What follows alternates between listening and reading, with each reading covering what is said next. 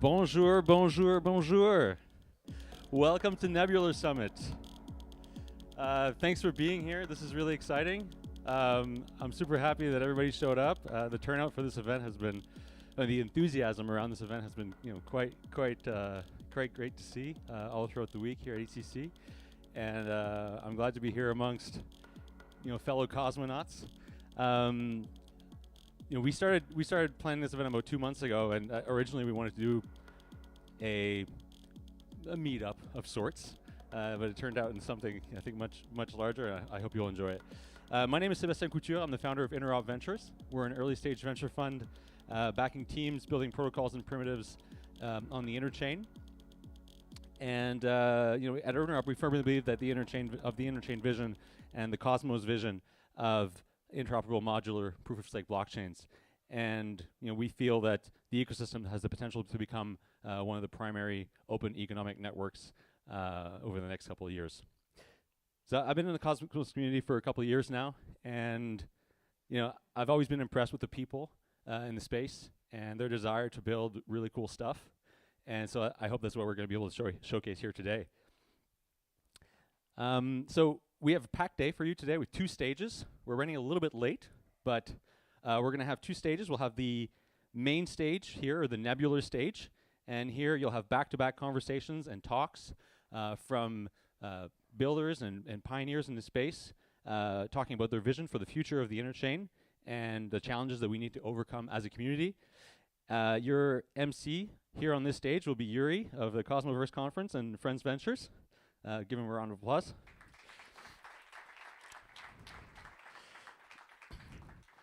And upstairs, we'll have the builder stage, and here you'll get to hear from some of the top developers and engineers in the space talking about the latest and greatest tech. And your MC up there will be Ernest-Petit of Kiln, who's standing right back there.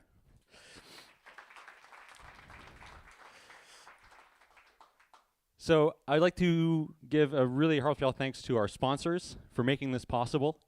So we have our galactic level sponsor, Evmos, and Fede will be giving his keynote presentation in just a few minutes. We have our supernova level sponsors, Anoma and Neutron. Thank you so much, guys, for being here and for being a part of this. And we have our stellar level sponsors, Agoric and Club. Thanks, guys, also for helping set this up. We also have 2 workshops going on today. So down here on the ground floor, right across the courtyard, we've got, in the room called The Apartment, we have Celestia team hosting a workshop on deploying sovereign rollups on Celestia.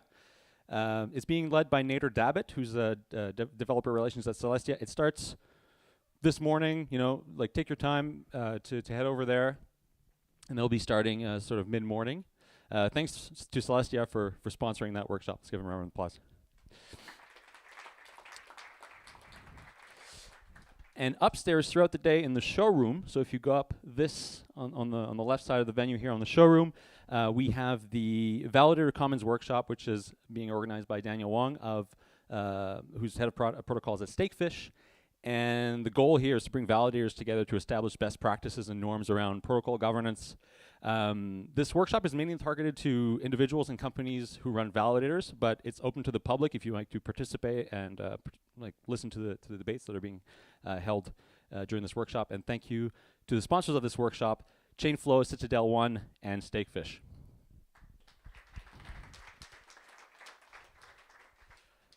This conference also wouldn't be possible without the team who help put it together. So we've been working on this, like I said, for about 2.5 months. And Ibrahim, where is he? I think he's still getting stuff set up. Anyway, you'll see Ibrahim today. Give him a pat on the back for being the person doing most of the heavy lifting, getting this organized. He's been leading operations for the event, found this great venue, got us the great food and the great atmosphere and the great ambiance that we'll have here throughout the day, and managed to get everybody t-shirts on time as well. I hope you like the t-shirts. Also, thanks to Preet Singh, who couldn't be here, but Preet is a designer who is the brain behind our amazing branding, which I absolutely love. I'm so in love with the branding, all the cool swag. he couldn't make it today, but you know, we're sending our good vibes to him, and if he's watching on the live stream, hey Preet. And also thanks to all the volunteers who are here, helping you guys be comfortable, directing you, you know, around the venue, who are at the registration desks. So give a round of applause to our volunteers as well.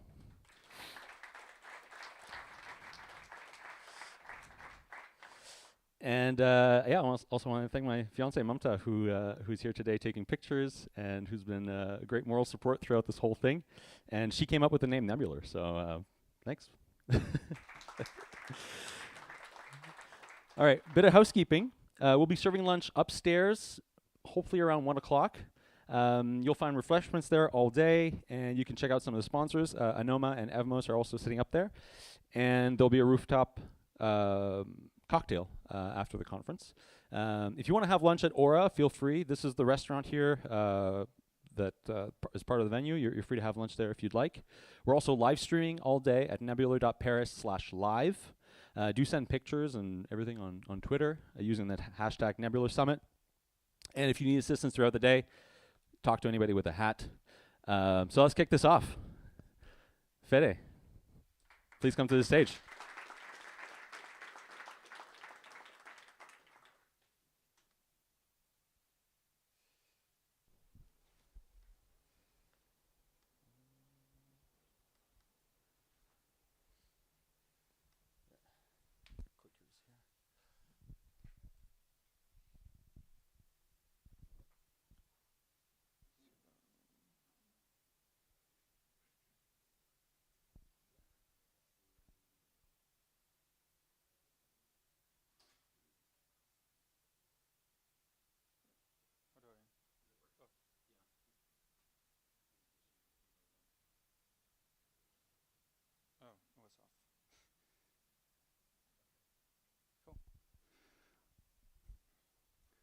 Awesome. Well, thanks so much for being here. Excited to talk today about Evmos and why we believe it's going to become the next frontier for EVM development. So just a bit of context. It was great news last month when DYDX announced that they were like migrating to Cosmos, because for the second time, like an application from Ethereum migrating to the Cosmos ecosystem. But the first one, unfortunately, didn't manage to overcome the complexities of launching its own application-specific chain. So today I'm going to talk about how we can scale decentralized applications that live today on the EVM ecosystem by deploying them into the Cosmos ecosystem and allowing them to scale and mature into their own application-specific blockchain. So how has it been working so far?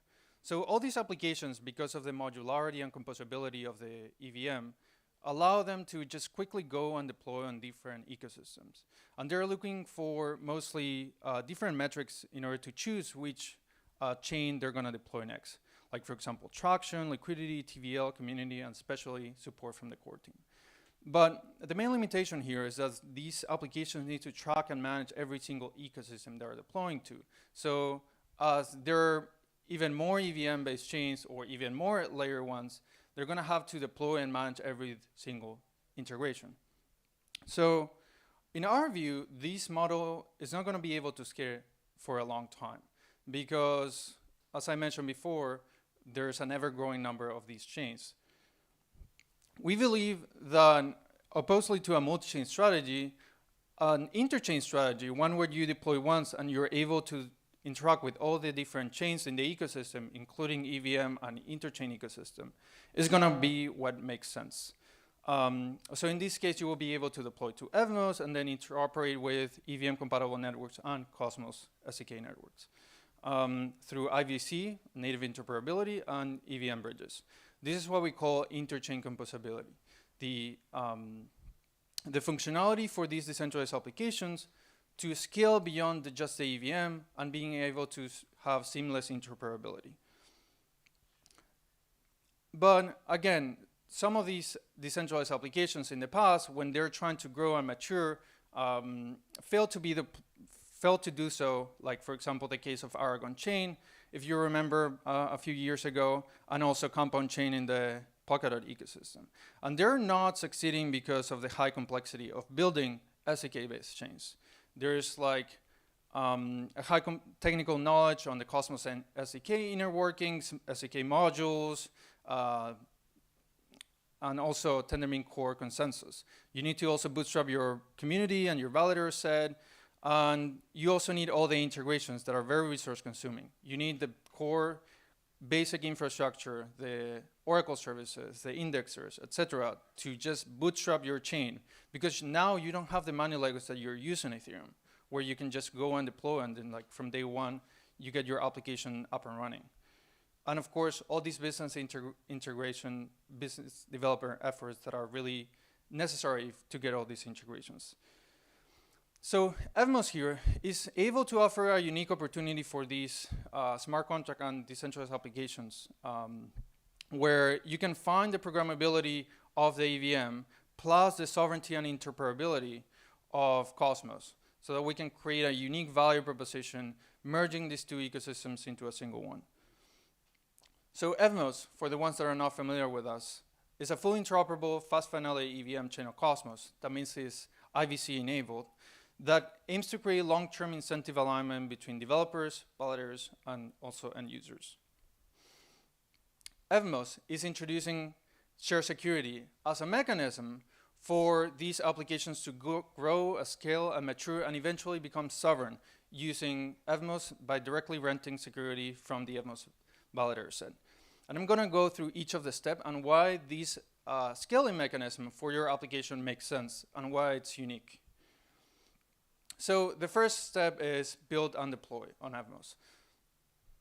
So why would one application build on Evmos if there are like a multitude of EVM compatible chains?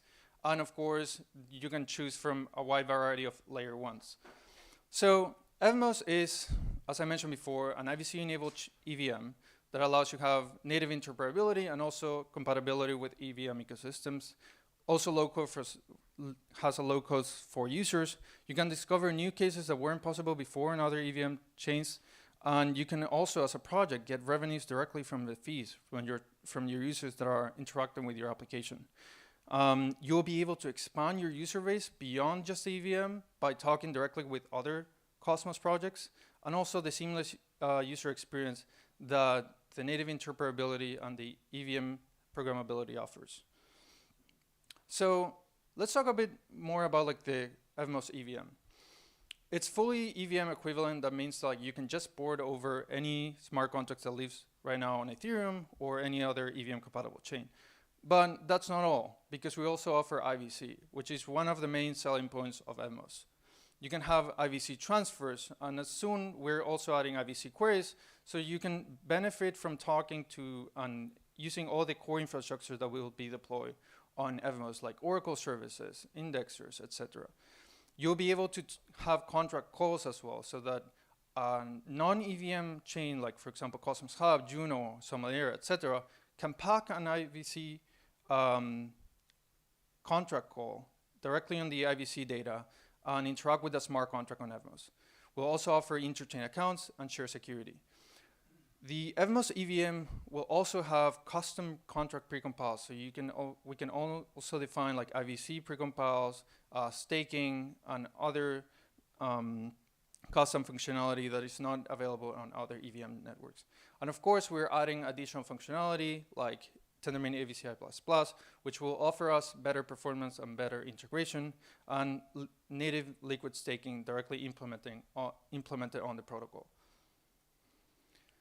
You can also explore new use cases by deploying on Evmos. So for example, Sommelier, which is a non-EVM chain and offers coprocessor directly to Ethereum, currently works with Gravity Bridge, but by talking directly to Aave that will be deployed on Evmos, they'll be able to offer their users a mechanism with lower latency and lower transaction fees, so that they can serve their users in a better way. Here you can see an example how their COX module for their Aave sellers can work directly by using IVC and packing the contract data directly via IVC and talk to these smart contracts. Evmos will allow all these use cases for all these decentralized applications. And of course, interchain accounts. You can completely forget about the user experience of switching the networks on MetaMask on Kepler, which is completely detrimental for the end user experience, especially from someone coming from the Web 2. As a user, you should only care where you, about your portfolio, the tokens that you have, and not where those tokens are at the moment. So no matter what recipient address you have, interchain accounts will be able to quickly route the tokens based on the topology of the network. So you can like send a transaction based on the fastest route, so lower latency or lower fees. This is able to create a massive UX improvements because now you can create smart wallets. And this is going to be able on Evmos so that you can interact native with other chains via IBC and also with the Evmos EVM. We also offer developer incentives as a mechanism to create alignment between all the different users. Now with Evmos, every time that as a user you interact with a smart contract, you'll be directly creating funding to the smart contract application. So and this completely shifts the paradigm of how these applications get funding in the first place. So you can deploy on day one, use a core infrastructure deploy on Evmos, and get funding with liquid Evmos tokens with 50% of the transaction fees directly streamlined to your project's wallet. You will be also able to expand your user base. As I mentioned before, we have native interoperability, and now you can benefit from IBC tokens represented as ERC20 and vice versa. So for example, here you can see use case from Diffusion is 1 AMM on Evmos that is able to offer pools with osmosis represented as an ERC20 and USDC bridge from Ethereum. So you can get additional liquidity from all these different Cosmos chains. And so here we're also trying to ease the user experience by displaying IBC tokens, ERC20s, and in all the different formats, so you can just go and transfer them to ease the user experience from these two Cosmos and Ethereum ecosystems. And of course, seamless user experience. Now you can use IBC transfers and all the interoperability functionalities directly on Evmos so that you can send all your tokens using IBC transfer signing with MetaMask, which is ERC721, standard that we're using for creating compatibility between these two different signing formats. And we also sped up the block time to 2 seconds to increase the user experience.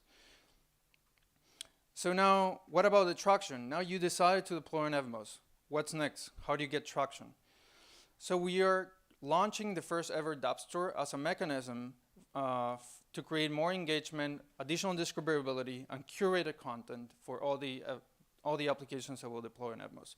The dApp store is a decentralized marketplace for developers and users, where users will be able to go and see all the DeFi applications, core infrastructure, validators, applications in the interchain connected to Evmos, so that you can benefit from this additional tool to create a better user experience, especially from users coming from the Web2 ecosystem, because that's the way right now that they're used to interacting with applications.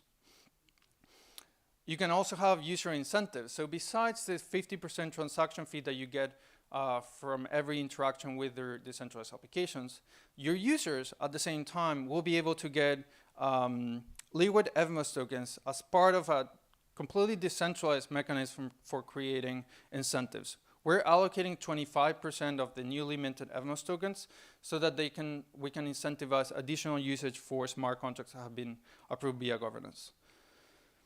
We have created a token model that is able to completely align every single user so that you can create more growth and more TVL by having a mixture between the usage incentives, but also the developer incentives that you created.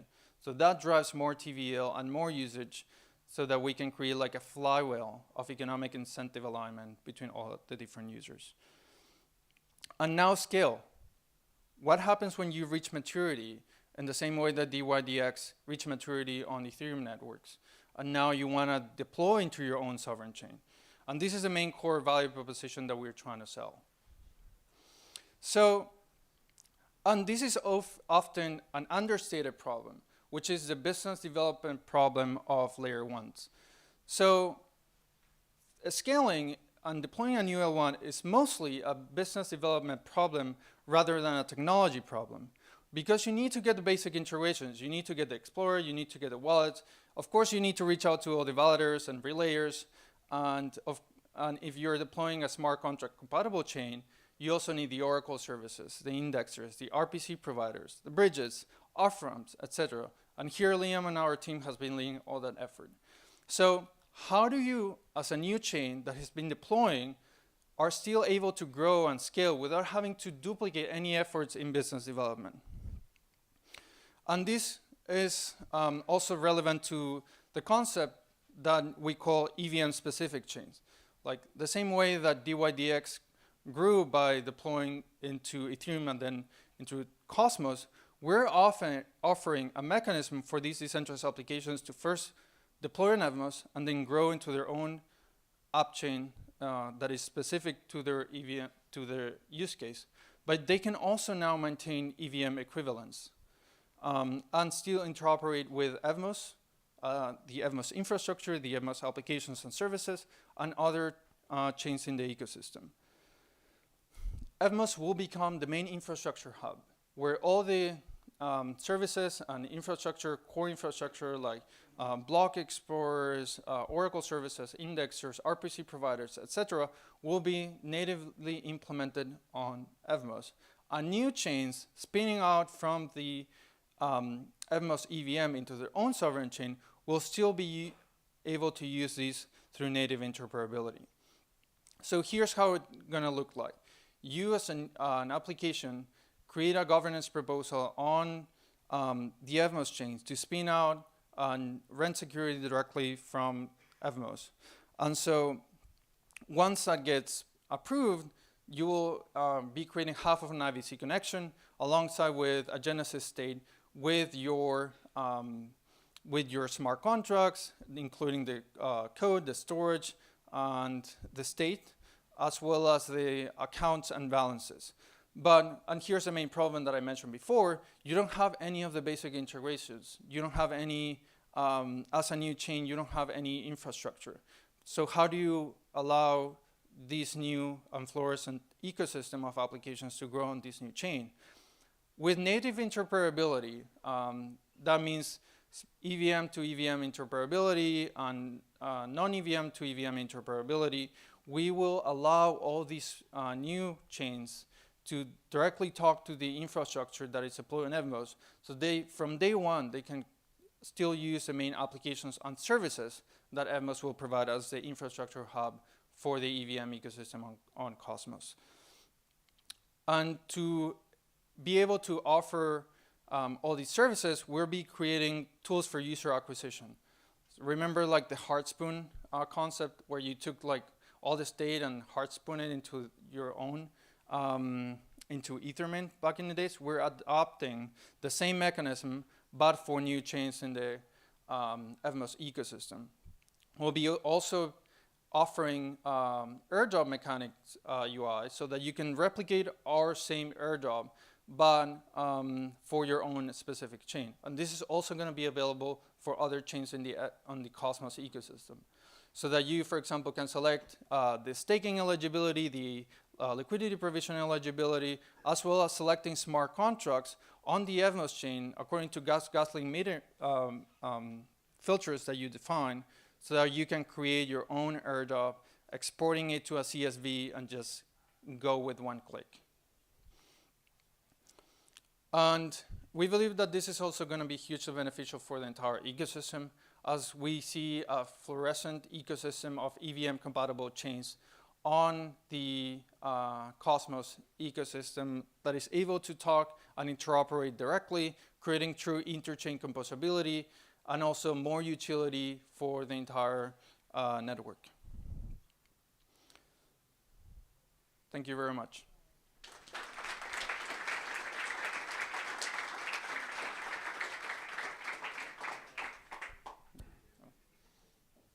Any questions?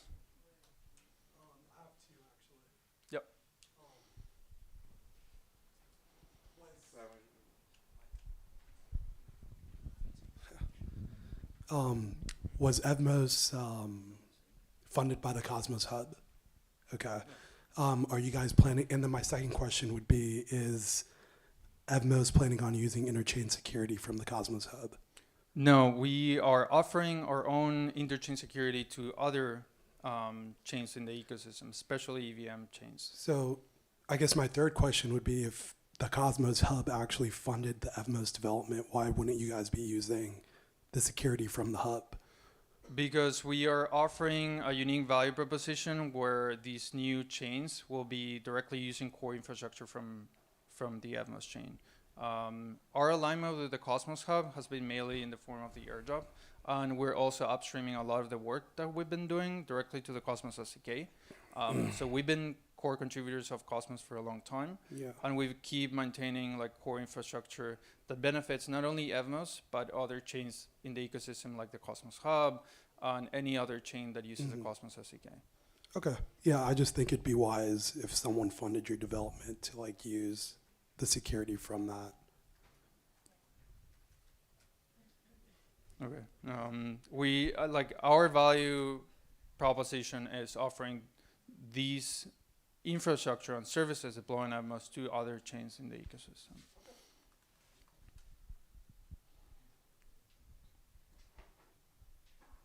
Any more questions?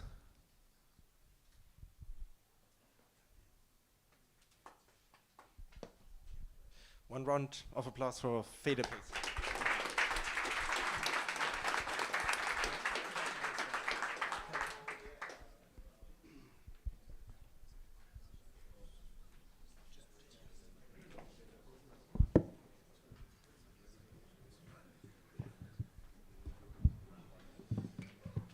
So this was a very good start, I would say. And now we will have a panel together with Branger from Composable Finance, Arnaud Delabarre from Nomad, Peter Kim from Polymer, and Rahul Sethuram from Connext about building bridges in the Interchain and beyond. And besides, we will also have a keynote upstairs on the builder at the builder stage about IBC, held by Susanna Evans, so you can check this one out as well. Susanna Evans. But yeah, now Peter Kim, Brainjar. Brainjar is 2 minutes late. Okay. Yeah, so just get started without him and he'll join you in a second.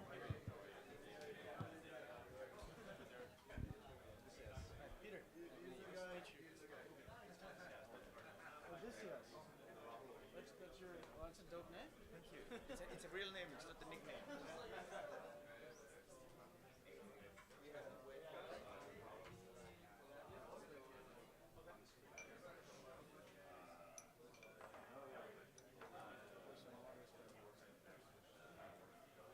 many people do we have? 4?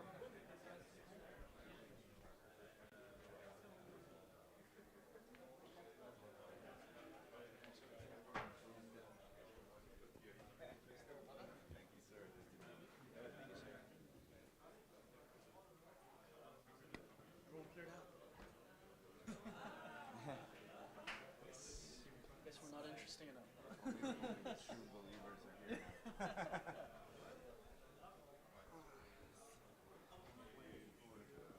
I mean, it's pretty, early. Yeah. Given the context of 5 days of partying. I thought this was the until like yesterday. Thank you for having us. In case you wonder, we are still waiting for the last panelist, so he should be there any minute. Brainjar coming in person. Brainjar is Did he bring his security first? Yes. That's cool. Did he bring his security first? Oh, He's doxing Last time. himself. Last no, time. he was at Rockaway as well. Yeah, he's always. So he's not full. He's not fully anonymous. Yeah. No, last time as well, he in Austin, we were all setting up for a panel, and then like security came in and was like, "Yeah, we gotta clear the area first." And we're like, "What the hell? Like, who's Really? this for?" Yeah. It's actually not a bad idea, but Yeah. I mean, I just thought it was funny. know stories from Vitalik walking around, chilling with in dangerous areas. Are you guys going to Colombia? I'm thinking, I'm probably. Maybe. You should. We don't unbiased party over here. A lot of people are afraid. You're from there? No, I'm organizing it. Oh, you're organizing it. Wow. So I hope my talk gets accepted.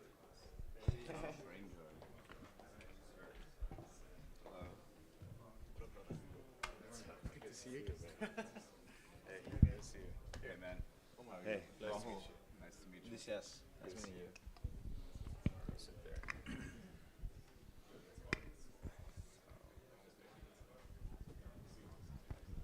So, we are complete. Thanks for joining us, Brinja. So this this panel's topic is about building bridges in the Interchain and beyond. And before we dive deeper into the conversation, just want to announce my awesome guest on this panel today. So again, on my left, I have Brinja from Composable Finance. Then, of course, Arnaud Delabarre. Sorry, my French sucks. It's Odysseas. Hmm? we had a change in the panel. Okay. So it's Odysseas, yeah. Okay. Yes. You're from Nomads, but then Rahul Sethuram from Connext, and of course Peter Kim from Polymer.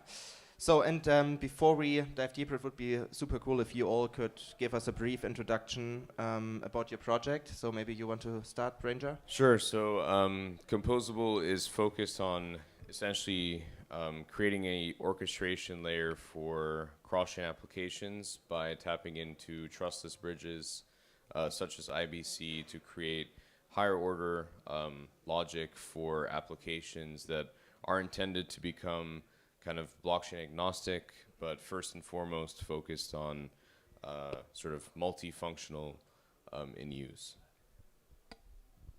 Hello everyone. Nomad is a generalized protocol for passing arbitrary data between chains or domains, and it falls to the optimistic family of designs, which makes it very lean and very simple and elegant. Yeah, hi everyone. My name is Rahul. I'm one of the co-founders of Connext. So Connext is basically a decentralized liquidity layer. We've built a couple different versions of cross-chain bridges in the past, built on state channels, atomic swaps, and our most recent upgrade is going to be built on top of Nomad. So using Nomad as the low-level message passing interface, and we handle all the liquidity as well as kind of like interface for passing messages cross chains. Hello, everyone. My name is Peter Kim. I'm a co-founder for Polymer Labs, and at Polymer, we're building multi-chain infrastructure, specifically by scaling IBC to all other chains. Nice. And now, as we are like deeper into the bridging topic now, I just want to reflect on the past of bridging in the early days. So, in a nutshell, bridging in the early days was slow, centralized, and insecure. I remember when I first used the bridge between XDAI and Ethereum, it took like almost a day to bring my assets to another chain. So could we elaborate on this for a second? So why was it so complicated to bridge your assets from one chain to another just after the DeFi summer hype of 2020? Maybe you want to start about this? I mean, yeah, so I think first of all, like we all sort of understand now that validator-based bridges need a lot of additional like security guarantees on top if we're going to actually trust them. They should probably also have economic security associated with them. Most validator-based bridges at the moment do not have that, so there's just operating, knowing that the risk that you could get wrecked is like one piece, and you think that you'd also have a solid user experience with those risks in mind, but the user experience is also shit. So I think we still have a lot to go for bridging. I do think that like, yeah, some of the new interfaces for bridging, Nomad and Connext, have really provided a solid UX for allowing someone to move from one chain to the next, but also, of course, the model that, for instance, Nomad has, there is delays associated with that, but of course, that's like ensuring security. So I think that at the end of the day, we're going to have to make some sort of compromise, whether it's UX, whether it's speed, whether it's security, and hopefully more bridges can basically sit in the middle, and that's obviously why we're so fascinated and excited by IBC. So I think over time, we will see kind of not only applications providing better user experiences for these bridges, but also the bridges themselves hopefully will evolve to like compromise across this like trilemma, which that's the real trilemma in my opinion. We always have trilemmas in crypto, right? But you mentioned IBC, and it's actually pretty interesting because for me it feels like IBC is super old, but it's just 1.5 years old since it was shipped. Kim, you guys are working on IBC, and it unleashes really the true power of the Cosmos ecosystem because I can use everything so smoothly without interacting with a bridge. So could you elaborate maybe a little bit more on the power, the true power that IBC brings to us?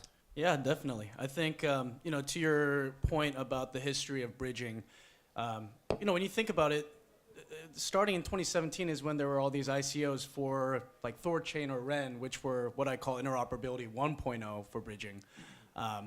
Cosmos, IBC being a year and a half, I think there's been, it's really the most battle-tested solution out there for bridging, but right now it only exists within Cosmos. You know, that's why we're so excited about our partnership with Composable, building IBC integrations with Polkadot to enable substrate-based interoperability with other chains, and also recently Composable had their proposal passed with Near Foundation as well. But ultimately, we think after surveying the interoperability landscape, IBC is the most advanced, most community-driven open source solution, and we think that that's very important to make sure that there's security.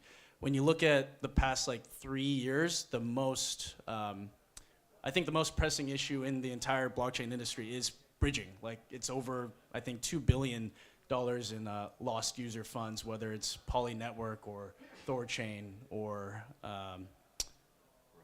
Ronin, yeah, Axia. All these different bridges have been drained, like Wormhole as well. Yeah, speaking about that, I mean, if you just followed Rect News, most of these news were always about bridges. I think like the chances that you were able to spot a bridging hack there was, was very, very high. So maybe if you could elaborate a little bit more how you are preventing these risks at Nomad, I think that would be interesting to know. So most of these bridges are in essence multi-sigs. So there's a consortium of people that you trust that they will always do the message passing as they should. So if you send 10 USDC on one end, you will have 10 whatever USDC on the other. The problem is that if they have superpower, like they have root access, they have sudo to the network. So if they get hacked, then your funds are stolen, right? So in Nomad, as an optimistic system, even if the validator, like this special person in the system, gets hacked, it's impossible to have this kind of frauds. And the reason is because you have a watcher, as we call it, which is an agent of the system that looks over, and if it says fraud, it will freeze the system, basically. And that's why you have the lag, as you mentioned, is because we have to wait to see, was there fraud or that message is correct? In essence, instead of trusting a set of people, the system tells you, like, you should trust these validators, we move the power to the user and we allow the user to trust a watcher. So you will tell the user, you will choose who to trust. And if at least one honest player exists, then the system is safe. Of course, that has a lot of trade-offs. Like these bridges, they have a lot of good things. For example, they have speed. You know, they're instant. They're simple, very easy to reason about. So I don't want to say that there is a silver bullet here. It's all about trade-offs. Yeah, I agree with that. And what I find interesting is, like you mentioned this example that there are basically companies that are handling my funds to send my assets from one chain to another chain. But we also see kind of a shift now. So you guys from Connex, you're also building on top of bridges now. So could you maybe talk a little bit about this? I think you also work with Evmos. So we see kind of all these puzzle pieces together, and bridges itself become a playground in order to move capital between different chains. So could you maybe dive deeper here?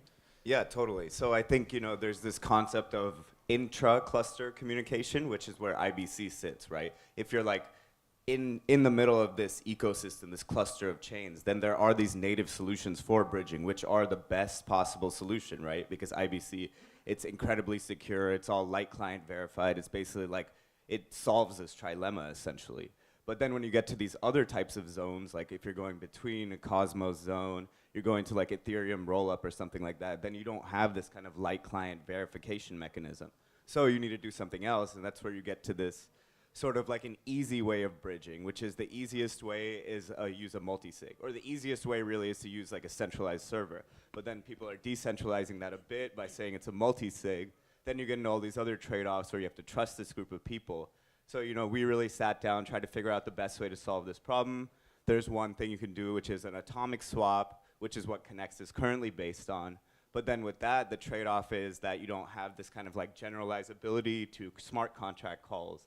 And so that's when you get into these kinds of more clever systems. Like we found that Nomad pretty much is like the best solution for all these different trade-offs. And that's where we sit with Connex is we take our decentralized liquidity providers and we're going to plug into the best possible communication method between the chains that you want to bridge between. Can I add that another solution for movement assets between chains is Coinbase? You could, in essence, like SX could be considered a bridge. So to say, yes. But then, of course, there we have the trade-off that also Coinbase has kind of high fees. And again, it's super centralized. So, but yeah, theoretically, I agree with that. But yeah, let's talk a little bit more about IBC, because it seems like that IBC is an all-in-one solution. You do not have this risk of centralization. It's pretty smooth, and the ICF worked very, very hard on it. And now we see that IBC is being shipped to other ecosystems as well. I think you know what I want to talk about now with NIR. We saw this governance proposal coming up. Everybody's excited, so maybe you can share some insights, Alpha, with us. Yeah, sure. So basically, I'm always going to conferences, shilling IBC to other ecosystems, so I sound like a broken record at this point. But basically, I think for us, the IBC was architected with bringing it to other ecosystems from the beginning. And if an ecosystem doesn't have client verification available, then it's like ETH2 will have this available, Solana does not have this available, so you can sort of see that some chains just don't prioritize security, other chains do prioritize security, and so I do think that over time, essentially most chains will be able to be connected via IBC. And so our recent progress is when we keep going to these different ecosystems, people initially get very weird, obviously. So within Polkadot, obviously XCM is the preferred communication standard. And so when we start talking about IBC, it makes people feel very uncomfortable. But I think it really is just going to shape. It's already it's essentially the only interoperability standard that has processed as much volume with the rate of transactions as it has had to date. And we know that it can also be sort of 10x more than what's currently happening now. So when we go to people like NIR, when we go to people like Polkadot, we sort of have already a solid foundation to say, look, this is already working in production. Here are the changes that we need your protocol to make to be able to integrate with this interoperability standard. And that's where we sort of run into a lot of technical conversations.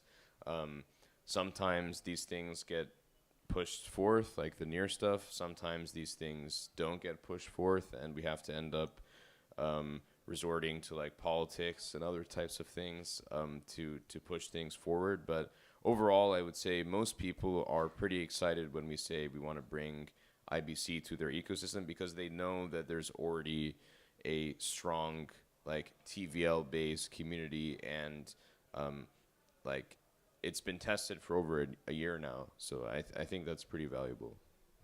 100%, and you touch base on something very, very interesting, like the wide adoption of IBC. I mean, for sure, if you are launching your Cosmos SDK chain, most of these chains have in mind already that they want to enable IBC. But we also have lots of existing chains with lots of liquidity, and I also remember a keynote held by Zaki at Avalanche Summit explaining how to ship IBC to Avalanche. And now Peter, we talked about this before the conference started. So I was talking to a friend from Multichain, and he told me in a perfect world we would just have IBC, so to say. So what hinders us to bring IBC to every chain in the space? So what are the challenges that we have to overcome, generally speaking, to bring IBC to as many chains as possible? I think honestly it comes down to technical overhead. Rahul mentioned that there's the categories of intra-cluster versus inter-cluster. I think currently IBC is intra-cluster, but IBC is just a specification. It's something that can be applied to all of their chains, which is our focus at Polymer. It could ultimately be inter-cluster. And to Brainjar's point, it's something that Composable and Polymer are both working to bring to all of their chains. Could you repeat the question? I feel like I said it.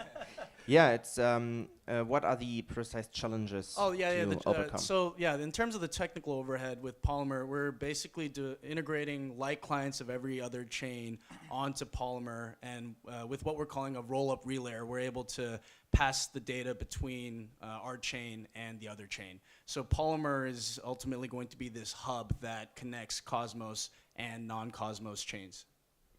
I mean, I just wanted to add really quickly, like, I was on a panel at OsmoCon with Sergey, and he said, for instance, connecting IBC to other ecosystems is really hard, and yeah, it's fucking hard. And I think it's hard because not only do you have to understand the IBC architecture and then fit it to a whole other ecosystem where IBC was not intended for, but also it's like very political. Like, proposals need to be passed, you need to speak to the right people, you need to have basically light clients on both sides, you have to have the relay infrastructure to do so. So it's like a very like multi-party effort. It would involve like a full hard fork of any network, right? Yeah, essentially. And I think at this point is like, again, coming back to silver bullets, like IBC has obviously some trade-offs of complexity. It's expensive. Like you can't implement a light client on Ethereum, you would have to go to a rollup. I think it's important to always keep in mind that it's a very complex protocol, which is obviously the end state. But how would you imagine this end state precisely, and how far is it away from us? I'm not as deep into IBC, so I wouldn't be able to say how the end state would look like or when. I mean, ask an engineer for a timeline and then double it. I think obviously having light client verification, it's instant, it's trustless, etc. But in essence, I have personally, that's my personal like engineering personality, that I have a fear for very complex solutions, and I think if things have shown like the past is that more simple things that may be more simplistic in some terms or 80% there usually are more successful because blockchains are like intrinsically very complex systems. We have a very complex distributed system in itself, and then we're trying to do more complexity. So it seems to me like the end state would be like every chain validates every other chain possible. So that would mean like essentially the node overhead like multiplies or goes like m to the n power or whatever. So it just seems like that's going to be really hard, especially on like something like Ethereum, which is kind of trying to prioritize extremely light validator nodes. Like I don't really see how it would be possible to make Ethereum light client or like Ethereum light validator nodes that are running on like a Raspberry Pi validate literally every other blockchain in the universe. So that seems to me like where you'll run into kinds of issues. I tend to disagree. I think that it wouldn't be every chain verifying transactions on every other chain. It'd be more like a hub and spoke model where one chain, like Polymer Chain, will verify transactions on other chains. And what we've been dedicating a lot of resources to is ZK IBC research, where we can prove the light client verifications that Polymer conducts and post that information to other chains as well. I think the end state ultimately is all chains connected by IBC, IBC being the open source standard. And I think the most important part about that is that when you look at all these other exploits that I had mentioned earlier with interoperability 1.0 is that they were all their own unique designs and implementations of bridges. And hackers and exploiters, they went through and found flaws in those. But if it had been one open source standard and there was a larger community of white hats or just builders that looked at that, and gave their own feedback and improved it together, then there would likely have been less exploits. I fully agree with the vision, of course. I also think that there is a world in which, we essentially want the future to be focused more around passing data securely as opposed to passing assets. And so I think it's also like important from the application layer for developers to actually understand, let's actually start using cross-chain stuff for something more complex than just like cross-chain dexes or just simple token transfers or just cross-chain NFTs. You see a lot of these interesting new use cases sort of being talked about, but I think the vision of all of our cross-chain projects of what the use cases should be versus what's actually getting built is a huge gap, and trying to actually bring people to this level of understanding of what does it mean to go cross-chain, what does it mean to have additional market efficiency because of going cross-chain.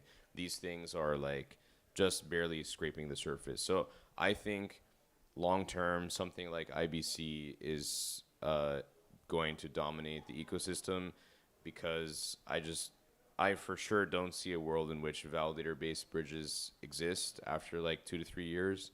But I think thereafter, there is definitely a role in which IBC essentially becomes the sole kind of interoperability standard. Yeah, and I totally agree with you also about this vision. And I would also say that the aspect that you mentioned, that we didn't scratch the surface, is not in a so distant future, actually.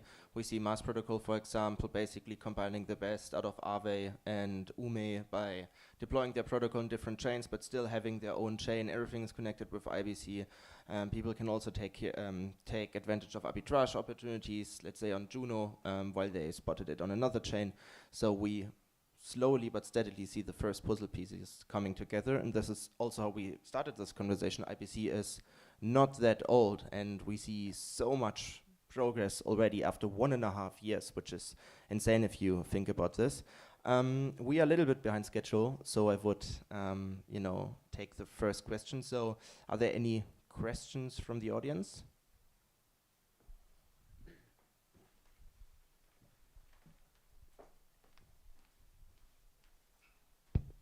Thank you. Within the Cosmos ecosystem, there is Axela that is building cross-chain communication. How this is integrated in the whole ecosystem? Is it different from IBC? Is it working with IBC? Sorry for the technical question. To my knowledge, it seems as though they have, for chains where there is an IBC, they have essentially a validator-based bridge, and essentially where there is IBC, they have a wrapper plus a bridge fee. That's what it seems like to me. Maybe I'm wrong. Actually, one of our earlier designs at Polymer was similar to what Axelar designed, but I think what Axelar, I believe, does use IBC, but they also have their own, what they call CGP, Cross-Chain Gateway Protocol. We think that ultimately that adds user friction for developers. If developers want to build in multiple chains, Right now, with what we're building, they would just have to understand how IBC works. With what Axelar is building, you would have to understand what how IBC works and also how CGP works. And to add on to the point I made earlier, you're adding an extra layer of design and implementation that loses the network effects of having multiple eyes on it for improved security. Yeah, it's basically like a vendor lock-in type situation, right? So you have to build specifically for Axelar, which is an issue, versus a open protocol like IBC. This is actually like one of the main reasons why we also decided to push IBC as well, because it makes absolutely no sense to reinvent the wheel. Like, it just... Thank you. So, I think this was a very interesting discussion and a very important one. And yeah, I hope that we see more and more network effects coming out of IBC. And yeah, XR is actually also a very good point here. So yeah, this was it. Thank you so much for attending this panel. I just see Sunny entering the room. So you're the next speaker, so you can immediately come here actually. So big applause please for Peter. Thank you. Rahul, Omar. Thanks so much, Juri. Thanks, guys. Thank you. Thanks, man. Thank you, sir. Good stuff, guys. Yeah. Good stuff. It was very good. Nice meeting you. Yeah, nice to meet you. And I'm very interested in it. I was reading IBC all night.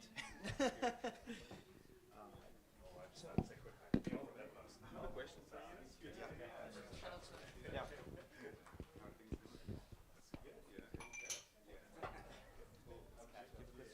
When do you guys start serving beers? Yeah. For IBC. Just wanted to say quick idea from Evmos. Trading messages on Slack. Hey, Sonny. I just set it up here, so.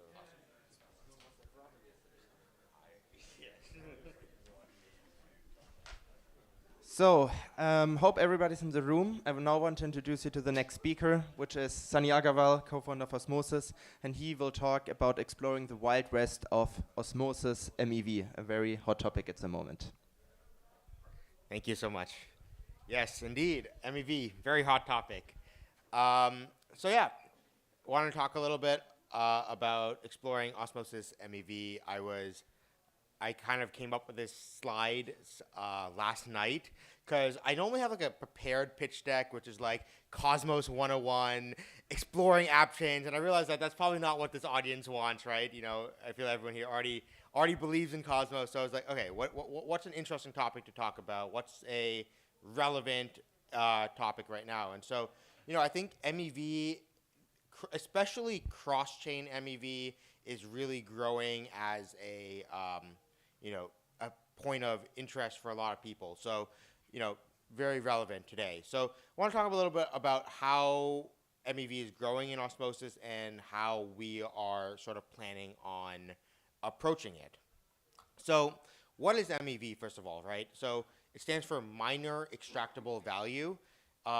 Realistically, the term was created in a bygone era, back in Phil Dian, he created the term back when everything was proof of work. But really what it really is proposer extractable values, right? So we're, obviously in all these Cosmos chains, we're all running proof of work, but we're not using we're not using proof of work. It's all proposer extractable value. What is this proposer extractable value though, right? What I define MEV as is the ability, what sort of powers do proposers have that they can single-handedly do to extract value. And there's actually a number of different things that they can do, right? You can do things like censoring other votes, or you can do timestamp manipulation, but we're going to focus very specifically on transaction-related MEV, right? So what are the powers that a proposer has when they're creating a block and when it comes to transactions? And I think there's three main ones that we have to consider. They have the ability to read the transactions from the mempool. They have the ability to choose which transactions come into the block, and they have the ability to choose what the order of the transactions in the block are, and thus what the order that they execute in. And via these three powers, they can kind of achieve a lot of interesting, do a lot of interesting value capture, where you can do things like sandwich attacks, front running, generalized front running, which, dark forest attacks, if you've heard that term before, which we'll get into in a bit. But you can also do, and these are things I would classify as bad MEV, right? Like, this is very extractive of value from users. But I would say there's also like good MEV that exists, right? Like the ability to do liquidations, right? This is good for protocol health, right? You want liquidations to be happening, or you have cross-chain arbitrage happening. You want the arbitrage to be happening because, that's how you get your DEX's prices in sync with external markets as well. So, we have this interesting, I guess I've been a very MEV minimalist, but I've realized over time that there are some types of there's a lot of types of bad MEV, but there's also good MEV that exists as well. And so what we should be doing as, an ecosystem in general is we should be trying to, one, minimize the bad MEV, but two, internalize the good MEV. And so we're going to start with talking about how do we minimize bad MEV, and then we'll talk about how do we internalize good MEV. So what is bad MEV? Sandwich attacks, generalized front running, censorship. You'll notice that a common trait around all of these types of bad MEV is the ability to read transactions from the mempool. And so if we can solve that, we kind of actually end up eliminating most of the types of bad MEV. And so how do we do that? Well, before we get into that, I'll walk through some examples of how front running works. So normal front running, what it is Alice will send her transaction to the block proposer. In this case, it's Sika, which is a very bad validator. Never delegate to them. They're evil. The validator, what they'll do is they'll add it to their mempool, and what they'll do is, they can read all the transactions in the mempool, and maybe Alice is doing a trade or something, right? So what Sika could do is they could insert their own transactions into the mempool and sort of put their transactions before Alice's. And basically, what happens is you usually set a slippage bound when you're trading on a DEX, and what a malicious validator could do via a sandwiches attack is make sure they take all the value from that trade. You also have these issues like generalized front running, which is also called a dark forest attack because this blog post that Dan Robinson Joseph wrote. But basically the idea is imagine a toy example where there's a $5 that goes to the first person that can show a solution to a puzzle. It's not really a puzzle, it's like some sort of arbitrage opportunity or something like that. But what happened is Alice, she spends a lot of time finding the result to the answer, and she can broadcast her transaction. But the problem is that the validators could read whatever solution she submitted, copy the exact solution, and submit their own same exact transaction, and they can make sure that their transaction gets in first, and so they get to, whether do the liquidation or do the arbitrage opportunity or whatever it is, and steal that value from Alice. So to solve this, both of these situations, there's a simple solution, which is encrypted transactions. You want to make sure that the validators can't read from the mempool. And so what we actually do is we have a system where what we're going to do is all the transactions that are being submitted to the blockchain are encrypted. They get sent to the validators, and then what happens is we need a way for us to come to consent. We create blocks of fully encrypted transactions, and only once a block is finalized and the inclusion in a block is finalized and the transaction ordering is finalized, then we. Sorry. Animations don't work on this, I guess. But that's when we decrypt the transactions and then execute them. So that way, it's too late for anyone to front run it because we're creating blocks of, no one can read the transactions before the block is actually finalized. So, there's actually a couple of ways of achieving this system. I guess there's three main ways that I'm aware of, or there's a couple more, but the other ones have like very far out cryptography needs. So the three current ways of doing this are trusted hardware, which is the SGX system, time lock encryption, and threshold encryption. And so we spent a lot of time sort of evaluating these three systems. When it comes to SGX systems, I think SGXs are pretty cool. I think Secret Network is doing cool stuff, but like I don't think it actually solves. It doesn't work for DeFi applications where every 2 or 3 years the SGX ends up getting broken. And if you really wanted to break the SGX, how much would it cost? You could probably hire a team of like 10 top-notch researchers, pay them like $20 million, and you'll probably break the SGX in like 6 months, right? And the thing is, MEV is worth way more than $20 billion on Ethereum right now. And so it's a economically rational thing to do to go break the SGX. And, today on SGX-based systems, the MEV might not be worth that much, so it's not worth doing it. But once it gets to the point that it is, people are going to end up breaking it. So the security budget of SGX-based systems are just not that high. So we'd rather rely on cryptographic systems rather than like these black box trusted hardware systems. So then we're left with basically time lock encryption and threshold encryption. And I'm not going to go too much in detail, but time lock encryption is quite cool as well. But the problem is that it has a lot of UX concerns. Basically, all transactions get delayed. You have to, you make a transaction, then it gets executed like a few minutes later, which is like, maybe not that bad. But like, I think the UX that we've come to expect is you want transactions to be executed, almost as soon as they're created. So we're left with threshold encryption. And how threshold encryption works is basically, today in Tendermint, we have this BFT system where 2/3 of validators have to submit votes on a block before it gets finalized. So how threshold encryption works is similar to threshold signatures, if people are familiar with that, where you have a quorum that says like, hey, these set of people can sign a transaction.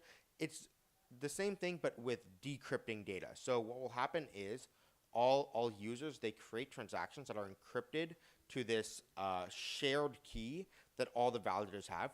And then the proposer will create a block of the block that has encrypted transactions in it. And then as part of their votes, validators will include their decryption shares.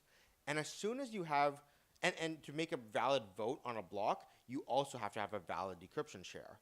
And so as soon as you have 2/3 valid votes on a block, you'll also have 2/3 decryption shares, and that means you can decrypt the data. And so as soon as a block is finalized, that's when you also have enough decryption shares that you can decrypt and execute the transactions in a block, meaning that decryption is fully atomic with block production, and there's not this like weird delay that you get with like things like time lock encryption or out of protocol systems.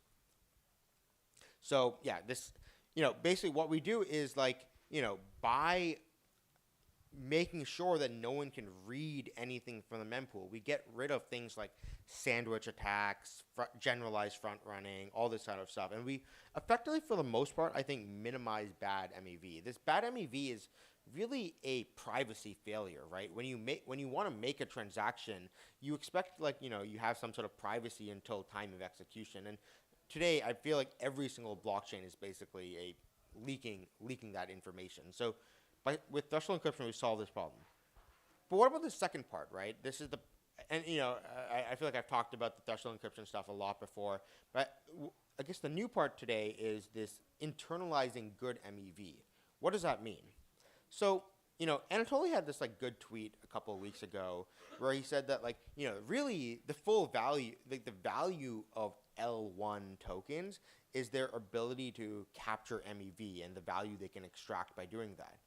And that, this tweet actually like stuck with me for a little bit. I've been thinking about it for a while. And then what I realized was it's like, as an app developer, why are you leaking that value to an L1 token when instead that full value could be captured as part of your, I mean, this is part of the pitch of app chains, I guess, which is like, you should be capturing that value as part of your protocol and distributing that value to your app's token holders, right? So how can we take that MEV that is inevitable, the good MEV in Osmosis, and give it to Osmo token holders?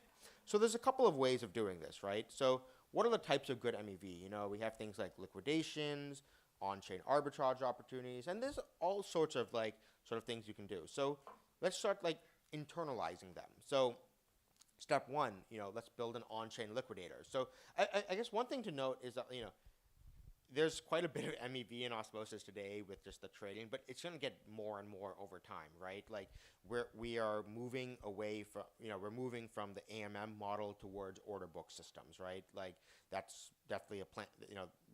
You're going to see order books on Osmosis within 3 months, and once we have that, we're going to have way more MEV opportunities. Or once Mars launches on top of Osmosis, you're going to have a lot of liquidation opportunities. So the amount of MEV on Osmosis is inevitably going to go up. So how do we deal with this? So, you can build things like on-chain liquidators. So if anyone's familiar with Liquidity on Ethereum, they have this on-chain stability pool that gets first access priority to liquidations. And so, they end up, instead of things like Maker and Compound, they end up leaking a lot of value to the off-chain liquidators and giving that value to them, when instead that value can be internalized to the protocol. You can, because we have these cool app chains and stuff, you can actually have these liquidations happen automatically in the protocol.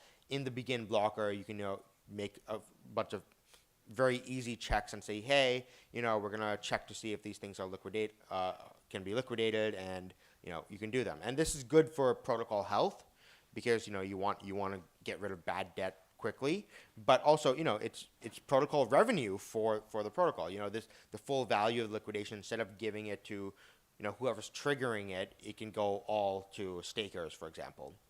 The same thing with the on-chain protocol arbor. So when people in Osmosis, there's a lot of pools, and you can route through different ways. And what inevitably happens is pools become out of sync. And what's happening today is people are submitting, arbitrages where they want to be the first one to sort of, you can do these circular arbs where they can trade on pool A, B, and C, and you go through the same thing and you can get some profit from that. Well, what we could be doing is in the begin blocker of Osmosis, we should be running a basic arbitrage protocol. The problem is that solving these arbitrage opportunities is actually an NP hard problem. So you're not going to get all of the profit. But, even if we can get 50%, 75% using some basic tools, that should be protocol revenue that could be going to all Osmosis stakers, right? So, I think that's another source of protocol revenue in the long term. And then finally, like you mentioned, there's things that you can be application specific that we understand, things like liquidations and on-chain arbitrage. But there's things that we just won't understand. There's MEV opportunities that people are going to be discovering all the time. And so how do we capture, the tail end of these? I think through things like on-chain liquidators and on-chain arbors, we're going to get most of the MEV and internalize it into the protocol. But eventually there's going to be, there's this tail end of things that we might not be able to understand. And so, how do we internalize that? Basically, okay, so how is this done today is you have systems like Flashbots, which are these off-chain transaction prioritization systems. And what happens is searchers, people who are finding MEV opportunities, they submit these, what they call bundles, which are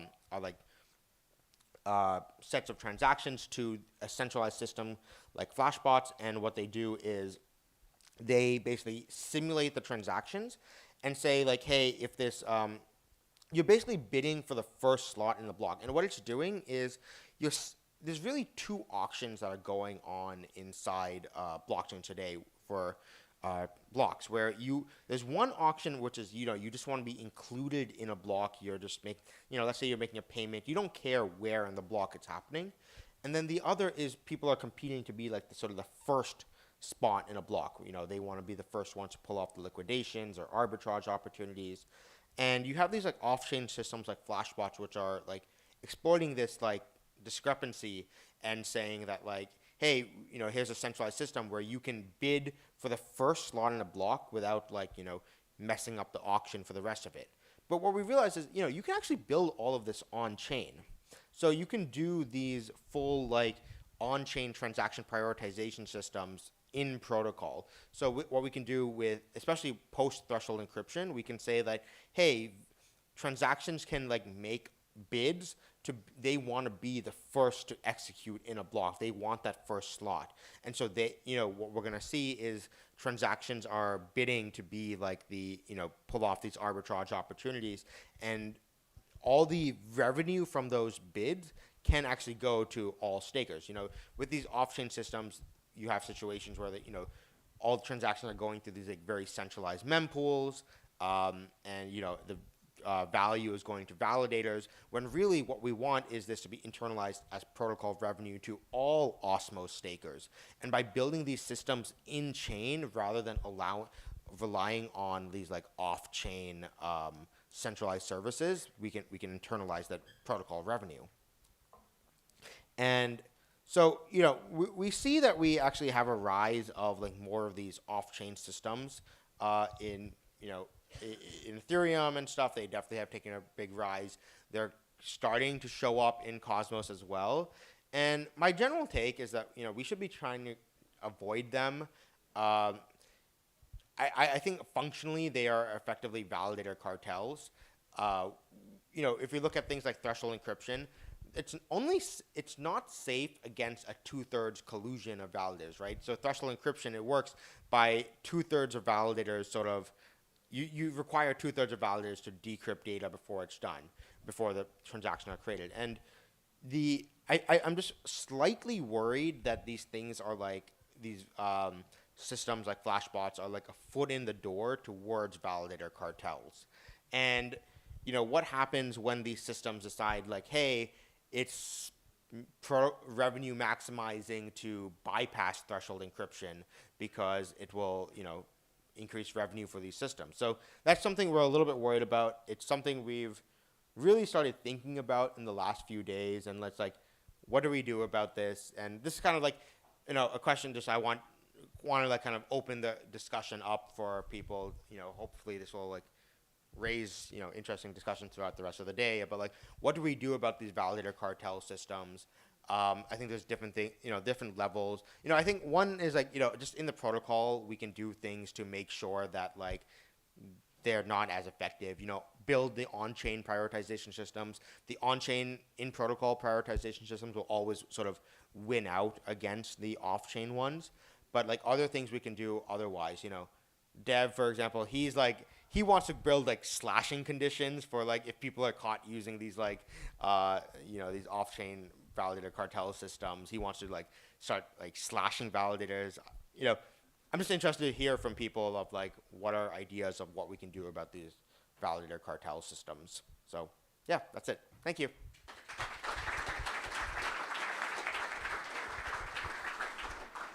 Thank you, Sunny. We have time for one question.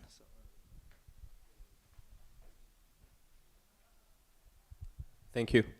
Thank you, Sunny, for the great presentation. It will be hard for me to follow on with mine. I do have a question, actually. I think it's a great thing to think about. How do you create value for Osmo stakers and, you know, the participants of the Osmo ecosystem? But my fear, if you integrate the arbitrage directly in the protocol, maybe you won't be able to attract professional market makers that also provide liquidity in these kind of systems. So you kind of take away part of the revenue that they would generate, obviously to protect the ecosystem, but at the same time, maybe it's also a trade-off to leave those professional arbitrageurs that come, build the whole tech to connect to your system, and then also provide liquidity, maybe LP, and also, you know, like just benefit and provide also value to the ecosystem. What do you think about like this potential like double-edged sword?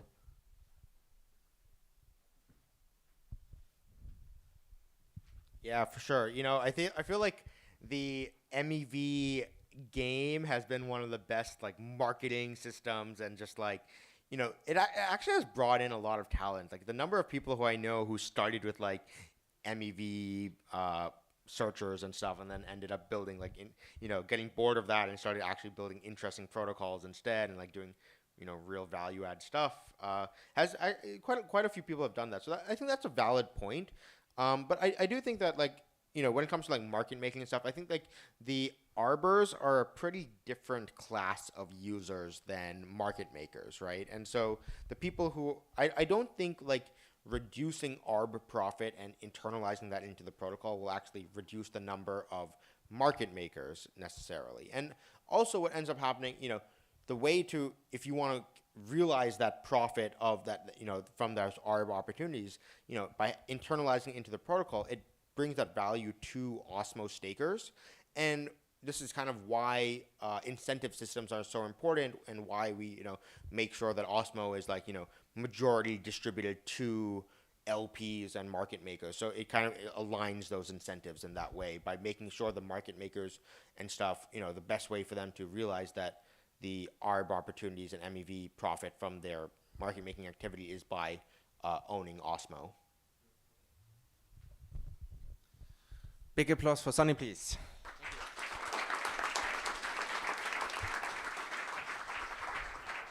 So, Reda, you just introduced yourself already. So Reda will now hold a keynote about from DeFi to BrandFi.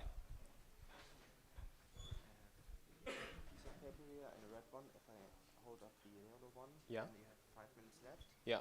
If you want to have Q&As, then you have to stop there. And if I hold up the red one, It will be a quite short presentation. So how do I?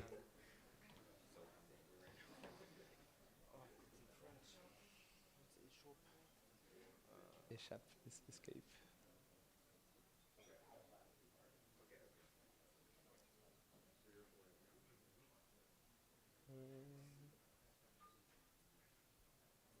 This one.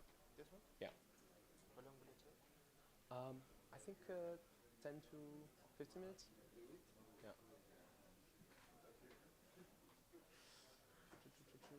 So how do you go full screen on this?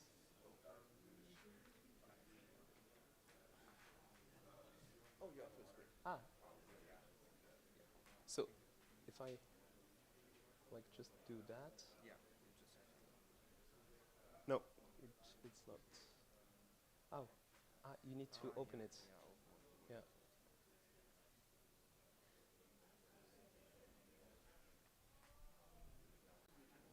Not with Google Docs.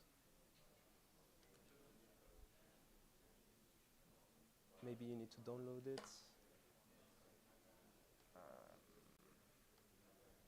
Yes, I think it's.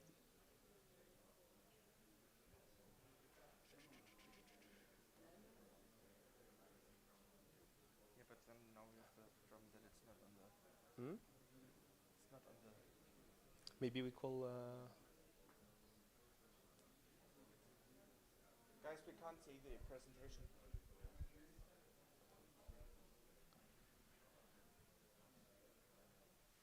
The presentation, we can't see it.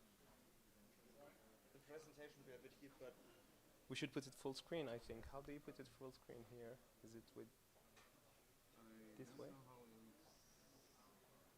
How was the first one? I don't know. It was like that, and then up. I think you just need to put it, présenter here, like that. yeah, now. Perfect. Got it. And then up. Yeah, okay. Ça va? Tu vas bien? Hi everyone. Well, thank you for coming. It's always hard to follow just after Sunny. It will be a quite straightforward presentation about what I think is kind of wrong in the DeFi world and how we can fix it. So I'm Reda. I'm the founder of the Key Foundation. The Key Foundation is about building bridges. Bridges between traditional finance and decentralized finance, bridges between actual real-life businesses and DeFi. The first product that the Key Foundation has delivered is Club. It's a neo-private bank that offers investment opportunities to people that belong to that club. And it was the first utility of the Key token of the keychain. But we're not here to talk about Club. We're here to talk about DeFi. So who here in this screen knows what this is? Yeah, don't be shy, yeah. There's few people that know what this is. It comes actually from osmosis. Do you see what does this represent? I think that this represents what is completely wrong about DeFi. You have a curve that goes to the sky, and then it just crashes down. This is DeFi. It builds value on top of hopes and expectations, leverage, and a lot of trading and collaterals. And personally, I think that this is wrong, and this is like the accurate version of what DeFi is. These are actual DeFi traders building leverage, which is some kind of scaffolding, and they use the below stage to build the next stage, and this is how the fake value is actually being built in. So it's cool because a lot of people are able to extract value before the others, but at the end of the day, it's kind of like depressing to live through those bull and bear cycle and like be very, very happy and end up completely wrecked. My vision of crypto assets, my vision of DeFi, I think that for the last 40 to 50 years, we have kind of reached the limits of capitalism. And we've been fucked by capitalism. And crypto, blockchain, has been created to fix that. In my opinion, crypto assets is the best tool to build something new, to build what I call stakeholder capitalism. Crypto assets are the vector that connect a project, a vision, a mission with its community of stakeholders. And the community of stakeholders are numerous. You have the investors, you have the users, you have the founders, you have the teams, you have all kind of actors that actually participate to that. And the asset gets the value from the activity and the value that is generated in the ecosystem. So a lot of assets have been created, like Uni token, Curve token, like all of those ecosystems that actually get value out of the usage, governance, transaction fees, and is shared with the community. This is actual value. It works. Why? Because it's an infrastructure. People use those infrastructure. But at the end of the day, a lot of people in the space think that like all of those assets get value in some kind of magic way. Those assets needed liquidity, so DEXs, AMMs, Osmosis, Uniswap have been created. So this is how like the idea of traditional finance has started to dig in and come into the crypto space. So basically, liquidity has been created, and then like the vision of traditional finance has started to also chip in. So borrowing, lending, leverage has been created. But at the end of the day, what happened with traditional finance ended up happening also in crypto and DeFi. A lot of hopes and expectations. That's what we've been hooked to in the crypto space. I like this meme. It's a cute one. Enters the Key Foundation. So what I said, we try to bridge real life businesses, real value to DeFi. So this is why the keychain has recently undergone an upgrade that helped it become a L1 protocol that enables real businesses, real value being built on top of it. And I'm quite happy to talk about one specific company that is currently building a system that I find quite exciting to bring continuous real value into DeFi. I'm talking about Rewards, which is a company that builds loyalty tokens for brands to incentivize a community of consumers to have positive action toward the brand. So how does it work? It restores the power of the brand lovers and enables you to interact with the brand and it's a single app for community ownership. So if the brand launches an NFT, then you have it on your wallet on rewards. And if you have tokens of that brand, then you have it on your wallet on rewards. So the app is completely connected to the keychain, and the token lives in the keychain. And actually, the brand lovers are able to interact with the brand through those systems. You are, for example, a customer of 11 Paris. So 11 Paris is an example of a brand, a real life brand, fashion brand that has 80,000 customers. And they are the first ones that have created a loyalty token connected to DeFi and that actually lives on the keychain. And they have built a virtuous circle and ecosystem of stakeholders that enables them to enhance the engagement. So you stack your LVN tokens, you stake them, you get access to tiered services and rewards. And then depending on what you buy with 11 Paris, then you get more LVN tokens. And those LVN tokens, either you use them to buy other products with 11 Paris, or you use them to get to the next tier of services and rewards. 11 Paris chips in 1.5% of their revenue to buy back the LVN tokens so that they're able to redistribute them. So they have created like a very virtuous token economics about the LVN token, so that there is scarcity, but also there is demand and value that accrues to the token. A few numbers that are quite interesting. So 11 Paris is a company that generates $18 million of revenue, and in the last 2 months, with just the NFTs and the token, they generated 300K of revenue from something that is actually not their core business. And this is just direct value that have been created with the tokens and the whole DeFi space. What's quite interesting is that all the people that received tokens and NFTs, 100% of them have actually converted as users of rewards because they are engaged. And what's even more interesting, all of the holders of the NFTs receive weekly payments of LVN tokens, more than 32% of click-through rate among those customers. This is actually massive because the repeat business actually becomes bigger, and the investment that has been done by 11 Paris is actually minimal. The return over investment is crazy. There is value that has been created, value created from customers that use their hard-earned money to buy product on 11 Paris, and part of that money goes into the token that goes into DeFi. And I'm quite excited to say that starting yesterday, a pool has been created on Osmosis, the pool 772, with a base pair XKI LVN.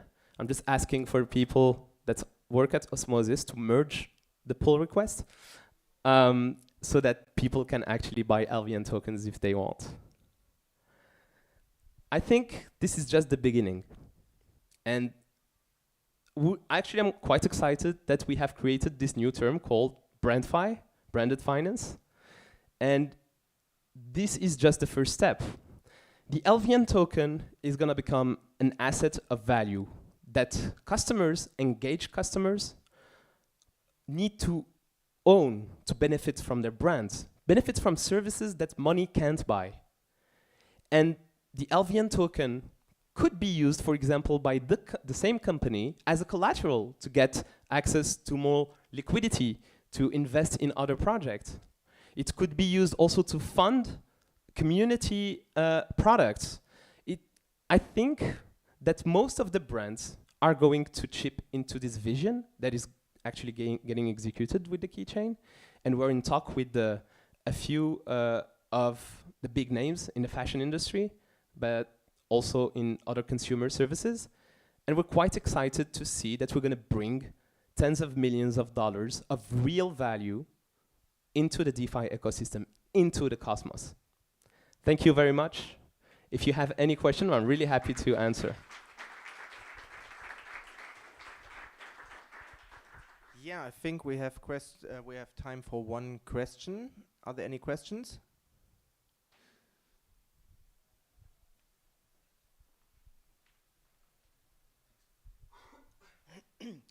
Thanks a lot for the speech. It was very interesting, and I agree with your vision of BrandFi.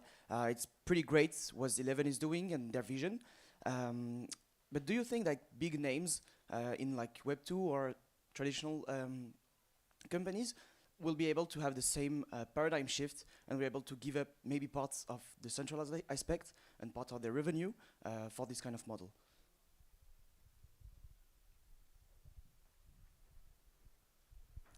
Thank you for the question. It's actually a very good question.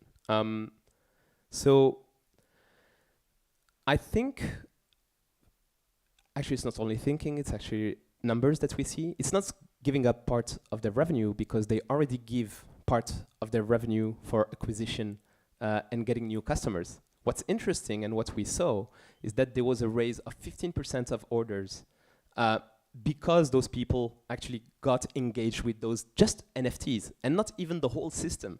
So the people that get engaged more than with just like, hey, you're a member of 11 Paris and you get access to 5% discount, etc., etc.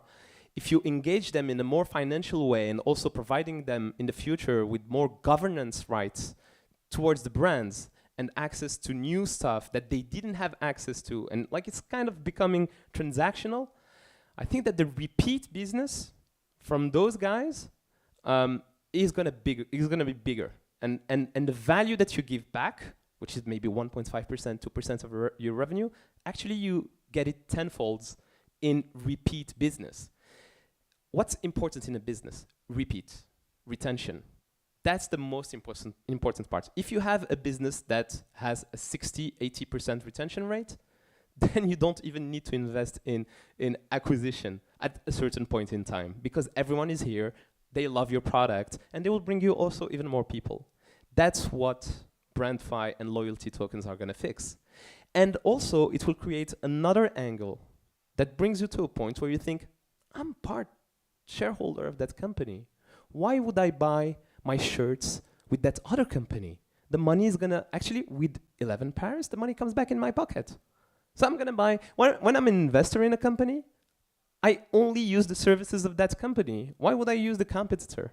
Well, if I don't have the choice, I would do it. But obviously, I think we're getting into a point where transparency, trustless environments, and crypto is enabling something that was not possible previously, which is liquefying the whole value of businesses and finance in a very homogeneous ecosystem of stakeholders, customers, partners, etc., etc. And I think that, and also just to let you know, we're talking with big brands, like international and also brands that are in the stock market. The only point that is actually a problem for them is regulation. That's the only issue they have. They want to create loyalty tokens.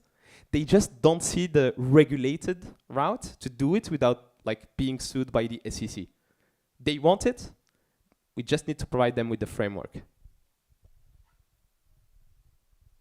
Thank you so much, Reda.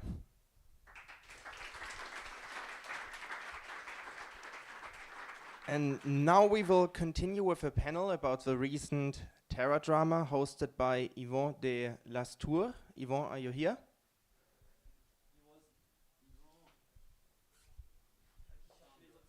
And also with Sunny Aggarwal and Reda, you will join us once again.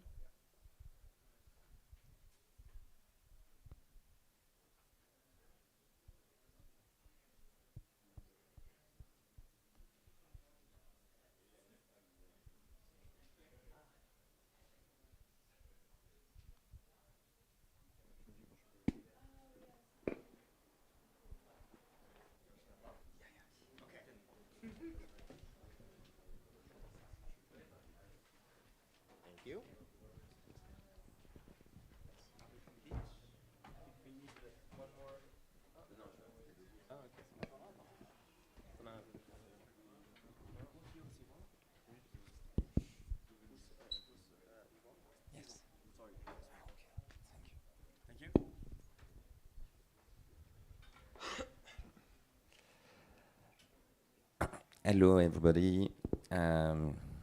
Really humbled to moderate this panel.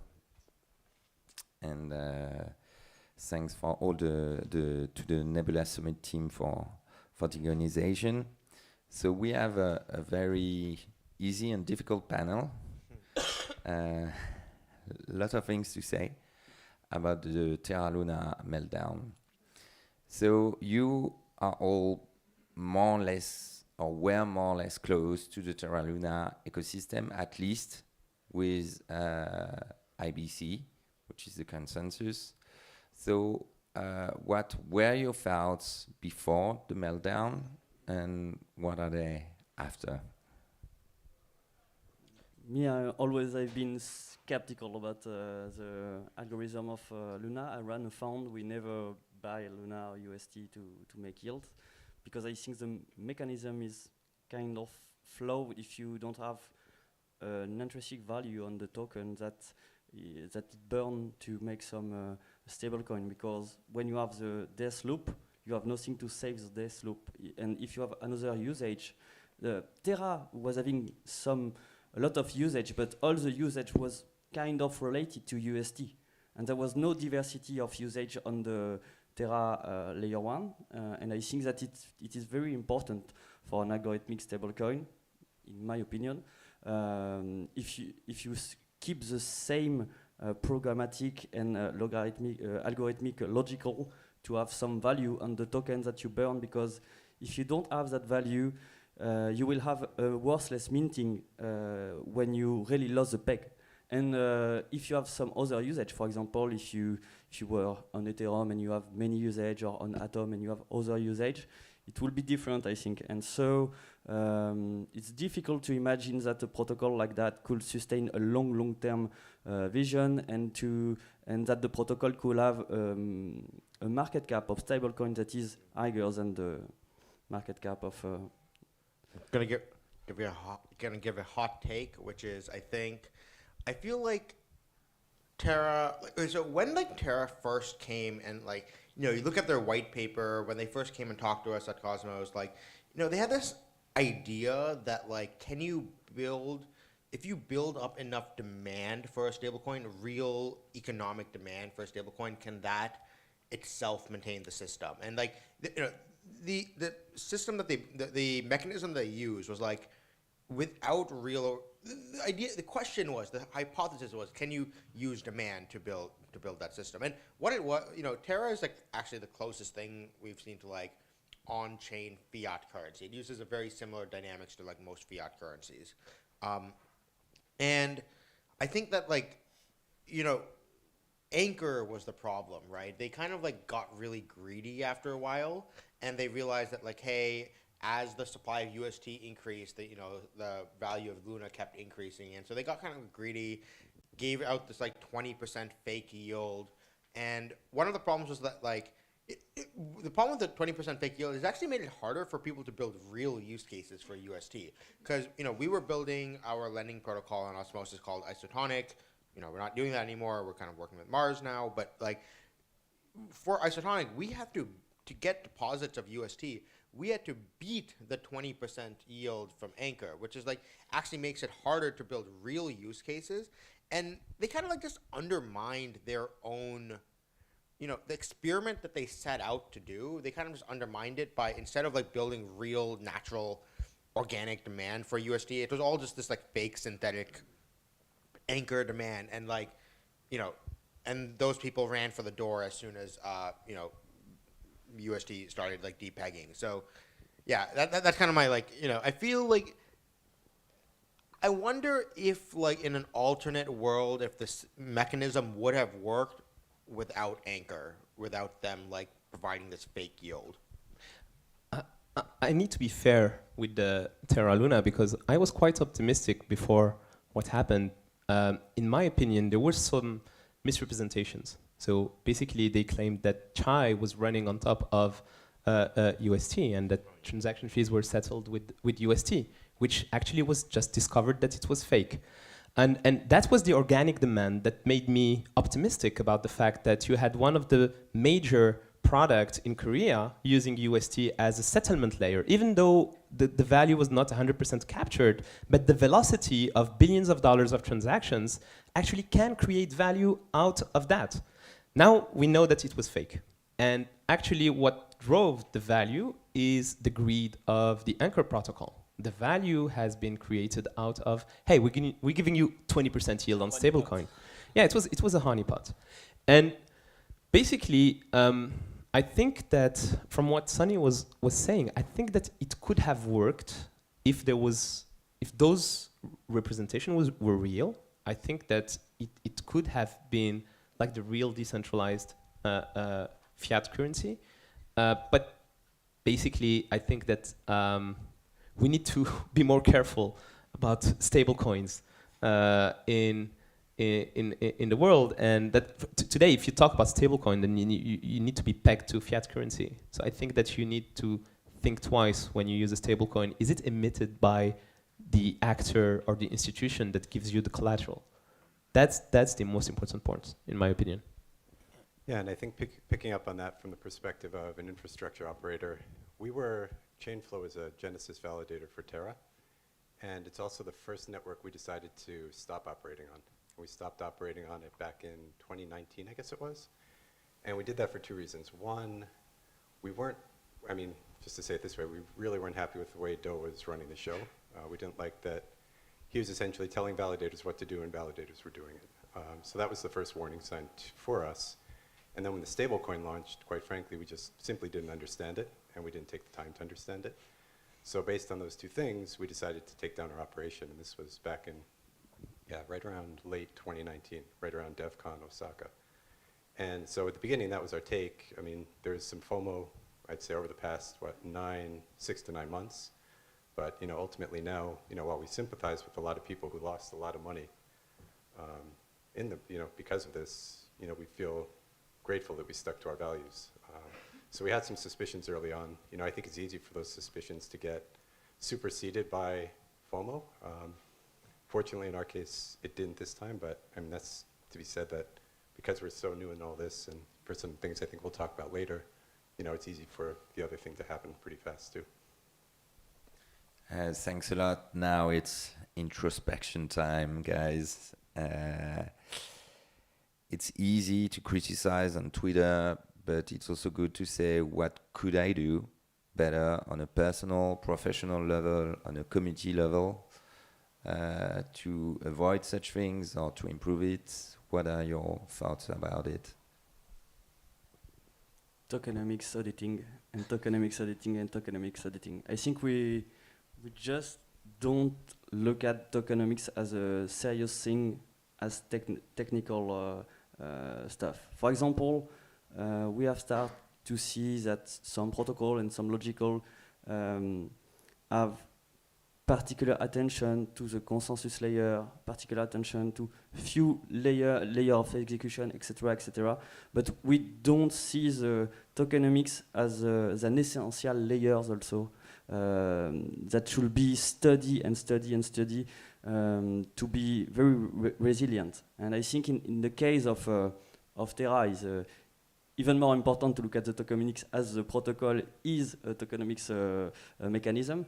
But I really think that the main problem was not doing so much auditing on the company, people who run the company, the foundation, people who run the foundation, and maybe the protocol itself. And yeah, that's a major problem of crypto. I think it's a problem that we all have because the space is very quick, and if you have to take decision and of investment decision, sometimes you don't have the time to make proper audits and due diligence. So. Yeah, I'm gonna double down on this and less trust, more control, and more paranoia. Like the problem in this space is that we need to be paranoid. Like you receive a LinkedIn request from a dev that wants to work with you, like 90% chance he's from North Korea.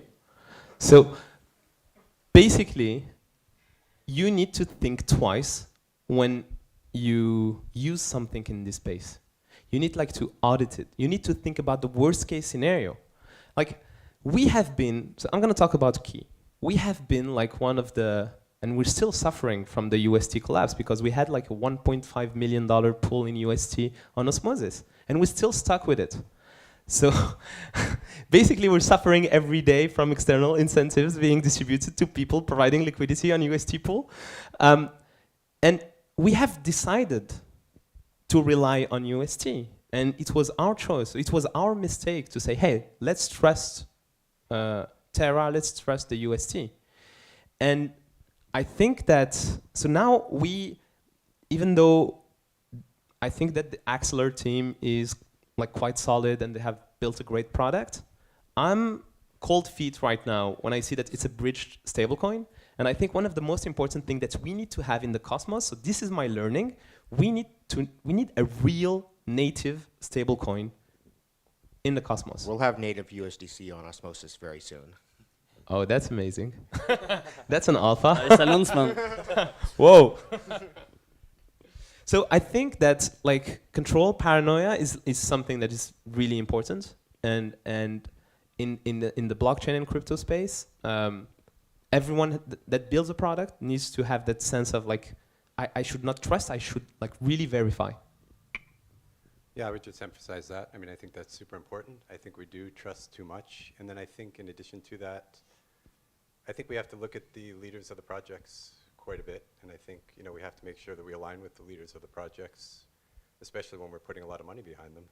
But to your point, things are moving so fast so often, and people don't want to miss out that, you know, a lot of that diligence often gets overlooked. But I think from a scientific point of view, and most people I think, you know, in the space tend to come from an engineering background, you know, or at least believe in the scientific process. I mean, getting to a point to make, you know, proving something isn't broken as opposed to believing it is fixed, you know, is probably the perspective that we need to shift more to.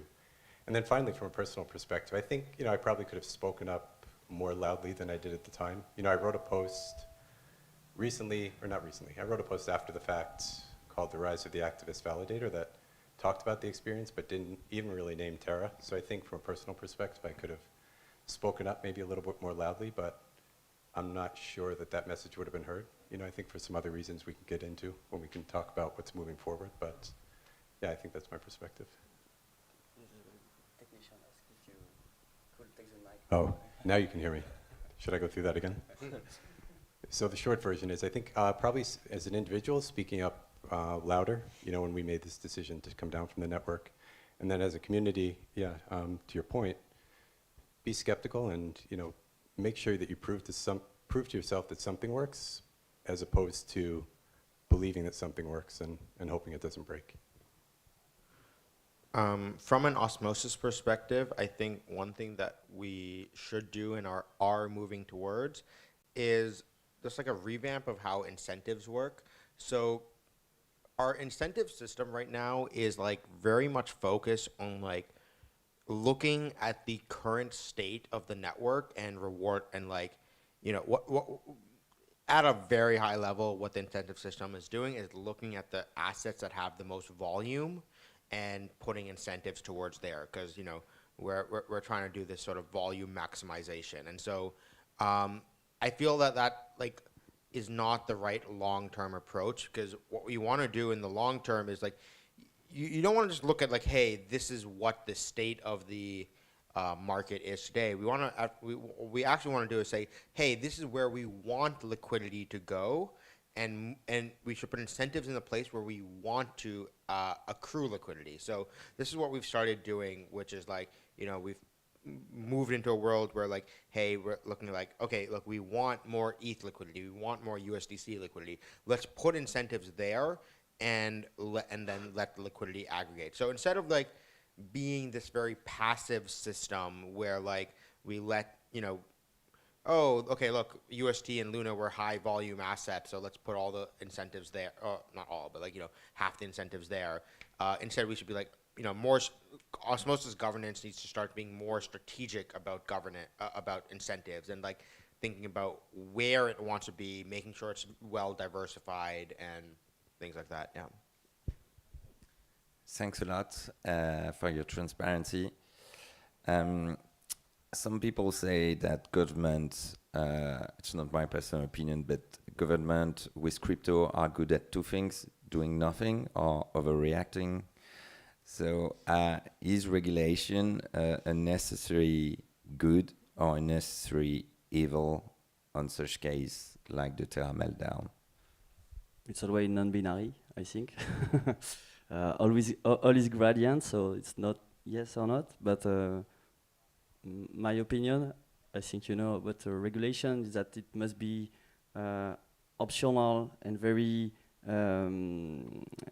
constructive with a lot of sandbox, not law before we know how things will work.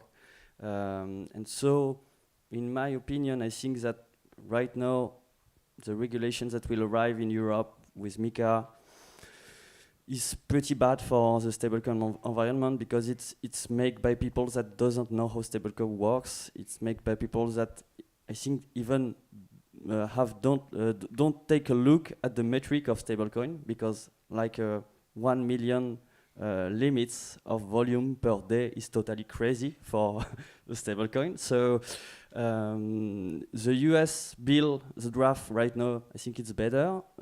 Really, regulation is a good stuff to give a framework, but it must not stop innovation. It must not forbid all the stuff. It must be privacy oriented. Right now, it's not the case of most of the regulation. So for me, yeah, regulation is more an enemy right now of crypto than a helpful friend. But yeah, maybe one day we'll have more suitable regulation and more optional logical. Because if you have an optional logical, you let people create, and you know you could still punish robbing or stuff like that, even if you don't have a regulation on banking system. Because if something you have contract with people, you have a contract that is not respect. So for me, you could have optional agreement that permit to have a stamp by authorities, but you could have some companies that run critical business without that stamp and just reputation. Because cryptocurrency is about that. It's an economy of reputation since the beginning, and I'm really attached to pseudonymous logical and to pseudonymous reputation. And I think identity, in the long run, will help us to build very resilient system without regulation and without being present as name, and to have very important people, like it's the case right now, but even more on-chain people. That will be very important, and that maybe will be judged on the future jurisdiction of crypto and stuff like that. For me, we have to build this world of trust with a pseudonymous and privacy logical without the states, and make like our own regulation by code, because there will always be dispute. You could have the best smart contract you want. At the end, you will have discussion and dispute between humans, and we must have jurisdiction, and we must have people that can judge with the constitution of a project, with the law of the own project. I'm sorry, Adli, I don't agree with you. I know. Yeah, because we had this discussion many times. I think that, so the enemy is not regulators. The enemy is the lack of education on what blockchain is and how does it provide value in the ecosystem. Let's not forget that Terra was an experiment, and all of us here knew it was an experiment, and we were ready to take the risk. The real problem, though, are those centralized actors that offered high-yield savings accounts without telling people that they were like aping into UST and Anchor. This is the problem, and the regulator should have acted there. Other actors, I'm going to talk about something else, Celsius. But you don't need regulation to do that. It was robbing at this time, because they promised something. No, because regulators actually... If you go to see people and take their money, it's... they provide you money. It's like it's a security. You're providing them something, and if you don't provide the information about what's happening and what are the risks, this is the lack of transparency, and regulators work on that. So for example, when you provide a product, they ask you to have like a document that explains exactly what are the risks, and that's the problem. It's actors like Celsius that actually promised DeFi were not DeFi actors. They were centralized actors actually doing the job of a bank with fractional reserve and aping into high volatility assets and hoping that people won't get their money back because they get yield from the money that is deposited. And that's where regulation needs to act. Those actors that actually do centralized stuff, non-auditable, non-on-chain stuff. DeFi is the solution. Regulators should not regulate DeFi the old way. They should make sure that DeFi protocols actually respect auditability, trust, security. This is actually what needs to be done. And that's how regulators need to be educated. So at the end of the day, sure, the regulator could end up as an enemy, but not because they want to stop, they want to protect. That's what they want to do. And what happened in the 80s, in the 90s, it has just happened again in the last 3 or 4 years. People getting yields out of nowhere, and they want to get those yields, and they end up wrecked. Like, so that's the problem. But you also have a transfer of value. Yeah, more actually smarter people and big pockets get with even bigger pockets, and that's the problem. And this is why regulators are here. Why I was talking with Karine earlier, and we were saying, why is prop trading regulated? When a bank does prop trading and trades with its own money, it can trade against their customers. And this is what Goldman Sachs has done, and this is what many actually banks has done. And regulation is there to protect the retail from those smarter people that actually can extract value out of the people that do not inform themselves. And I think that regulation is important. I think I have two questions, or I think it's really two questions for me. It's one, should regulation be here? And then two, who should be doing the regulation? I agree with a lot of the things you said, but I don't necessarily agree that regulation to date has been protecting retail investors. I think that's the smokescreen for what's really been going on. But moving on from that, I think to the degree that the community itself can self-regulate, that will go a long way toward then hopefully influencing how much governmental regulators need to get involved. So if the community can do a good job in educating themselves and self-regulating themselves, hopefully maybe the need for regulation by the government will be a lot lighter than it will be otherwise, because if we have Terra after Terra after Terra after Terra, then sooner or later the governments, which are very slow moving to begin with, will start to kick into gear faster.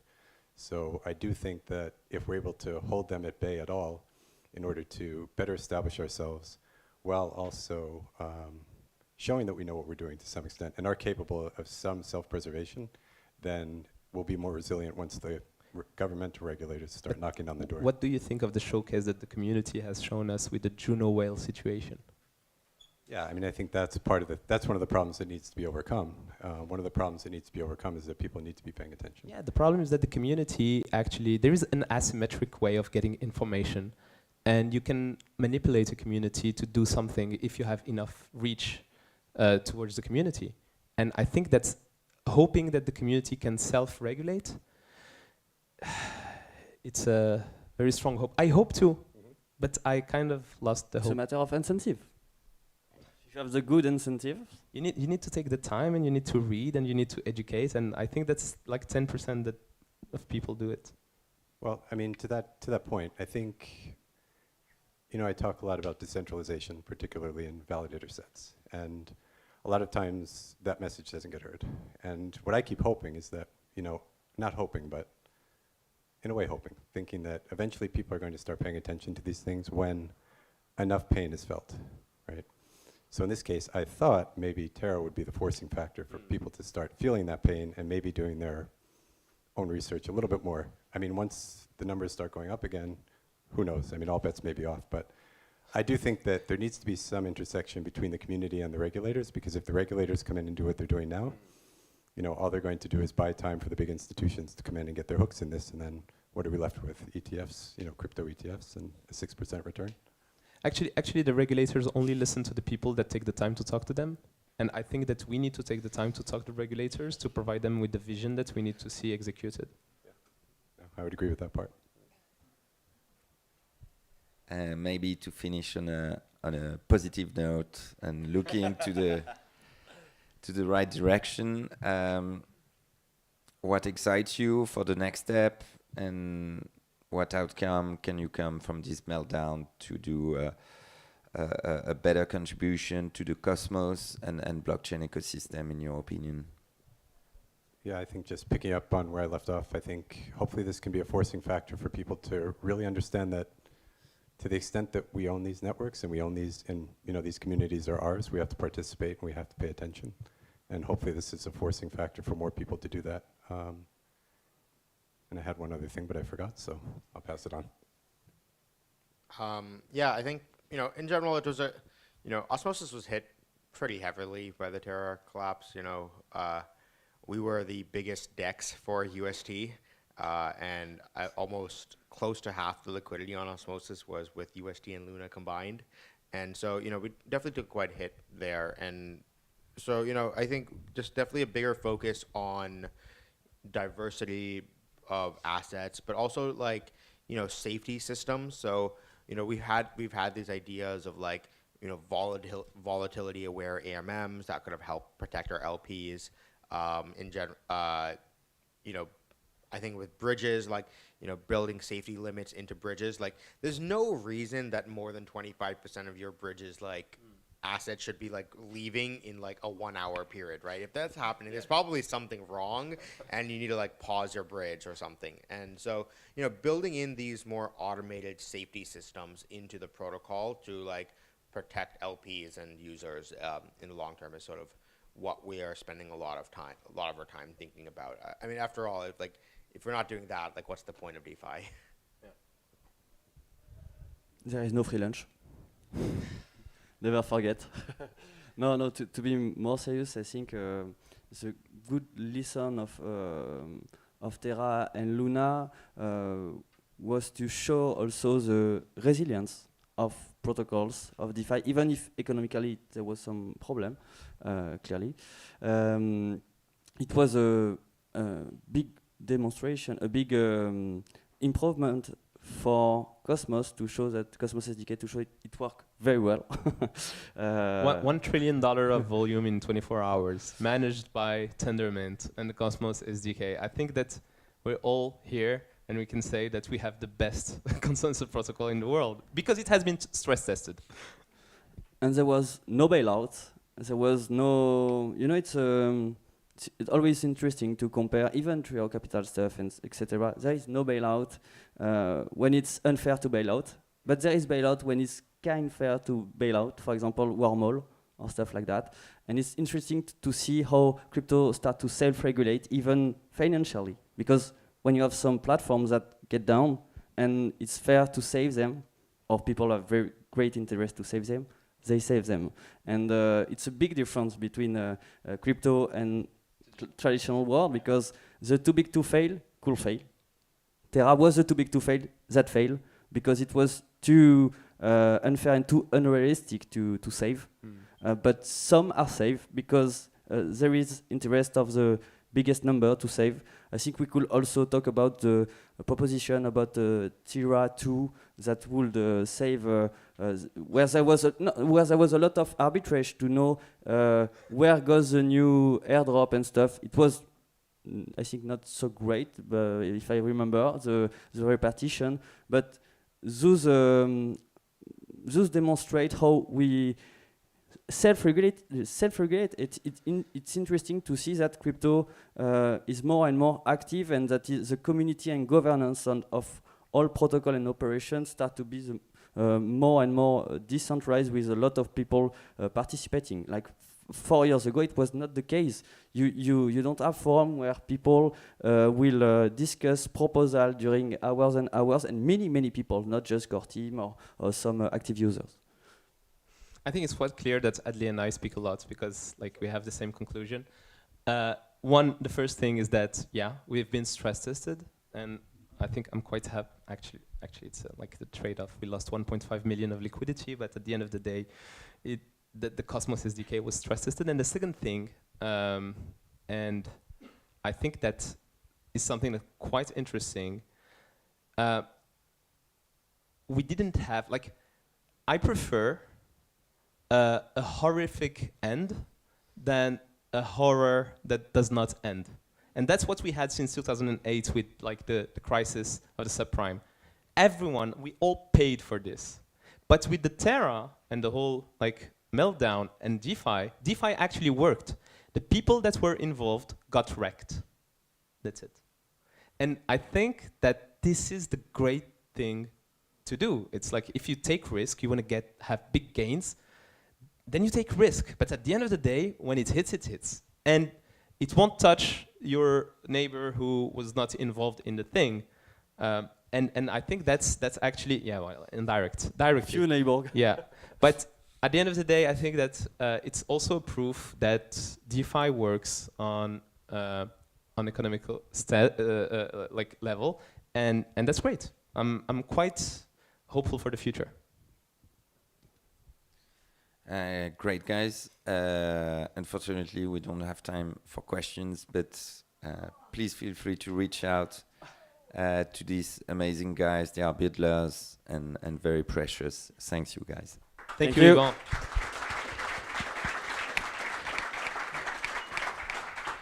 Maybe we have time for one more question, depending on if Zaki is here already. Zaki, are you here already? No, so we have time for one more question.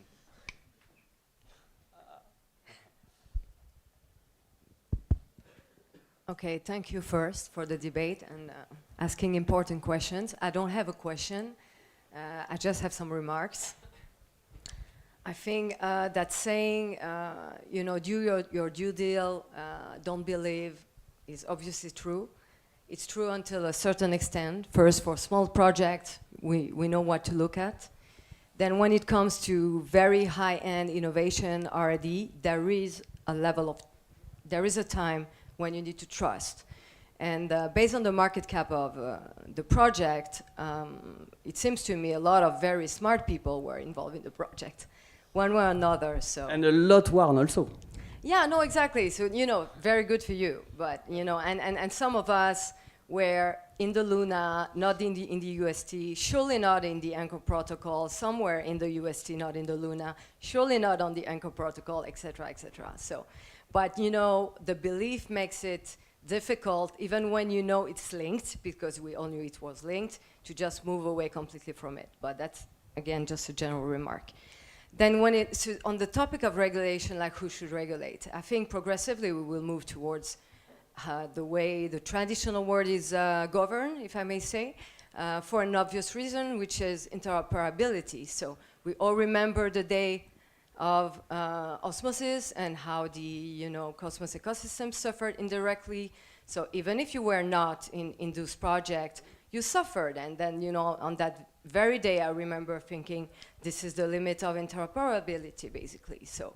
So I think the mix is probably until when the project reaches a certain level and certain market cap, maybe there should be sort of a consortium, in banking, in insurance, or not consortium, but call it whatever, committee, when people look at each other kind of, and then there's like some people who are able to raise a red flag. I mean, I heard you, Chris, saying maybe I should have been louder, or maybe some people should say, hey, you guys, you saw that. What do you think? What do you think? And then maybe saying, people, maybe not the people in this room, but just people, be careful because we see this and that.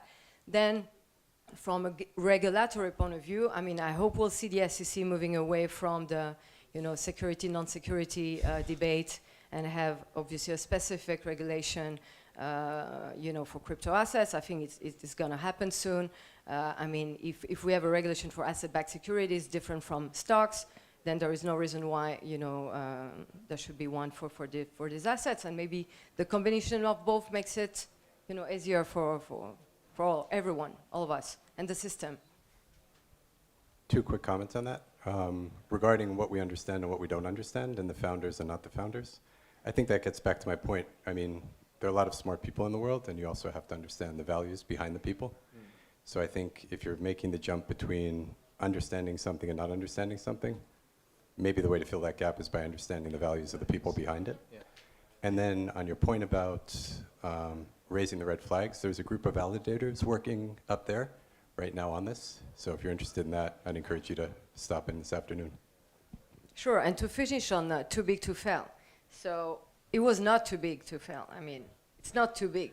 It's too big for the ecosystem. Yeah, it's for not the ecosystem. Exactly. So when you think about, the world of tomorrow, which is decentralized, hopefully, and we all want to see that, then, you just don't want to be in a Terra Luna situation anymore.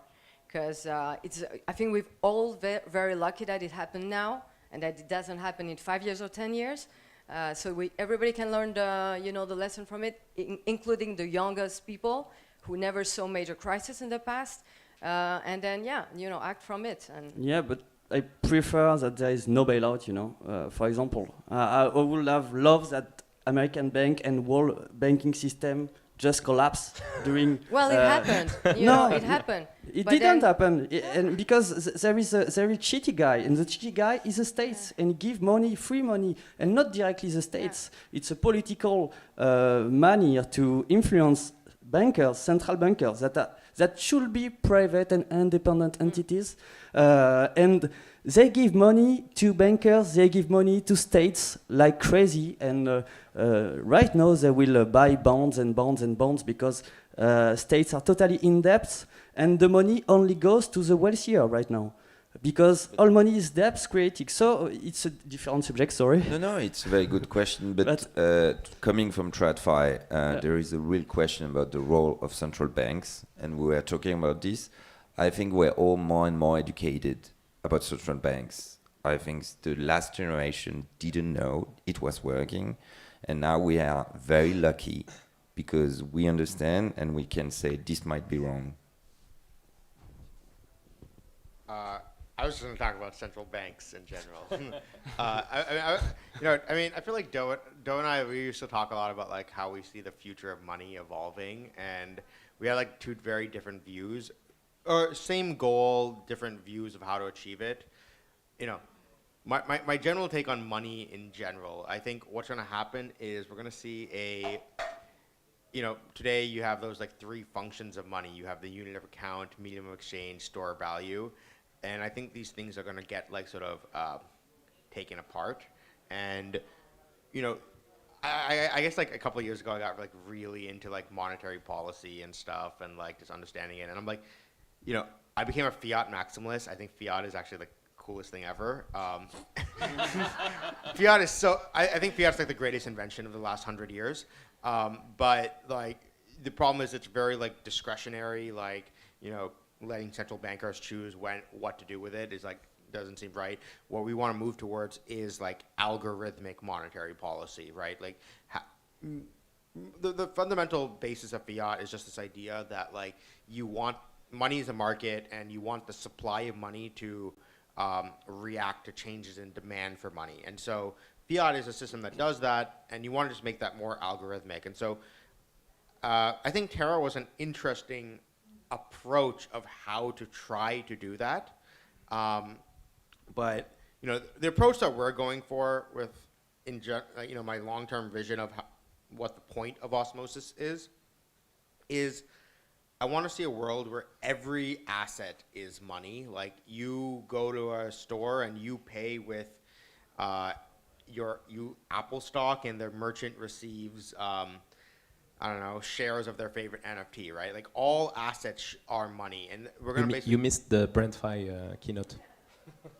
Yeah, so I don't know. I think that's an interesting world that we move towards, and then like the unit of account will become like this like dictionary unit of account. So if you look at like Chile, what they do is they actually have two units of account. They have like the Chilean peso and the Unidad de Fomento, which like the UF is like it's a index that the central bank puts out every day, and it's pegged to inflation, and it's not an actual asset.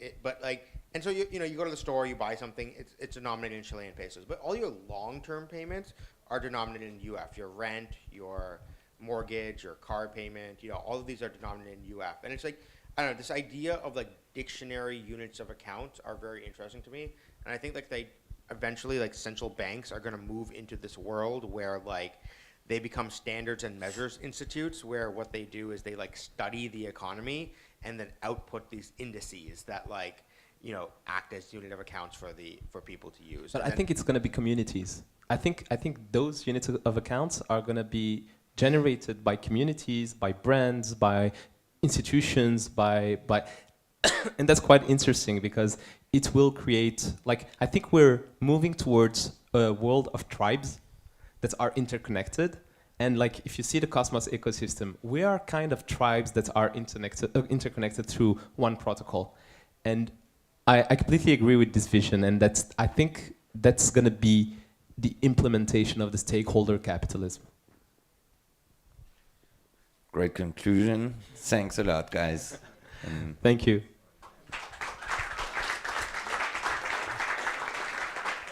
Sorry, guys. You'll have to stay there for a little bit. Just a quick question, because you were talking about the horror that never ends, and we've seen it with Terra, kind of, because they launched Terra 2.0, which, well, it exists somewhere there, and it's working, I guess.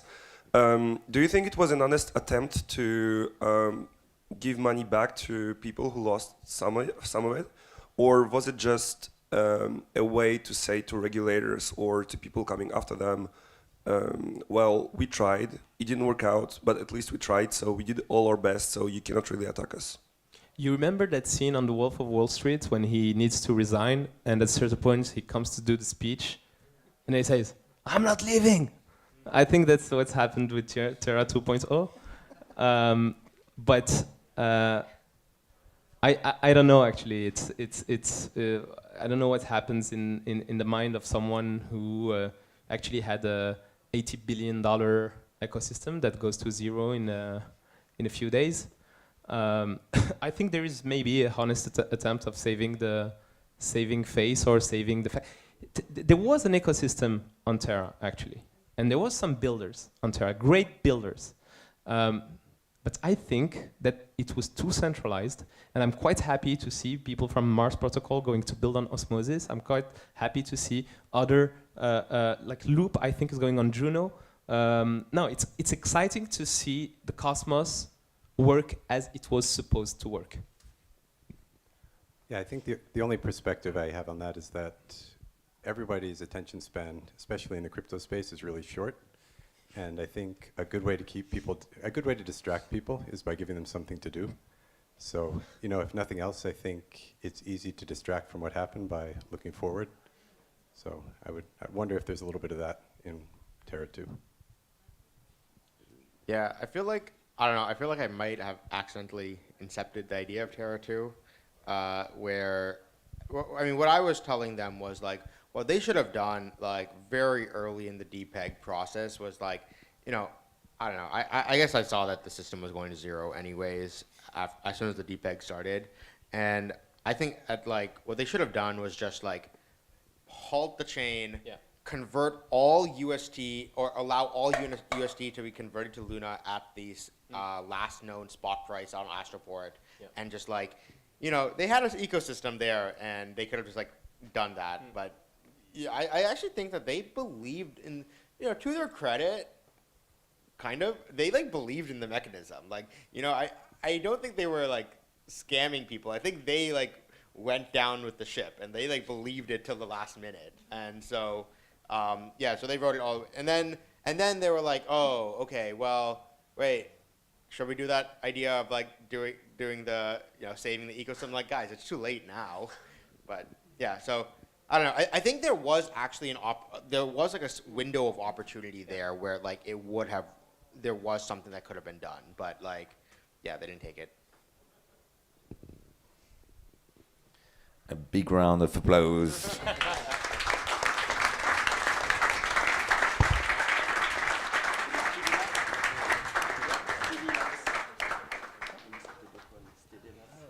Is Zaki here yet?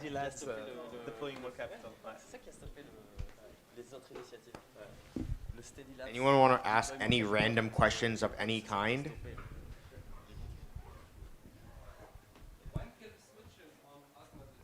What?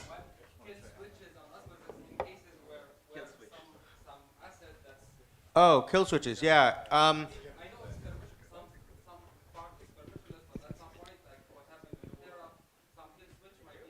Yeah, so we just added a functionality to Osmosis for expedited proposals, where you can basically, the validator set can we don't have to wait the full 5 days before proposals can execute. So that will definitely help. And I think we might end up having, Osmosis today very app chain focused, but we're going to eventually have more stuff on Osmosis. So the situation that we had where we had that hack and then we halted the chain for 5 days, that's pretty unacceptable going forward, right? Especially when you have other systems on the chain, right? This is something Mars has brought up with us where guys, hey, you can't just halt the chain for 5 days. We're going to accumulate bad debt in that time. That's not okay, right? So I think being able to pause certain functionalities without halting the entire chain is going to be something we definitely need.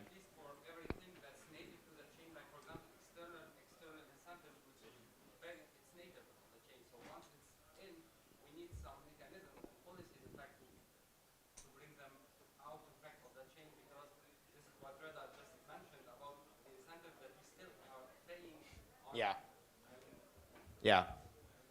If anyone wants to submit a PR to be able to stop those incentives, I'm happy.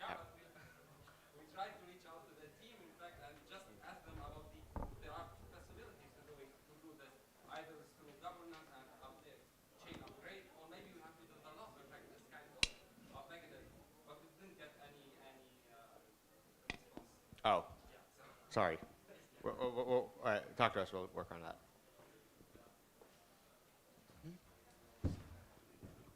Are we moving it on to the next person? I don't know where Zaki is. Oh.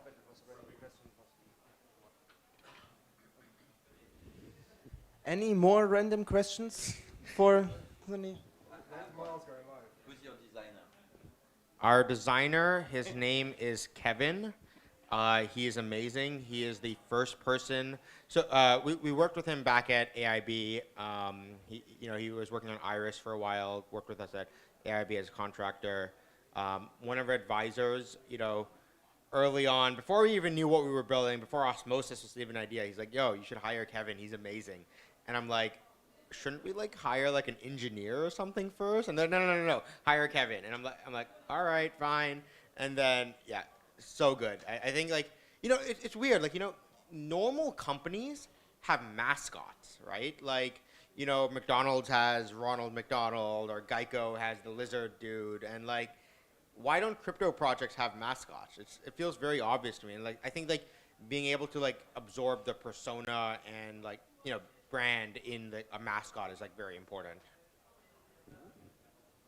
Okay, cool. I was just going to ask about Mars protocol. Is there a timeline on that? I know you're not. I don't know the exact timeline, but it should be in the order of a couple months, basically. They're gonna have a lot of cool stuff. I really like Mars. I think they're actually the best lending protocol in all of crypto. They're doing some really cool things. For example, one of the cool things that I really like is they have this idea of margin accounts, where what will happen is what you can do is you can borrow, instead of borrowing into your normal account, you can borrow into this special smart contract account, and then you can use that account to trade on Osmosis pools against for any asset that is Mars would have accepted as collateral anyways. And so you can basically what the smart contract account does is it's actually still controlled by the protocol, Mars protocol, so it can liquidate the trading account itself, and so that can count towards your collateral. So if you go on centralized exchanges today, right, you borrow assets, you can't withdraw those assets from the exchange, right? They're kept in this margin account, and so Mars is kind of doing a very similar thing, and so this actually lets you reduce a lot of the collateral requirements when it comes to trading assets. So I don't know, very cool sort of functionalities, and I think they're just working on things that no other lending protocol is working on. Looking forward.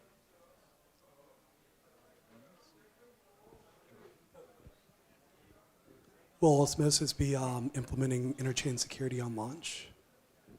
I mean, on launch, no, because like, you know, that would require us giving up our validator set. And like, I think the world that we'd be more interested in, like, I forgot how the version numbers go, but maybe like it's like V3 or something, where it's like, you know, we want to maintain our own Osmo staking, but then still, you know, we can augment that with like interchain security, right? We're not going to replace Osmo staking completely, right? We spent a lot of time working on superfluid staking and stuff.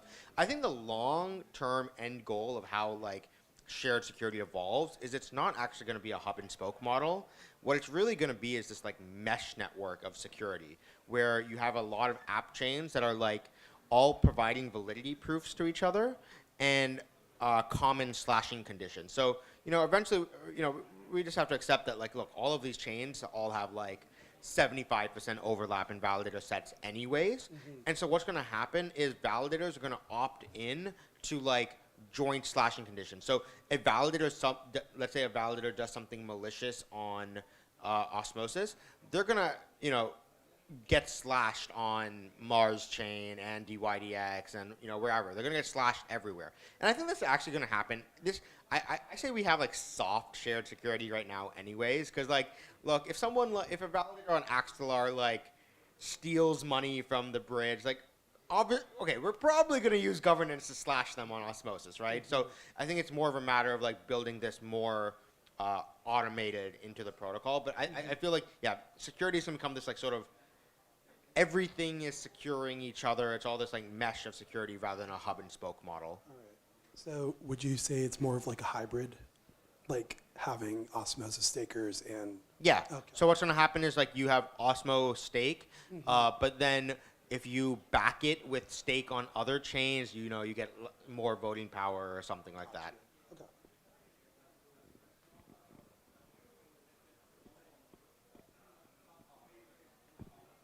Yeah, I have a question. But what's if we look, it's compared to not to Osmosis to the money. What if the money it's a communication protocol? It's not a counting of something. It's not about even value. It's about how we can economical communication between each other. So I come to somebody and tell, will you write for me a code? And person tell what I will get for the writing your code. I say I will give you 1 billion Mongolian tugriks. And person asks, what is the 1 million Mongolian tugriks? This economical protocol of connection is not applaud to me. I say, okay, what you accept? Or I accept dollar or euro or Bitcoin. It means that the protocol, communication protocol of economical connection, Bitcoin is applauded. So person who don't accept the Bitcoin or any other cryptocurrency just don't upload this communication protocol. For this person, it's like a Mongolian tugriks. They don't understand. So, if we will look on this like on the communication protocol, how my economical connection will be go through which protocol, it's totally changed the economical understanding. Yeah. Yes. We'll discuss outside. I think we can move on. Okay, here's Zaki with his sweet. Woo. Huh? Yeah, lunch is after this. Cool. All right, last talk before lunch. Sorry I was late. I didn't make the schedule. I can't be in 2 places at one time. There's a myth that I can, but it's not actually true. So we're going to talk about IST. Is this going to work? Sweet. Let's start here. Cool. All right. What is IST? IST is a stablecoin. Why do we care about stablecoins? You may have heard there was a thing that happened to the stablecoin that was sort of dominant across the IBC ecosystem. We've been working on IST for more than a year. It is what you would imagine as like the first use case of the Agoric platform. So Agoric is an IBC-connected smart contract layer that lets you write smart contracts in JavaScript. And so you can build arbitrary DeFi things on top of it. Part of the plan for Agoric has been to sort of launch with one family of smart contract applications on top of it before we sort of open it up to the entire world, because Agoric is this like immensely sophisticated platform. Like the sort of kernel or operating system of the smart contract layer is 200,000 lines of JavaScript. It's this like really fancy thing that is going to be like a smart contract environment that like we haven't seen before, and it like builds on top of 40 years of work. But like our first demo of this is the IST stable token. So what are the like core features? It is an over collateralized stablecoin. The basic mechanism design is very similar to multi-collateral DAI. Because it builds on top of, it is all built out of the Agoric framework. It's not built out of the Cosmos SDK or CosmWasm. It is this much more dynamic environment that allows for a programmability and extensibility of the issuance system, of the liquidation system, of all of the stuff, and that's mostly what this talk is about. And then it is the IBC native. It is an IBC native stablecoin mechanism. Like we want to be with IST what Maker is to ETH, the sort of root, leverage, debt-backed, decentralized, stable asset across the entire IBC ecosystem. Yeah, so mostly covered that. Okay, so like what are the pieces? We're gonna go. I did a talk at Gateway with Dean that sort of was like an overview. We're gonna go. This talk is gonna focus more on like the bits and pieces that make IST work. So we have the vault system. The vault system is a CDP system. We have a parity stability module. You may hear about sort of the fluctuation and how much DAI is backed by USDC and how much DAI is backed by ETH and other liquid assets and why that fluctuates. In order to build the system, you need to have a similar mechanism. We have this mechanism called build boost, which is mostly about, we'll come back to it, but there is a mechanism by which you can get small amounts of IST if you are a holder of the staking token or if you're a staked holder if you're staked of the staking token of the Agoric platform. We have a native automated market maker because DEXs rule everything around them. We have a liquidation module that is plugged into that automated market maker, and then there is a stability reserve that is always sort of the fallback mechanism to ensure stability of the protocol under extreme volatility. So you think of vaults. So what is the vault user experience? The vault user experience is going to be, I want to, there's going to be an economic committee and a vote of build holders that determine exact collateralization ratios. But you imagine something like Atom. I want to build. I want to have like mint $100 worth of IST. I need to bring $150 worth of Atom over IBC, lock it up in this vault. Now I have my vault. I can use those. I have this vault. My IST is minted to me. If I want to get my atoms back, I repay the IST. The collateralization ratio also determines like where you're going to be liquidated, and there's a liquidation penalty if you are liquidated. And so many of the same dynamics that we expect to see, that you see in sort of the ETH world, you're going to see around these vaults. You're going to have people arbing liquidations. You're going to have people scrambling to top up their wallets. When the market falls by 90%. We're gonna bring a lot of the fun and excitement of the sort of maker system to the Cosmos. Okay, this I think is the thing that is the most difficult thing when you're designing a stablecoin for people to understand. Like, why do you need a module that says, "Hey, we're gonna take US." Could you say that? You're going to take. Why do you need a mechanism? Okay, we want decentralized stablecoins. We have in a world where there are decentralized stablecoins, we want to back them with robust decentralized assets. We have atoms. We have Osmo. Why do we need this? Why do we need to bring in custodial stablecoins into this mix? And what is this? Does this make any sense? The most important thing to understand about all of this is that when the market is long, you expect the volatile assets to back most of the IST. as the market, when the market turns short, when we're in a bear market, you expect the main thing that is happening is people are buying, who want to buy those volatile assets at discount because they this is a great time to build up your position, and there's these great discounts on all these volatile assets that are getting liquidated during as the market goes down. And but you don't want to put your own, you don't want to open up new CDPs to do that. You want to bring over USDC and use USDC to arb the system. And so what you would expect is what you see with multi-collateral DAI, which is this continuous fluctuation between backing most of the DAI outstanding, between volatile assets when the market is in sort of up-only mode, and during periods of high volatility, and when things go down, you expect people to be bringing over USDC. And so a lot of work, collaboration with the Osmosis ecosystem, with the Atom ecosystem, et cetera, talking to Circle a lot.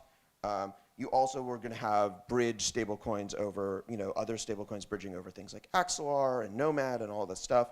It's going to be up to build holders to, again, set limits on how much IST gets minted by each one of these potential assets, how much risk we want to take.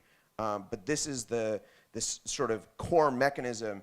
The reason why you need to have the parity stability module is that it is going to enable efficient arbitrage and efficient retiring of debt during periods of volatility, and will maintain the stability of the asset. Okay. This is the thing that triggers everyone. So the first thing, because you hear, oh, I can lock the staking token of the platform. I can get IST. This sounds awful like Terra and Luna. Are you recreating UST? So why are we not doing any? Why none of this is happening? Obviously we're not doing that. Why are we not doing that? So first thing is you expect this value to be really small. You expect this mostly to go. So the way the protocol works is IST is native to the L1. It is a sort of a special enshrined stablecoin on the Agoric L1 that is run by Build. And so as long as IST is growing, or really as long as IST is continuing to function, there is going to be a steady stream of IST from various fees to Build holders. And basically what you're saying is, I'm going to just take essentially I'm going to take out a loan against that future, which is that future stream of IST income that as a staked Build holder I get.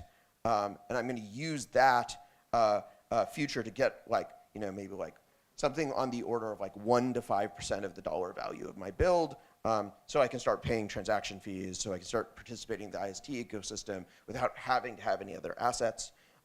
It's especially important when you think about the future in which IST will be where the full Agoric platform is sort of online, and you have NFT mints and all these and lots of other DeFi primitives, and all of your transaction fees have to be paid in IST, and you're I have Build, why don't I have any IST? And this sort of enables you to sort of get native access to the ecosystem.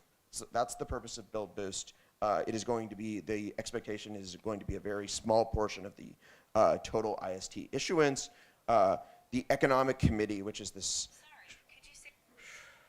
All right. The Economic Committee, which is also this piece of the ecosystem, is also going to, which is sort of this enshrined set elected by the Build holders of people who are going to advise on the parameters of IST. We're going to set all of these things about how much fees do you have to pay for this future loan to the protocol, what is the interest rate, what are the debt limits, how long do you give up the ability to unstake your Build when you participate in this Build process. You're going to be extending the period in which you can't unstake far beyond the typical 21 days. So another thing that is sort of a key piece of the IST ecosystem is there is an AMM on the Agoric chain. This AMM system mostly is there right now to support IST. It's supposed to be a place where you can buy IST, where the protocol will be locking liquidity itself. It's going to be the first place where liquidations happen. It is not intended right now to be like a real challenger to many of the other DEXs that are coming into Cosmos, but it allows us to not have the problems of having to like sort of run the like liquidation auction system. It seems we believe that this will be a more stable liquidation mechanism and a much more IBC native liquidation mechanism, because one of the things that we expect to happen is we expect to have most of the IST will be off of the Agoric chain. Most of the IST will be out in the Interchain on Evmos, on Juno, on Neutron, on like lots of other, on Osmosis. It'll be in Osmosis liquidity pools, all these places. So when liquidations happen, you need to be able to bring, so we're like liquidating into the AMM pool, but we don't liquidate all at once. There's like a control function that is constantly looking at how much the price oracle has changed, how much liquidity is available in pool, how the price in the pool has been fluctuating relative to the oracle, and we are constantly like there's this continuous control loop that is like trying to figure out how much liquidation to do at sort of every block. And so arbitrageurs are going to be able to, will be IBCing IST over, participating in these liquidations, also shoring up the collateralization ratios. But this is like sort of a key sort of component of the vault system. All right. So sort of walked through what are the core bits and pieces of what makes IST really unique. A lot of people in Cosmos are building stablecoins. It's pretty logical that people are. You see them coming out of various ecosystems, and many of them are, especially with algorithmic stablecoins being so disfavored, are doing. Why do I think IST is going to win? Why do I think IST has the potential to be the dominant stablecoin in the IBC ecosystem? And the real reason is, I think the competitive landscape of stablecoins is going to continuously evolve. And if you've looked at, like, for instance, how Maker is coded, like the way Maker was built is like all of these like widgets strung together that were like basically like code generated in EVM assembly and like formally verified as like connecting correctly together. It's like this beautiful monument, but it's also like, it's like essentially the people who built all of that moved on, and like you're never going to see like sort of major changes to that code base. One of the things that the Agoric sort of smart contract environment is doing, it's like safety properties, it's extensibility, your ability to like naturally write asynchronous contracts and reason about asynchrony and failure modes and all of this stuff, is that we expect that IST will be very extensible. So, with DYDX coming to Cosmos, supporting interchain accounts, you will be able to have positions on perpetual markets that you'll be able to use as collateral with future IST upgrades. You can have liquidation insurance provided by other parties. We can liquidate potentially in the future on not just the native AMM of Agoric, but on Osmosis and other DEXs that will exist. The role of the AMM can be swapped out with a vote of the builder's DAO.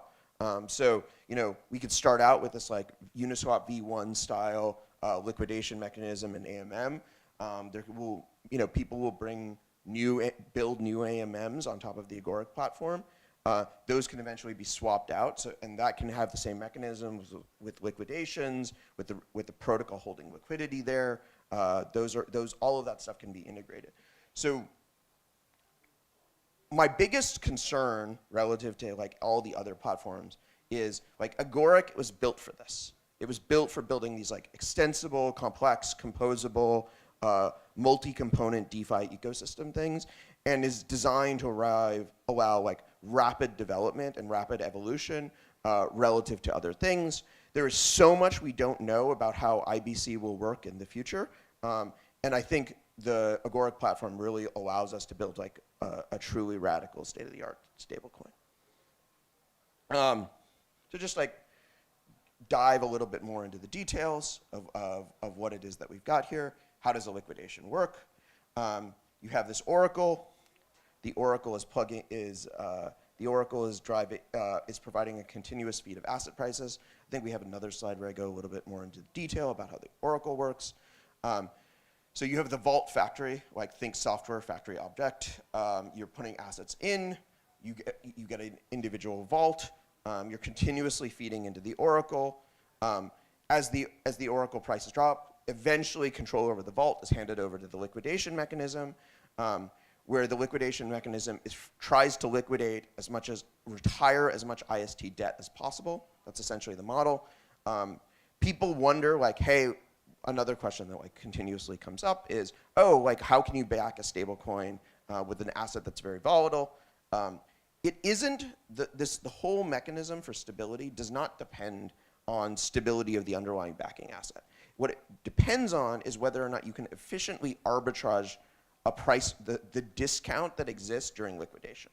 So like, can you retire IST from the system? Can you remove IST from the system faster than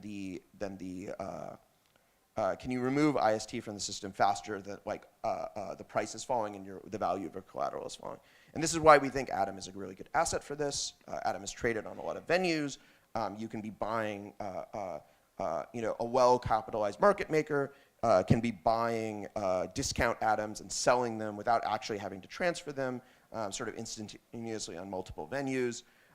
So this should be a really robust mechanism for ensuring stability. In the event that that mechanism fails, there's also this protocol reserve of assets that can continue to buy IST and retire IST from the system when collateral, when prices are falling. This is sort of a description of the mechanism of if you are staking build, how do you participate in the system? And it's basically that every user of the system is going to be paying you IST. So again, the BLD right now is an inflationary token. There's like, I think roughly like 5% inflation right now on the Agoric chain. So there is some Agoric rewards. We do expect that as the economy takes off, eventually build rewards are going to be sort of become less necessary, and IST rewards from people using these systems will eventually take over. But again, IST is like, this is like one of the advantages of having sort of a native enshrined stablecoin is that you can like deeply work it into the crypto economics and the tokenomics of the system. And so, if you hold build, you should be very excited about the sort of launch of IST. It is going to drive a lot of value and like allow you to earn stablecoins for staking. This is just again sort of reiterating the stability mechanism over collateralization, liquidation, price oracle that is going to bring in prices from a lot of different places. We have this reserve, which is an initial capital allocation that it will actually be locked in the liquidity pools, plus gas costs, plus fees, continuously growing the reserve as the platform grows. And then also the build holders can sell build to build up the reserve as well. We have an Oracle network. The Oracle network is probably, it's still the thing that like I think we have the most work to decentralized. We will have the builders, the build DAO will like, so right now currently elects a set of Oracle network contributors. They will constantly be pricing in USD, the price of the collateral.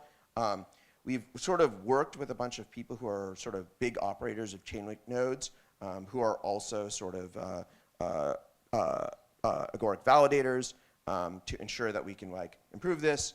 It can be extended, like we can add interchain queries and stuff like that, so that you could, for instance, get prices from like Osmosis and other dexes to inform this in the future. And so node operators are continuously submitting prices to an aggregator. Think very similar to like the Maker Oracle has been the inspiration. And then finally, we have this like sort of two-tier governance system.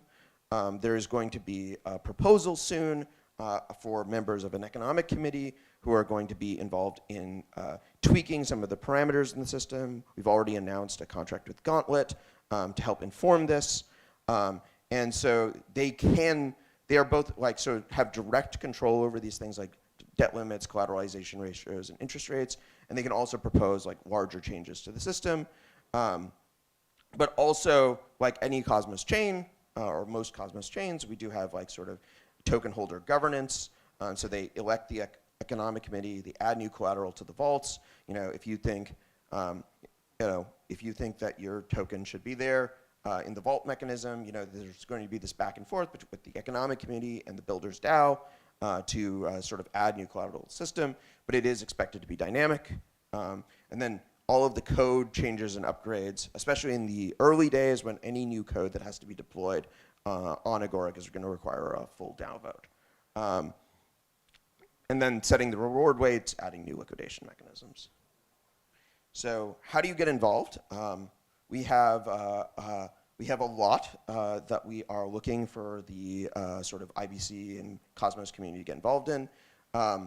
We are looking for alternate front ends. There are probably a few technical milestones that are like, before that like really, but like should be soon before you can really do it. If you think about how liquidations are going to be working, you can see how MEV is going to play a really strong role in this. And sort of the naive sort of Cosmos mempool is not going to get us to where we want to be in terms of the stability and security of this platform, where you have these time localized events, i.e. the price of atoms just went down 30%. Now you have people racing to to add collateral to their vaults or pay down their IST debt, and then you have liquidation starting and people racing to arb the liquidations. So we need sort of a next generation mempool, all of this MEV stuff that like people like Mechatech and Skip are working on is going to be incredibly valuable to this ecosystem. And then, as I said, like all of this code is all open source, the parity stability module, the DEX, the vaults. We are looking for contributors. If you are a market maker or just a whale, there's going to be a lot of opportunity to participate in this arbitraging system. We're looking for people to write tools for this. We have this like event coming up called the Economic Stress Test, which please reach out to me, where we're going to be like sort of simulating how does all the software perform under different volatility conditions and giving people the opportunity to test out. We might run this continuously even after we go into production. If you're bridges, we're looking for all of the people who are building bridges to be participating in our collateral onboarding process and to move IST beyond the IBC ecosystem. And then, you know, we are very excited about sort of order books, delta neutral stablecoins, building on top of perps, building on top of all the new DeFi primitives that are coming to Cosmos. So I believe that is it. So we have these, we have been embracing the IST time, the IST meme for us. The Twitter account is inter-protocol. We've been doing relatively regular community chats, but we are excited to do this. You know, we're pretty hopeful that we'll be live for Cosmoverse. That's what we're hoping for. This is continues to be like sort of our overwhelming position as an engineering community. And then we have inter.trade is sort of the first website sort of describing the protocol, and we have the @interprotocol Twitter account, and we have a Discord chat. All these things are pretty active at this point, but really excited about more community participation. Please reach out to me. And this, I think, is going to be like one of the biggest things for Atom utility going forward. And so really excited to bring more people into the community.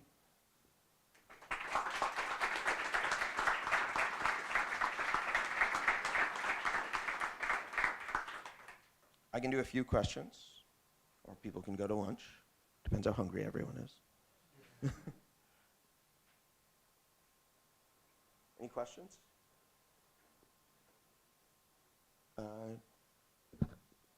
Here, let's try this. So one question about stablecoins. I assume that there are going to be some stablecoins that are going to be lost. So in the final, there's like some deflation in that. What do you think about that? If really the amount of stablecoins could be like block or no? Well, you expect the amount of IST to like be variable over time, right? Like as demand for like leverage goes up, Like people want more leverage on, either people are like, hey, I have like a lot of my atoms are way up. I want to buy a house or a yacht or whatever. They'll go and issue a bunch of IST. Like one of the reasons why I think this kind of stablecoin has become such a key piece of like the DeFi ecosystem is because it gives you this like instantaneous access to leverage. Whereas in any traditional like lending protocol, you have this time mismatch between like the borrower is there but the lender doesn't exist, or the lender is there but the borrower doesn't exist. And so you either have idle capital or you have insufficient capital to meet demand, and you have this, and like it takes time for the capital to move. When you have a stablecoin protocol like this, yes, it in some senses it's less capital efficient, but like you don't have this time problem where you can immediately get access to leverage. And so this is what I expect is like, I think you expect to see like, and you see this with Maker, this like fluctuation in the amount of DAI that's out there. It just like goes with basically like how long everyone is on the protocol. Cool. Anyone else? So the question from Tom was why build on top of Agoric instead of somewhere else? And I think this is the key piece, right? Which is Cosmos SDK, CosmWasm, none of these things were really designed as these like Lego building infrastructure where you have this like complex protocol that is made up of many interwoven subparts that are linked in this like complex world, and then like also designed to work with like all of the asynchrony that comes from the IBC world. I think like building a liquidation mechanism, for instance, that like operates over interchain accounts and like liquidates that is like liquidating with over interchain accounts, that is talking to like a CosmWasm smart contract somewhere else, having like this kind of asynchrony friendly, easy to reason about control plane that like is both secure and extensible is like, to me, this is like the true stress test of the Agoric platform. And like, if the Agoric platform can do this, it can actually do all the other things that we imagine it'll be able to do, which is basically allow us to build like sort of next generation DeFi.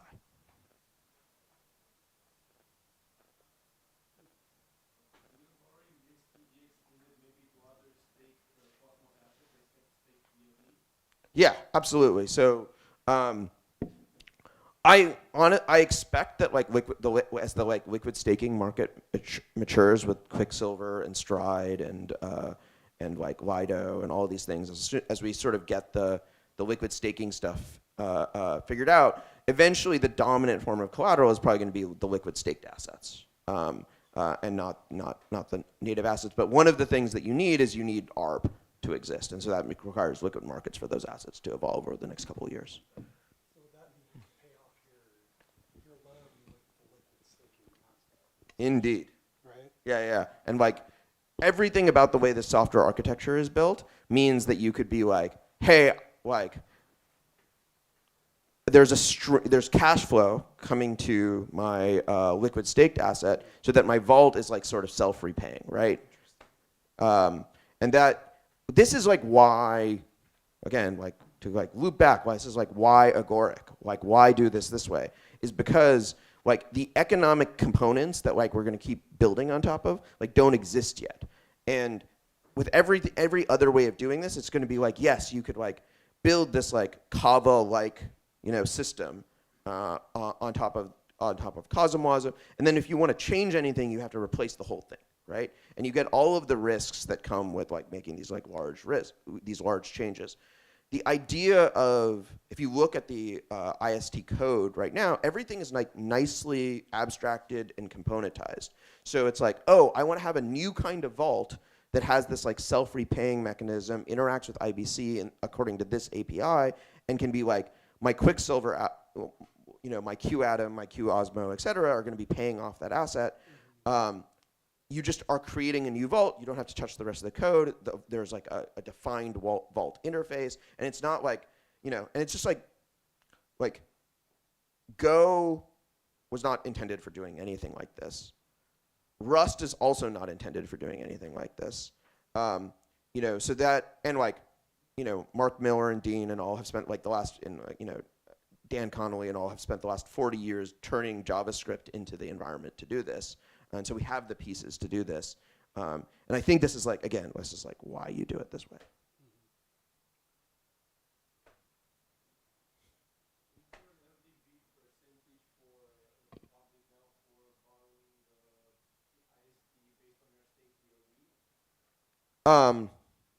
LTV? Yeah, it's going to be something in the neighborhood of like 1 to 5%. Basically we have to estimate like what the rate of growth of the IST ecosystem is and what we expect future IST cash flows are, because you don't really want to be like taking, because like you have some term at which you're expecting to, like you can't unlock your BLD if you're doing BLD boost. You can't unstake until your debt is paid. But like you don't want people taking out like 30-year BLD mortgages, right? It's like a year is like roughly what you're looking at. Cool. Any other questions? Thank you very much. Thank you for your patience, everyone. Have lunch.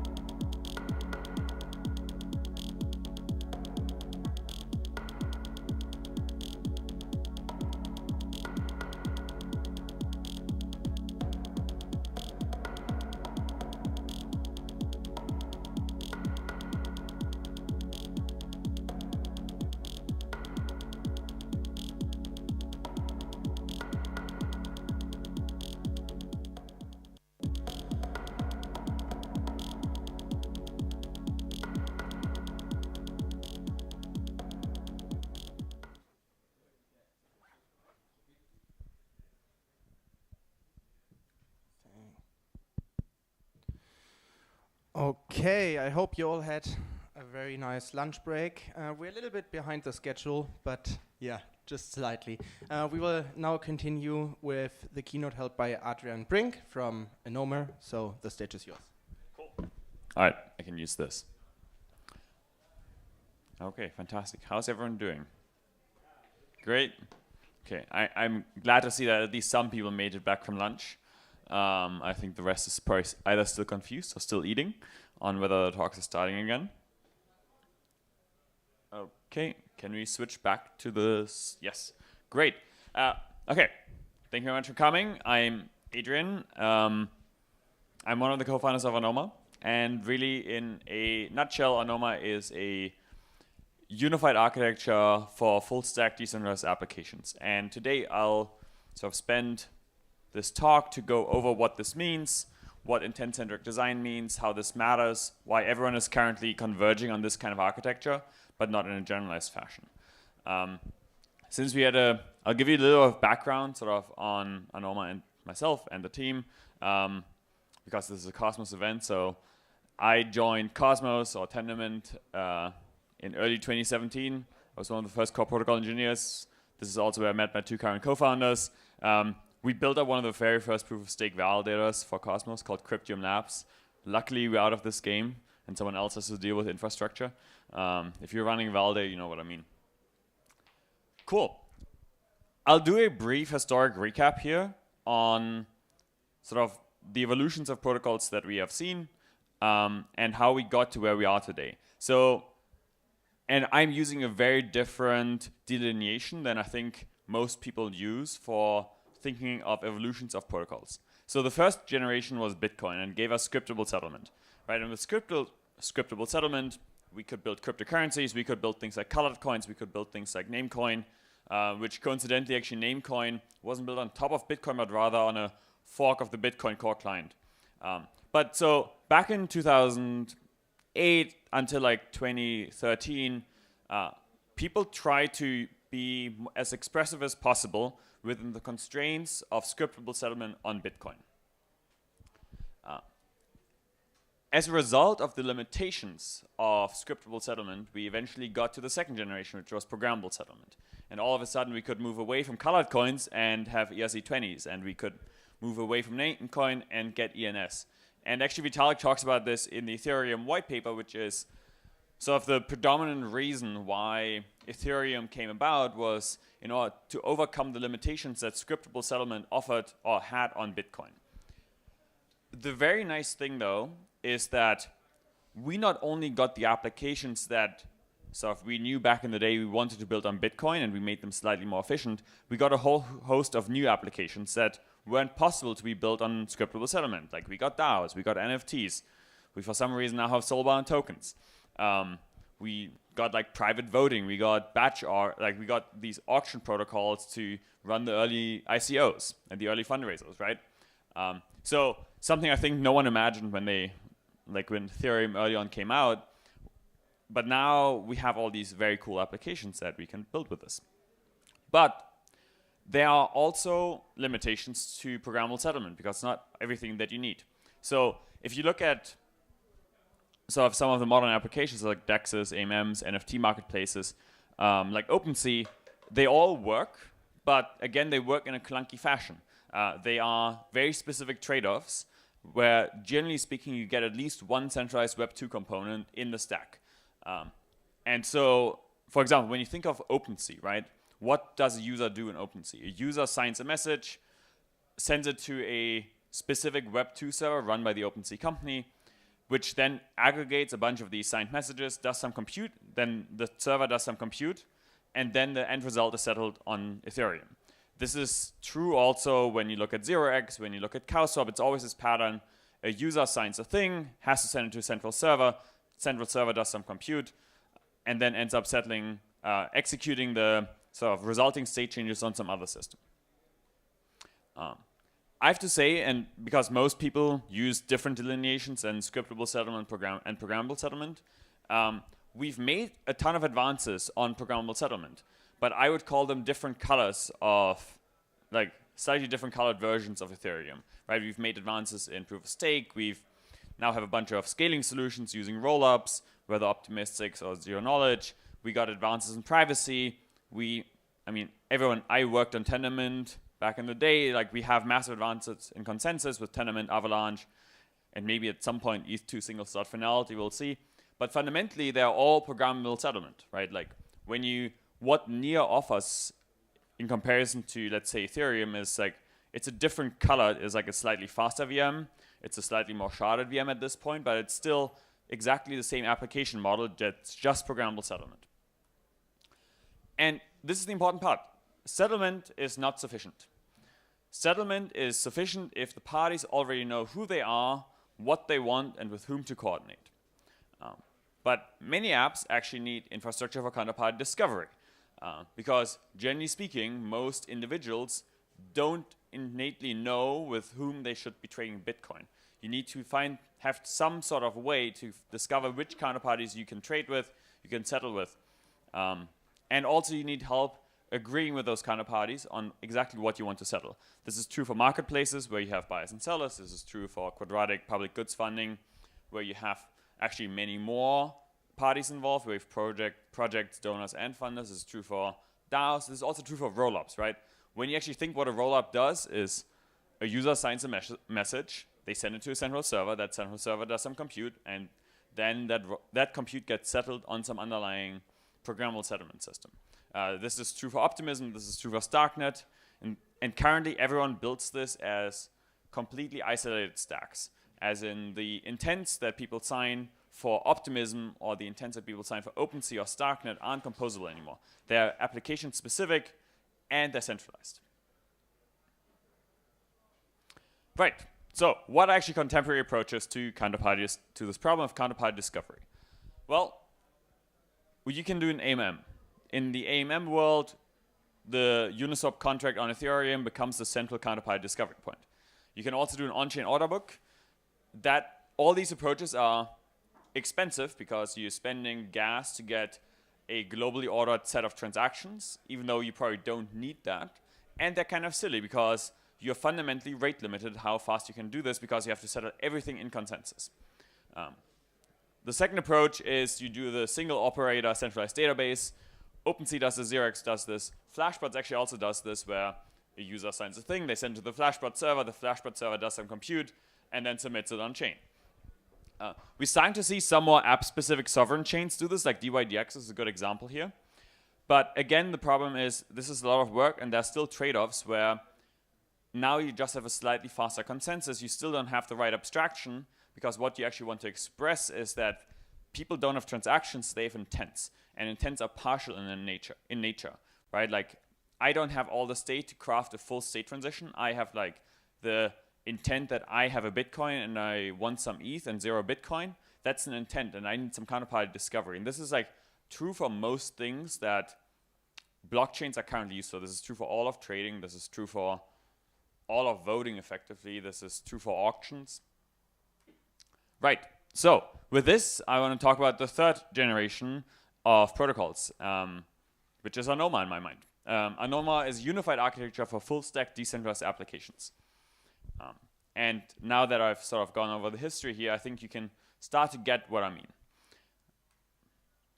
So ANOMA is an architecture for intent-centric privacy. It's an intent-centric privacy-preserving protocol for decentralized counterparty discovery, solving, and atomic multi-chain settlement.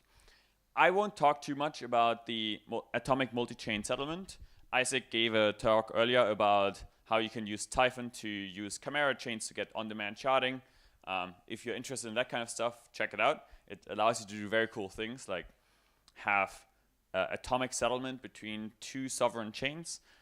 So the best example I can always come up with is imagine that the New York Stock Exchange is one decentralized blockchain and the London Stock Exchange is another. And with atomic multi-chain settlement, you can do like a conditional $100 billion trade on both exchanges at the same time.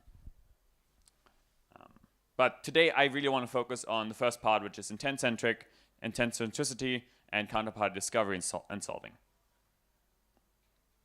So ANOMA follows two key design principles. The first one is intent centricity, and the second one is homogeneous architectures, heterogeneous security.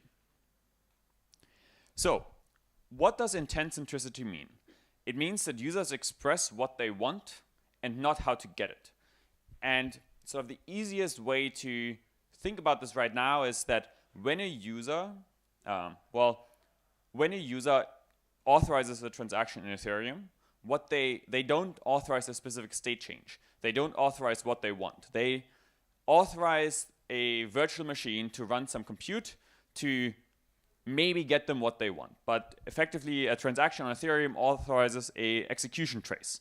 And users have to reason through the entire execution trace to understand what it actually results in. This is the reason why you can have exploits using proxy contracts, because if you end up calling a broken contract, or you have a broken contract has somewhat the ability to inject itself into your execution trace, you end up in a scenario where that contract can make arbitrary state changes to your account.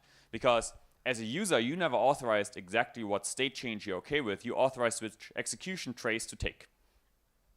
And so intents are really binding programmatic commitments to state preferences.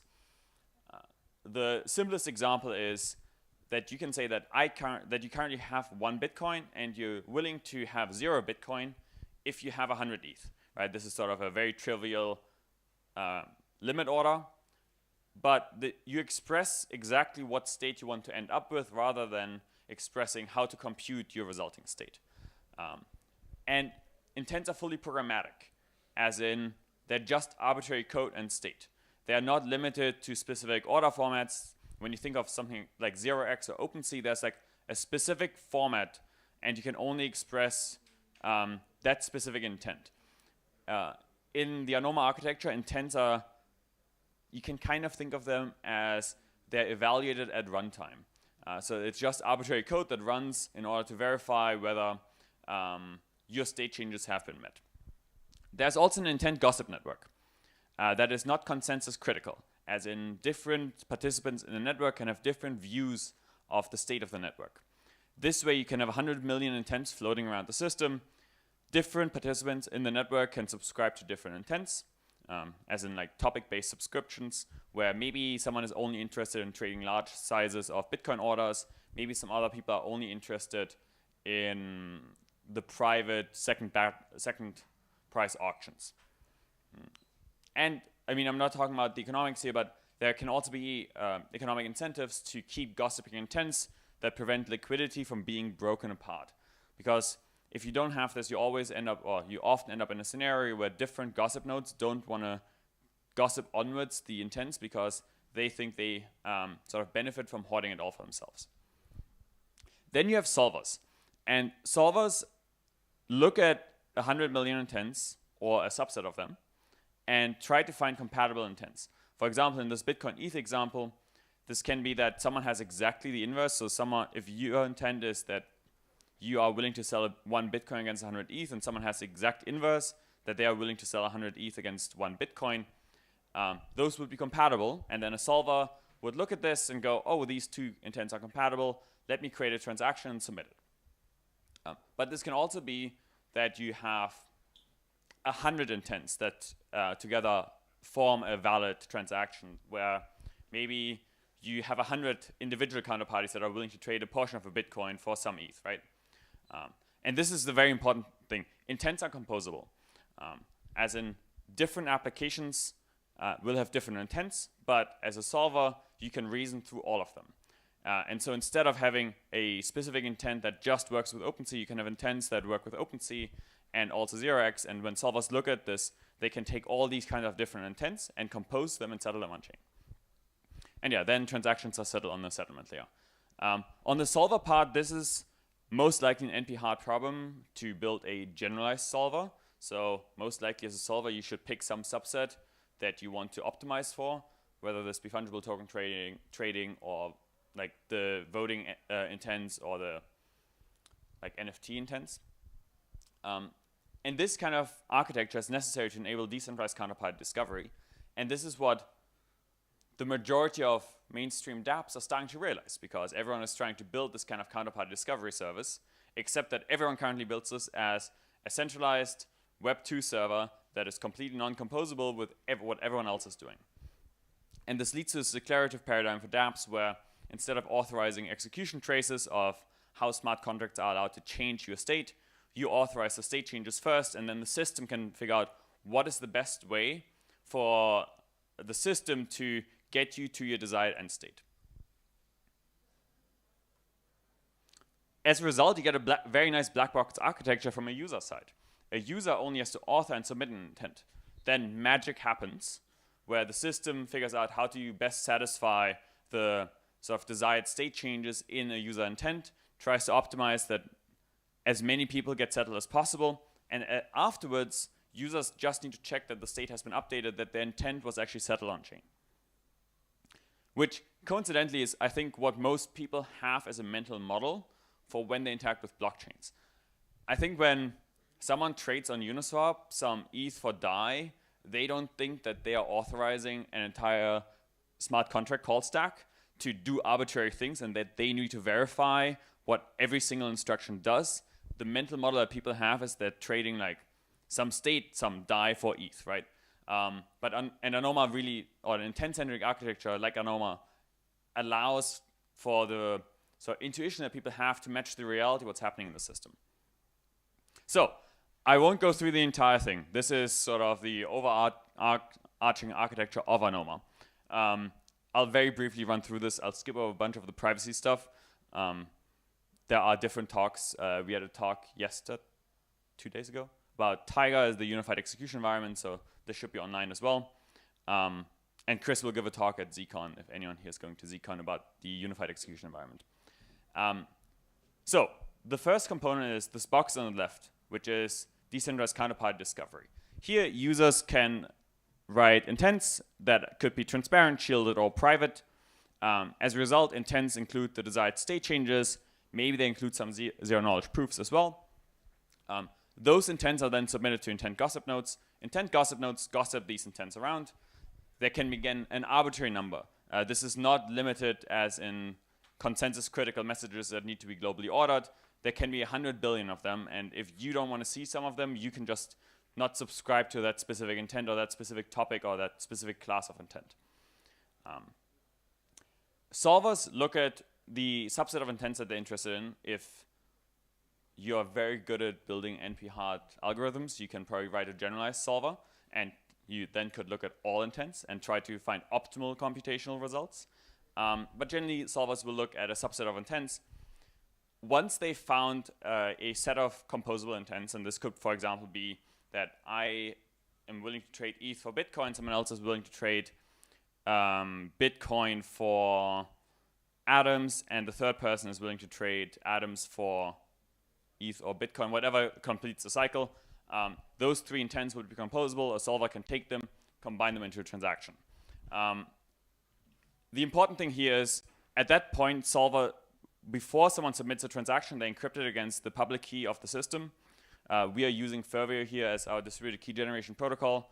It's a shared public key that is controlled by the validator set that allows us to only have encrypted transactions in the mempool. As a result, none of the transactions are front-runnable because they are hidden from sort of the general view. Then, now we come into this consensus box. So the transaction mempool only contains encrypted transactions. Validators take these encrypted transactions, they put them into blocks. They can't inject their own trades into this. They can't front-run, back-run, or sandwich people here. Proposers propose blocks of encrypted transactions. In the next block, the validator set jointly starts decrypting those transactions, but the ordering is already fixed, so they, again, can't front-run you there anymore. The way this actually works is this requires ABCI++ in order to get something called vote extensions to make the entire decryption step happening. This is why we are very interested in implementing ABCI++ in Tendermint Core. Right, now we have a finalized block. All transactions are decrypted. Oh, the decryption step also follows the same BFT threshold, so any 2/3 of the validators can decrypt, which means that no individual validator can decrypt those transactions either. Yeah, and then we go to the execution environment, and here the interesting thing is this execution environment can actually be on many different systems. This could be on, you could like use Ethereum as an execution environment, you can use Anoma as an execution environment. This is sort of, I'm coming to this in a sec with regards to heterogeneous, homogeneous architectures, heterogeneous security. Right, homogeneous architecture, heterogeneous security. Protocols benefit massively from everyone agreeing on the same protocol.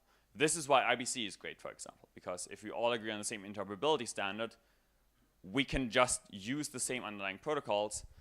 And this is actually fine because everyone wins just by agreeing on the same protocol. Even if you could write a slightly better implementations, the losses you're taking on are marginal in this case.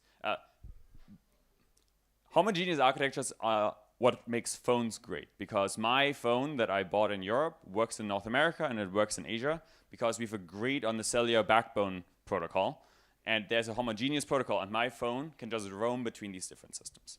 However, security domains aren't benevolent monopolies. They can charge you rent, they can steal your money. Different people may have different requirements for what they would consider secure. For example, some of us may consider that the Cosmos Hub is the most secure security zone, and we want to have all our security to be derived from the Cosmos Hub. A bunch of other people earlier this week, probably consider Ethereum to be the most secure settlement layer, and they want to have all their security derived from Ethereum. I would probably argue that most people in the real world care about their local communities being able to control their security. I think my parents would feel much more comfortable if their local city guarantees them their security for their financial transactions and their blockchains. The important point is not that we need to pick. The important point is, as long as we agree on protocols, every user can pick their own security model. And they can decide to opt into either a global Cosmos Hub or Ethereum security model, or they can opt into a local security model. So yeah, we get a lot of benefits from separating protocols and architectures from their security model. As a result, with the ANOMA architecture, you get different deployment patterns. You can deploy this as a sovereign L1. You can deploy this as a community-operated chain by your local village in Switzerland. You can deploy this as an L1.5 if you just want to decentralize a specific dApp or L2 on Ethereum, where you just use the intent, gossip, and solving part.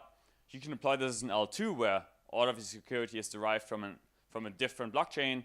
The L2 deployment would most likely be the shared security deployment with the Cosmos Hub. Yep. So then, in the first case, you only use the intent gossip network and you sequence and settle elsewhere. In the second case, you use ANOMA to decentralize not only the intent gossip but also the solving. Or you can use it to decentralize specific dApps. And the last example is sort of everyone deploys this as their own sovereign L1. Right, dApps on ANOMA. So what components do they actually have? They have intent formats which describe what users actually submit, and there will be some standards, but they're not encoded in the protocol on how do you form these intents so that solvers can easily figure out and look at many different intents to be able to compute over them. There are solver algorithms which take specific intents and try to find optimal solutions for them. And then there are validity predicates which enforce settlement invariance. For example, for bridged assets, you have the invariant that if you have a bridged an asset, the system you're currently on can't create extra of these assets. So, for example, if you're sending Bitcoin around, your settlement invariant is that the transaction can't create or destroy Bitcoin. It can just make sure that it moves from different accounts to other people. Yep, and this kind of vertical integrated architecture means that you get end-to-end security guarantees, liveness and privacy guarantees. And the really cool thing is that you don't get vendor lock-in, because you can take your applications and roam across different security domains, which is what happens in the real world at the moment. Like when I fly to the States, my phone now roams from my European security domain into the North American security domain. This is incredibly convenient. This is also kind of how passports work. People roam from different security guarantees, security domains, but with a homogeneous architecture. Okay, oh wow, 2 minutes. Right, what can you build with ANOMA? So these are examples of existing dApps that you can build, but with full stack decentralization. You can use ANOMA or the ANOMA architecture to decentralize things like 0x and CowSwap, to decentralize OpenSea, or to build very capital efficient AMMs. You can also use them to decentralize rollups or things like public goods funding, which I think the people in the back will have a hard time seeing. It's at the bottom here. Generally speaking, ANOMA generalizes this architecture which everyone has, which is you need decentralized counterparty discovery, solving, as well as programmable settlement. But just as I mentioned in the beginning, when we went from Bitcoin to Ethereum, later on we realized that there are a bunch of novel applications that we can probably build on top of Ethereum that we didn't even think of when we upgraded from Ethereum to Bitcoin. And in the same sense, I expect that there will be a lot of novel applications that people come up with over time that can be built on ANOMA that we aren't currently even thinking about. One of those things is something like private DAOs, where the votes are private, but the results are transparent. The other one is private auctions. You actually need Fervia for this, for programmable threshold decryption, where you keep all bits private until you have all the bits in, and then you do the revelation all at the same time without new bits being able to be submitted. This is how you implement trustless second price auctions. Yep, you can build something like private games. I think the thing I'm most excited about is multi-party, multivariate private bartering. The idea that we don't really need to have base money anymore if we can just all barter directly with each other, and we can have 100 million intents, and all these intents are composable against each other, so you can take 100 million intents and everyone gets what they want if they net out in the end. Oh, and you can have on-demand or runtime rollups, because what is a rollup effectively? A rollup is a netting out of state changes. So if I have an intent and someone else has an intent and a third person has an intent, and this only results in a tiny state change on the underlying system, you can just run these as intents just compose as runtime rollups. For now, this is very different because no one has intents and everyone builds these very specific applications. But once you generalize this pattern, you just get these kinds of things. Anoma is built by Helix, a team at Helix. If you want to check it out, we have t-shirts upstairs, and I think there is a non-public version of the white paper still there. So if you want to find the white paper, check that out as well. Anoma, a unified architecture for full stack decentralization. Thank you very much.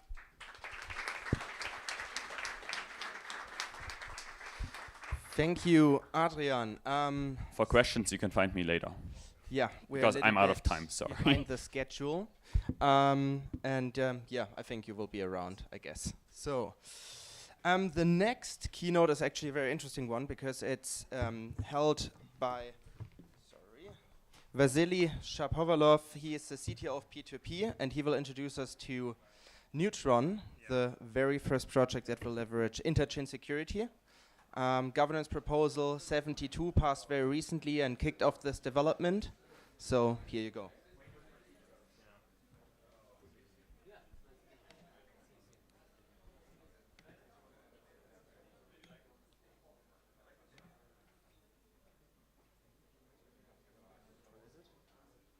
Yeah, this one.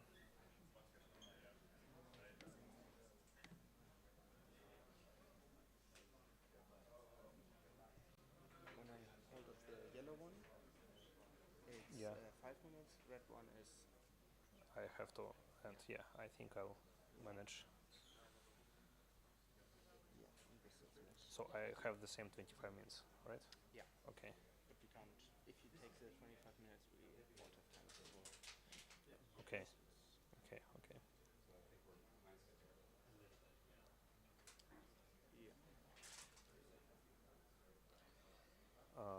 So how do I click it?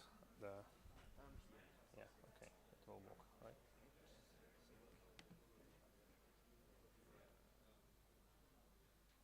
I think you downloaded it already.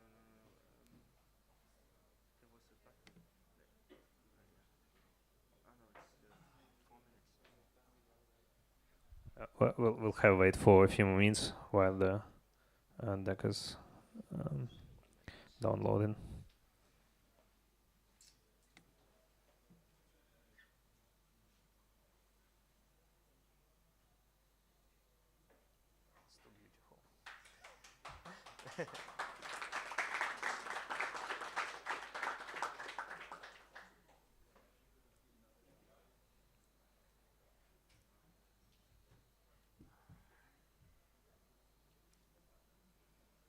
I think I'll start without the slides and we'll pick up the slides when they end, right? I'll ask you to put it on, right, when downloads. Okay. Folks asked me to hurry because we're running late a bit. I'm Vasily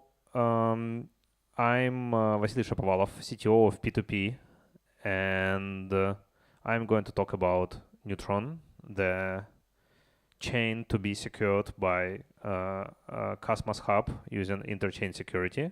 That is going to be permissionless smart contract platform that leverages Cosmos and IBC primitives to be the chain to deploy the interchain application, the glue for the interchain.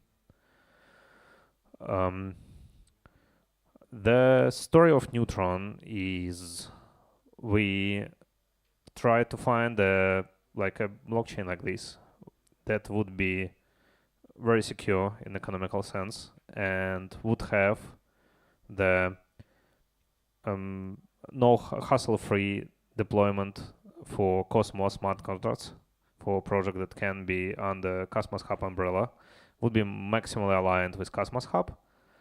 But chain like this doesn't exist. So, yeah. 1 second. Chain like this doesn't exist. So that's what we had to start making to make one. Okay. Yeah. Okay. So we are in P2P, Cosmos OG. We started with validating with Genesis. We participated in Game of Stakes and were one of the winners. The Game of Zones also winners there. And there is nothing more exciting for me in Cosmos ecosystem than making Atom useful. So I think it's a great development. So yeah, we wanted a chain that would be aligned with Cosmos Hub, but would allow us to make interchain enabled protocols. And we asked the community using the proposal 72 that was controversial for a bit, but then passed with great success and a lot of engagement, which I can thank all of you for. So that was very energizing.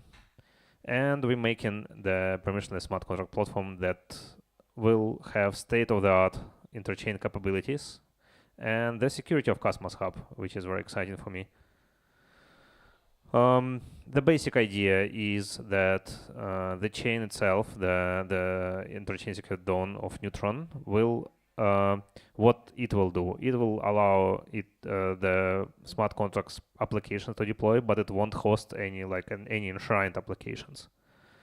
It will have a permissionless smart contract platform, and it will have state like the bleeding edge IBC standards. Like for now, that's like interchain accounts, interchain queries that are connected to Cosmos. So you can actually iterate on them using the smart contract platform, and it's all secured by Cosmos Hub.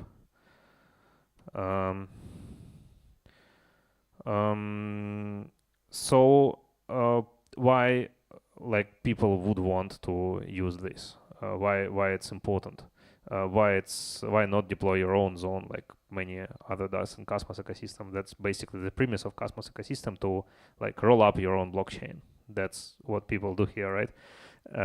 So the gist of it is Cosmos SDK zones are more powerful. You can do a lot of more stuff with it. Like you can hack on P2P layer, like Anoma here is doing, like, right?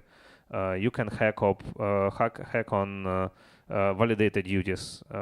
Like Terra was doing this with oracles that were working with validators. Kava was also doing this with validators. And you can add additional responsibilities to them, like thought chain that makes validators also the like shards of decentralized custody that handle the money, basically. And you've got your isolate environment that protects fork login by the applications, and you've got like full sovereignty. But like what you lose actually, smart contracts development is like 10 times faster. It's easier to pump out code, test code, share code. You have better tooling, you have better development experience. Like you have cheaper maintenance because you don't have to maintain a blockchain. You have only to maintain a smart contract, which is like in some cases it's zero maintenance when the smart contract is immutable. And for many smart contracts platform, the default model is synchronous environment where all contracts can work with each other, and that is like great for composability. You've seen this on Ethereum to play out as a great driver for success of decentralized finance, decentralized composable protocols, etc. And Cosmos has place for all of it. So you need high customization, you need high sovereignty, you have and you have basically resources to make it happen. You roll out your own chain. You are not sure that you'll have resources for it. You want to test things out. You want more composability. You want less expenses. You roll out on a smart contracts platform because it's cheaper to start. And then if you want to do it, you can roll out your own chain later, or you can stay here.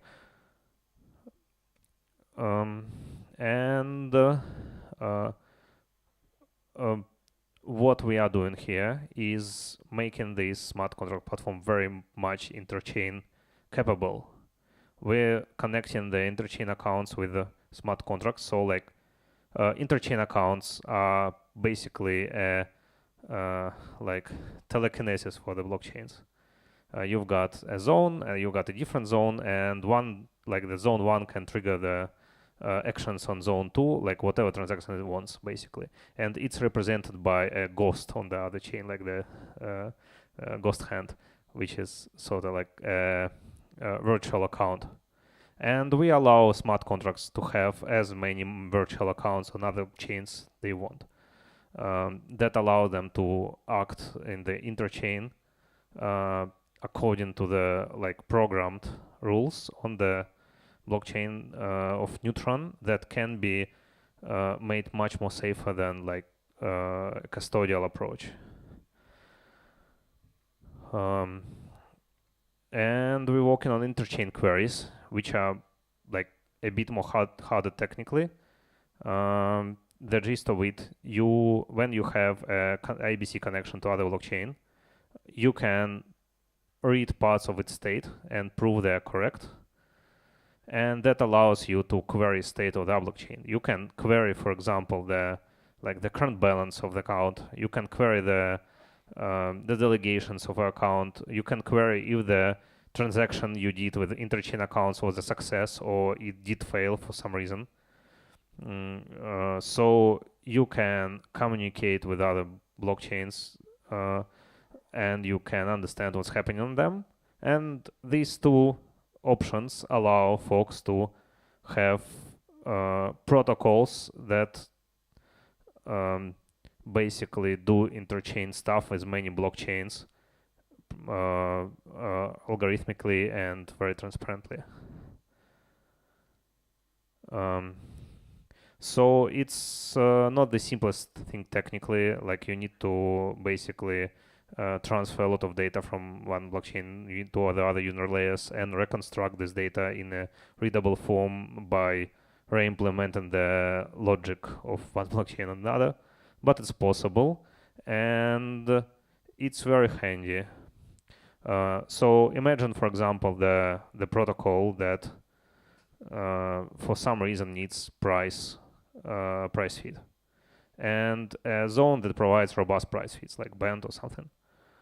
And without interchain queries, a request is sent from one zone to another. It is replied on the other zone and sent back using IBC. And in between the threshold for a query should be reached, which also takes some time. And it's high latency. It takes in the best case, it takes like half a minute or so. And if with interchain queries, when you need to query price, for example, on Band again, or on Osmosis, or like whatever where you want to solve the price for, the smart contracts basically puts up a request. Relay immediately picks it up and relays the data from the other blockchain, one round trip less basically, and it's validated by the smart contract that reads the query. It's like half of mass latency and more universal basically. You don't need a specialized Oracle blockchain to read prices. And it's all running under Cosmos Hub umbrella. So basically it's secured by Cosmos Hub. It's got a virtuous cycle. So like interchain security makes Cosmos Hub, makes Neutron more economically secure than like basically most other places in Cosmos, most other zones in Cosmos. And Neutron shares a fee income with Cosmos Hub. So adoption of Neutron drives revenue to the hub, makes it more valuable, and makes Neutron more secure. That's a virtuous cycle. So what's next for us? We want to run Neutron.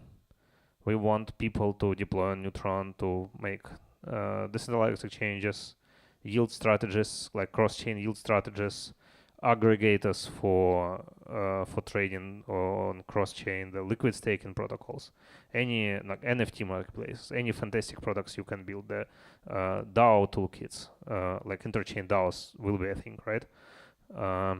So we want folks to build it. So we were asked a lot if there there will be a token, and the answer is yeah. We don't have a final version of what the exact design here will be, but that's what I'm thinking right now. I think we're going to be to run with V model, where the token for the Neutron that is provisionally named right now will be having some governance power over economics of Neutron. Like it will be used for funneling emissions of Rhino to the project, to the goal that can be anything from liquidity incentives to like common goods receivers to like funding of the development to like whatever, basically whatever governance thinks is good. It also will have some revenue from fees and some voting power in the minimized governance on Neutron. That can be changed, right? So that's not set in stone. And the transaction fees, I think, should be split with between buying and burning the Arena token, getting some rewards from fees to the Arena stakers, and some of that should be transformed to stables in the treasury. One thing we want to discuss with the community, the initial proposal had all fees on Neutron be paid in Atom. Maybe there is a better way, like the fees paid and whatever, and swap to Atom. But we'll find out. So if you're interested, if you want to build on Neutron, if you're interested in Neutron, if you want to be on the team or learn more or support us, please reach out. We've got like the contacts laid out for you. And I think that's it.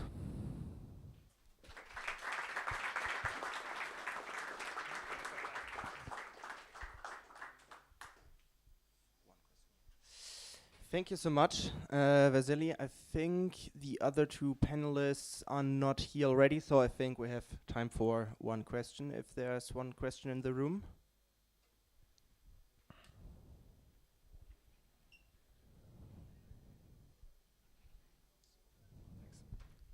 Hi. How do you plan on competing with other smart contract platforms such as Juno, Terra, Secret? So I think that two parts that makes Neutron like stand out a bit here is Cosmos Hub security, which is really important, and for many like very like sensitive security applications. If we have the same like security as Cosmos Hub in economical sense, it's basically like 10 times more than Juno at the time. So that matters so to some people. And the commitment to like bleeding edge interchain capabilities for smart contracts. The self-contained blockchains will have hard time, like smart contract platform will have hard time to find a niche in the market, but like very interchain enabled is a new thing, and it will have new protocols on it that haven't been that can't be built by basically on the lagging smart contract platforms here. So yeah, that's it. Thank you. Any more questions? Because we're still waiting for the other two panelists. Okay, thank you, Vasily. Thank you for coming.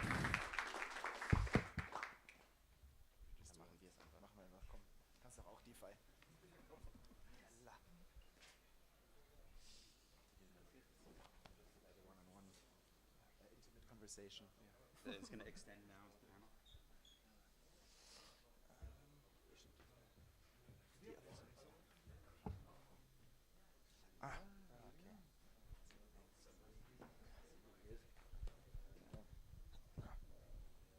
Nice to see you again. Tissue.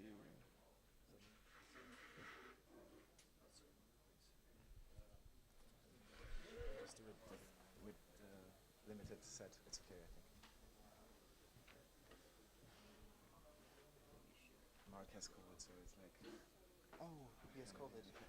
He won't be coming. Yeah, I just got this info. Oh, good. Yeah. Yeah. Oh, okay.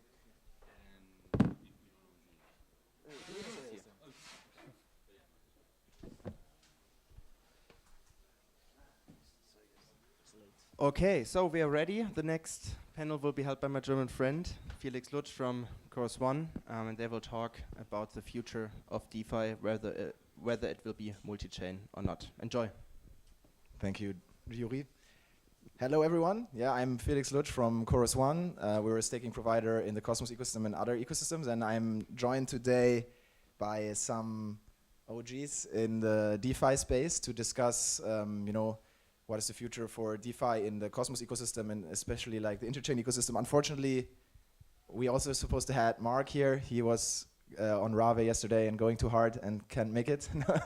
We're not sure, but luckily we have the other panelists here. So I'm going to start just by like introducing or letting you introduce yourselves, right? Maybe let's start with Sean from Mechatech. Hi, Sean. Welcome on the panel, and like maybe tell us a little bit about how you are engaged in the Cosmos DeFi ecosystem right now.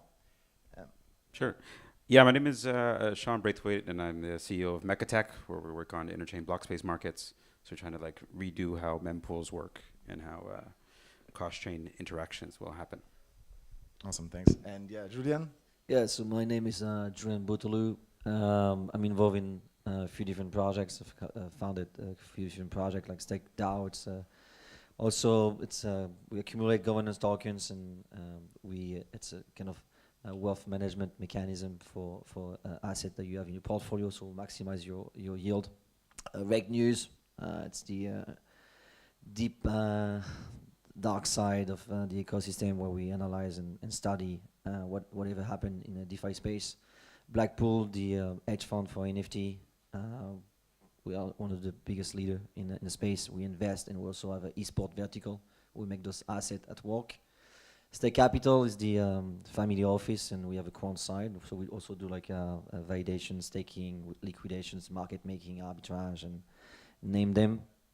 Yeah, that's it. Yeah, thanks. That was a great background. I think also like maybe to double click a little bit on you, Sean. Can you talk a little bit more about how you're engaged in the Cosmos DeFi ecosystem today? How did you come to build the project you're building right now? All right. Okay. So I used to work at the ICF as an engineer on Tendermint Core, and then we kind of split off and did informal. So we started like this verification and development, which was like the biggest development org in Cosmos at a time. Maybe it's different now, but it was back then. And I stepped in as CTO there, where we shipped IBC. So I worked on the light client and protocol specs, and a range of things. And I guess one of the issues we had working within that ICF grant structure, that there was a lot of things that we wanted to do to Tendermint that we couldn't do. So we wanted to like stop Tendermint being like a holistic thing. We want to split into libraries and maybe like redo the gossip layer. Want like change gossip. We didn't like how gossip was done, and it didn't seem to work in that configuration. Let's say so. Like myself and my co-founder Alex Zimmerl, we kind of started our own company to take another whack at it and looked at different ways that we could sort of align economically with that kind of work, so we could hire really high-end people and remunerate them well. And the short answer to that was MEV. It seemed like that was going well when we started the company, and it started to become like a dominant source of revenue. It seemed to be where a lot of stuff was happening. So we tried to think of a way that we could make that so flows of capital much better governed, and like how do you balance incentives when you have like overlapping preferences between relayers and validators, searchers, hedge funds, passive active liquidity. Like it isn't clear that our current block space markets like have those kind of facilities. So we want to build that. So we started Mechatech. Awesome, thanks so much. Yeah, we're gonna like dive into that a little bit later for sure. I think, Julian, you mentioned a lot of your projects, and obviously you are around in a lot of ecosystems. You're like one of the early DeFi people in a way, with Curve, with a lot of other things. And also early in the Cosmos, actually, like many people maybe don't know, but yeah, Stake Capital is a validator and always been there. So I think I'm very curious to hear how you kind of see the Cosmos ecosystem, the DeFi ecosystem compared to other things, and where it stands right now. Yeah, it's well, time passes very quick. Remember, we did a game of stake, so we back then when multi-chain was not a thing, and there was only Ethereum and Bitcoin, and well, the rest of the community, there was no DeFi, and so like Chorus One and Figment and other guys were like pretty small companies. Like we're involved in Tezos and Cosmos. I remember like there was this competition game of stake. We spent a year and a half, 2 years our time, and there was no concept of money back then, so it was just like purely investing time and resources and capital and energy, and more importantly at the time it was pretty painful, but it's kind of how the space changed. It's pretty astonishing, and congratulations on IBC, because back then it was like the concept of IBC, but people were like, no, this will come in 15 years, 20 years, never happen. Well, it's a massive piece of work, so congrats on that. Yeah, so the question was more like the situation of all the different chains together. Yeah, like just like DeFi in Cosmos, right? Obviously, that's kind of the core usage of the infrastructure. Yeah, so I think it's in the Cosmos and Tendermint and the consensus mechanism of IBC. What I see the ecosystem of Cosmos is the ability to easily power a few different ideas and projects in the ecosystem. Rather than, for example, in Polkadot or in Ethereum, Cosmos it's the SDK of Cosmos. The project, the ecosystem of Cosmos is super easy to build and bootstrap a project, and that connecting those projects between each other by having a hub, but then bridging across multiple different chains, like EVM compatible, and so I see Cosmos as potentially and that's the vision, I think, to be the hub of connecting all the different blockchains together.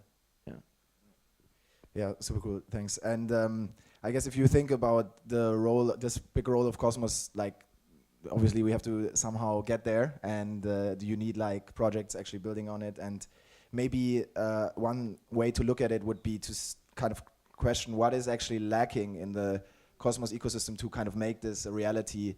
In your opinion, maybe whoever wants to start. I think it's.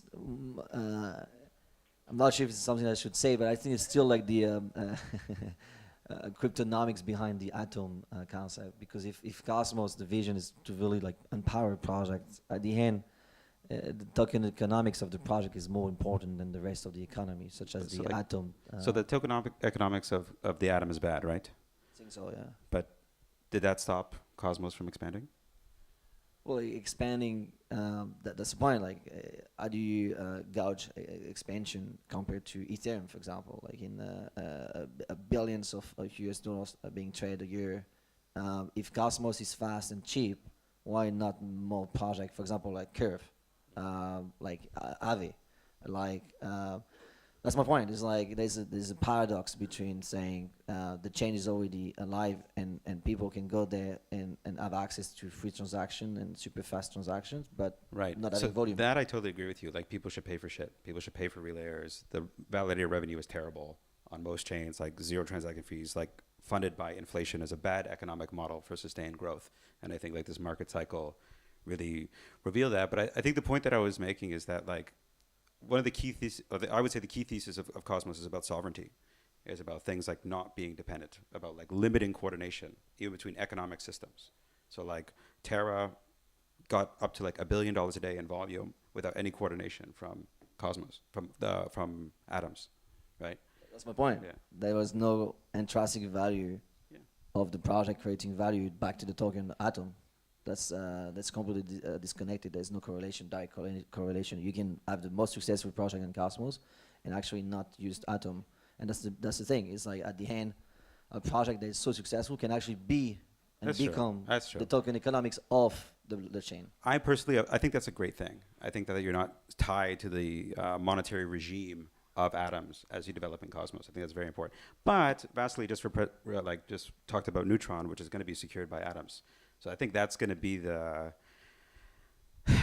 that's where it's going to start to accrue value. Like I think that was always the plan, to sort of like not charge tax for as long as possible in Cosmos. Was very, very important to go into market versus an ecosystem like Polkadot, which some people would admire the technology there and look at all the capabilities that are amazing, but they don't have the adoption. One reason was because the tax is too high. Like the value capture is disproportionate to the value delivered. So it's, if I do the devil advocate, it's true, but look at Ethereum. Ethereum is super taxed.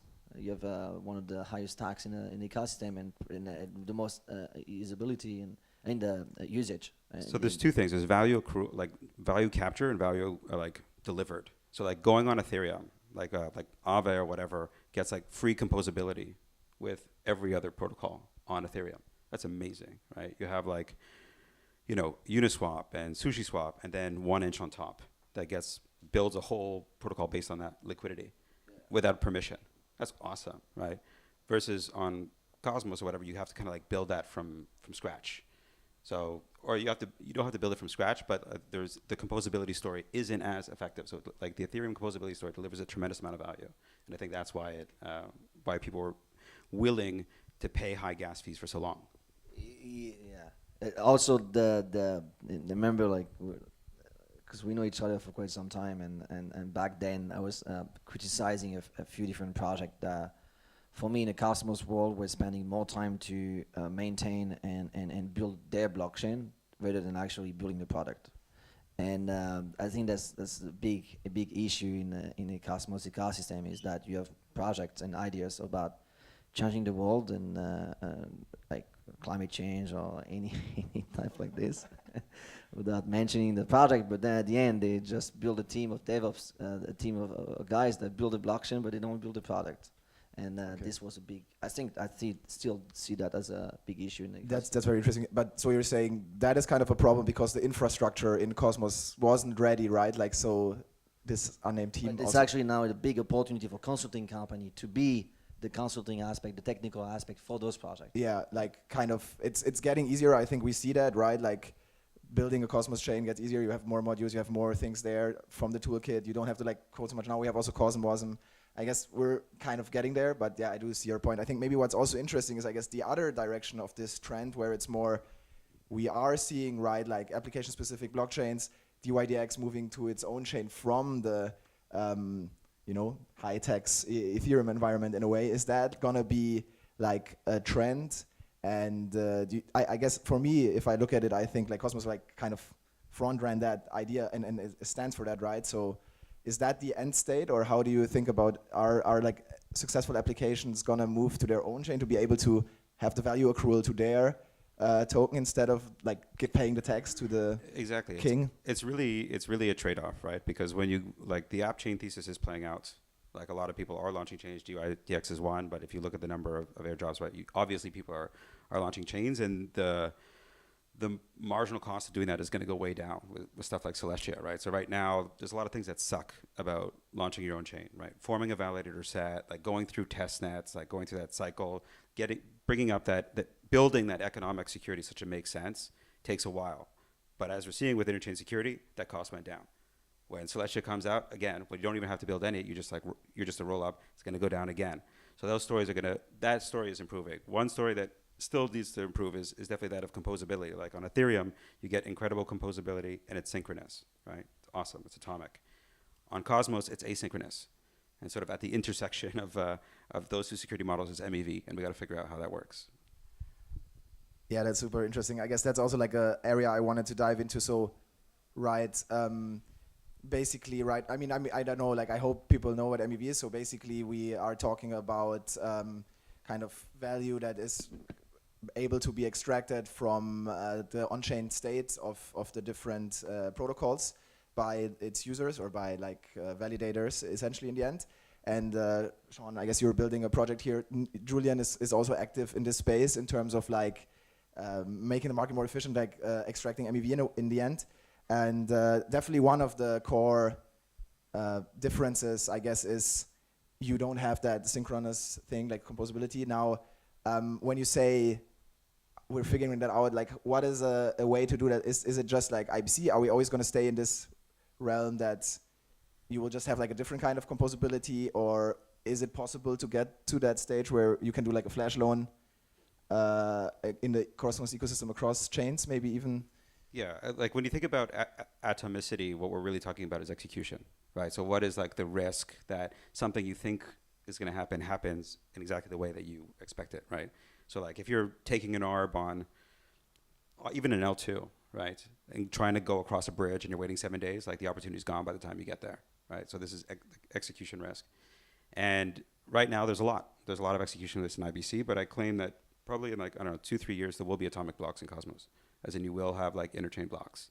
And there's a couple proposals for how we do that. Anoma, like Isaac was just up here. No, Adrian was here, but there's another guy, another nice person from Anoma named Isaac, who's working on a new kind of, I think he's calling it Shimras right now, for heterogeneous packs. So anyways, there's a lot of work being done, and it's not done, but it is becoming more believable.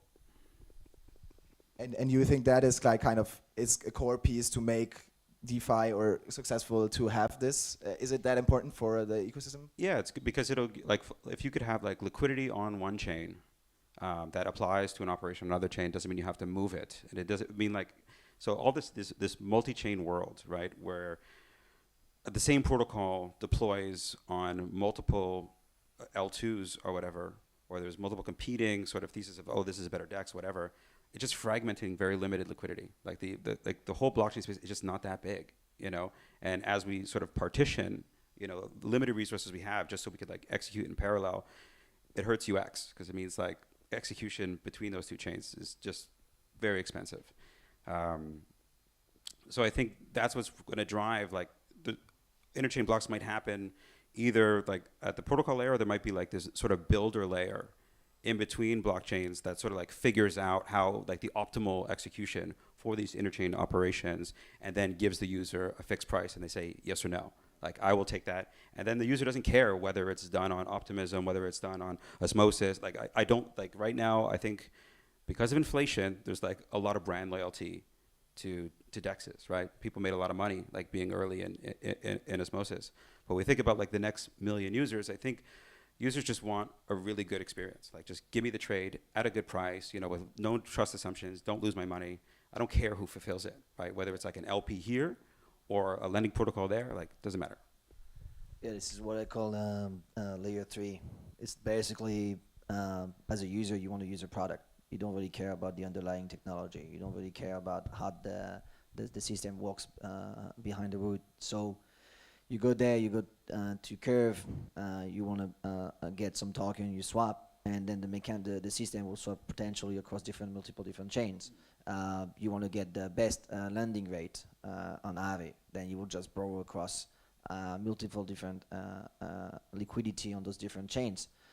And for us as a quant, it's kind of like, it's beautiful. It's bringing the concept of arbitrage, liquidation, and flash loan to the next level, because then you, instead of having one scope, one isolated market, then you tap directly into many different markets. It's kind of like in caps, like the FX market. If the FX market was just one market, then you can just tap into a $6 trillion US market cap in an instant way. So yeah, it's fantastic. And what we've been doing in MEV, or like more like arbitraging and across different chains. So we usually do like leverage or hedging according to our arbitrage that we take.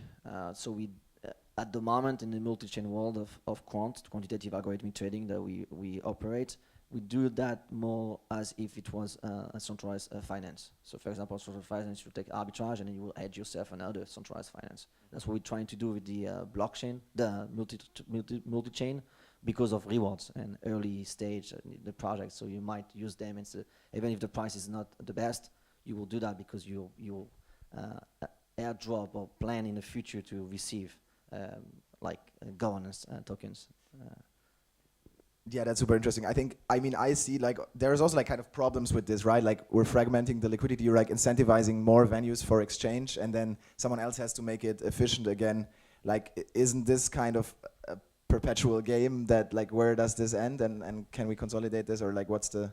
I think there's like, so long as there's so much like capital in the space, that we just want to explore as many sort of permutations of like core product thesis in parallel, so we could, and hopefully as cheaply as possible without like the malallocation of like human capital. Like, people are what matter, and if you have people working on dumb projects for too long, that's really, really bad. So you don't want to like overfinance unproductive projects that are sort of trying stupid things.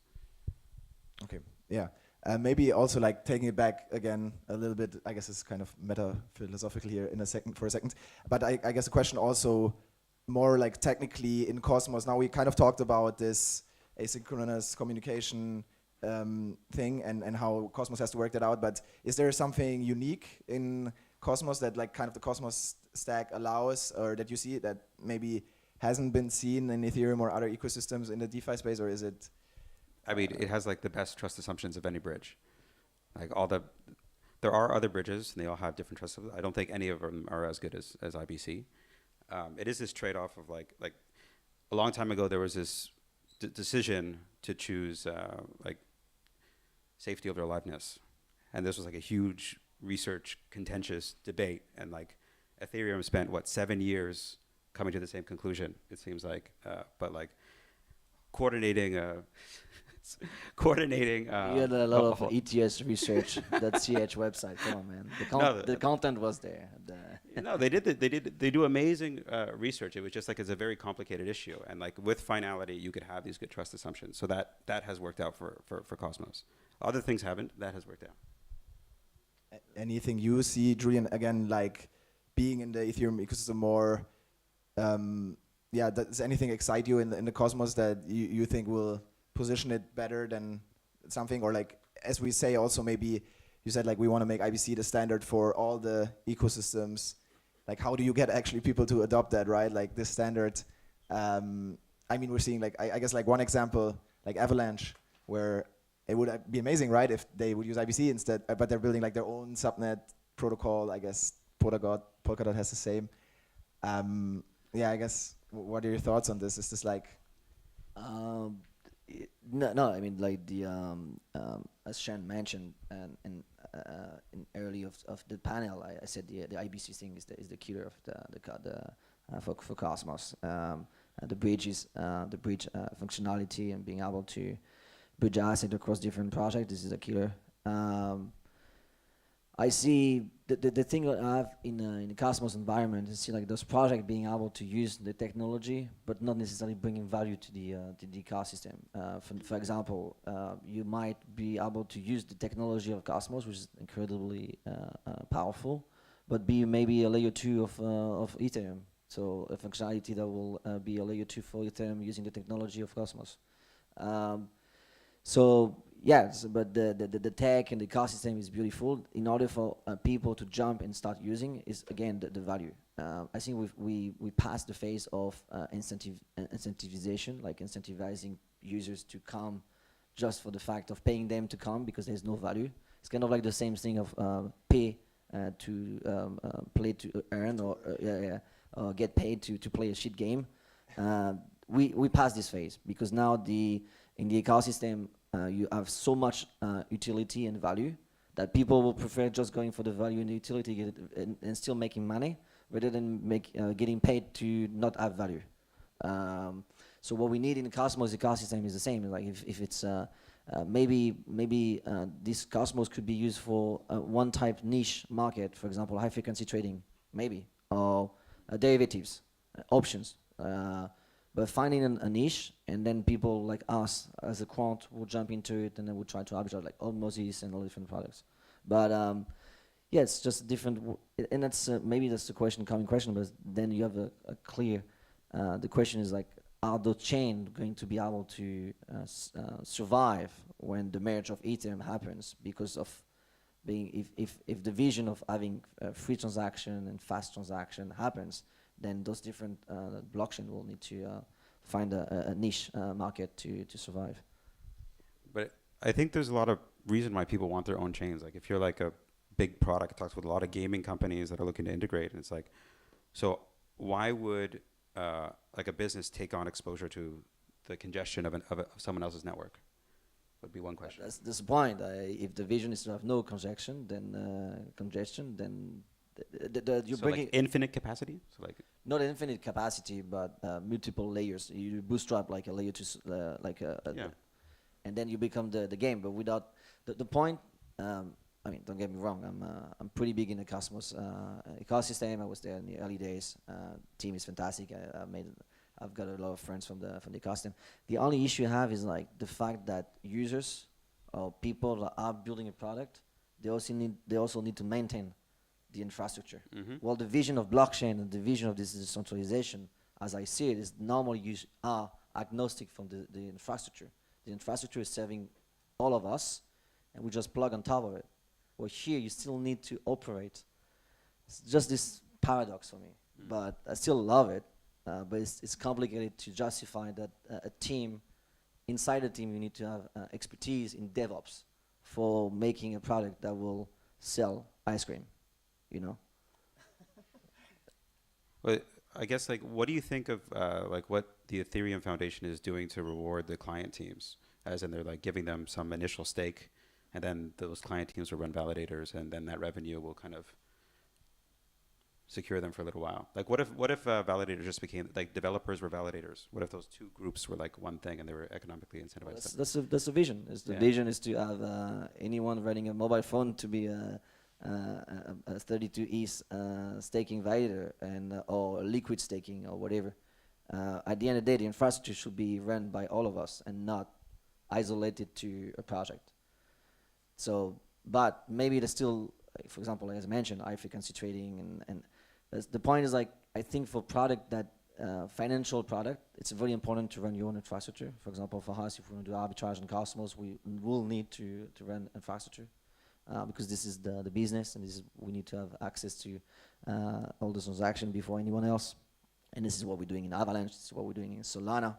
We have validators with big amount of money, so we can monitor activity, I would say. I really agree with that, like, and how much it sucks, and like what kind of a barrier to entry that presents. Like, I know that like a lot of market makers will not come into Cosmos because the volumes are too low and the cost of running, like setting up the infrastructure, it's just not worth it, you know. So it's only like the right now it is really a devotee, you know, cottage industry, even though there are big validators, you know, like Blockdaemon, Figment, you guys, you know, like they're serious people, but there's like a whole other host of people that are still on the sidelines, you know, waiting for the economics to improve. Yeah, because like 100 or 150 validators is small.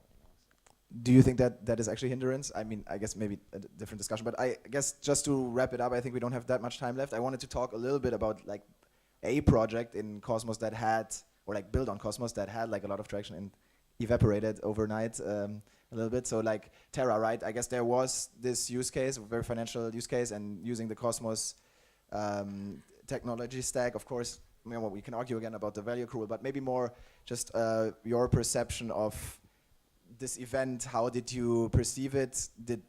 Was it like good for Cosmos, bad, and what's the opportunity now that Terra's gone? Or like, what are the learnings for you from the whole Terra episode? So it's very hard to say that it was great just because so many average people lost their savings. Like, that was terrible. Yeah, but there were good things about it, right? For one, the fact that like Terra came and collapsed without affecting anything else in the ecosystem, really, you know, was kind of interesting in terms of anti-fragility. In terms of like, so we were in the market, so we run searching operations as well, and we were in the market when that happened, and we saw like what it looks like when a network is under pressure.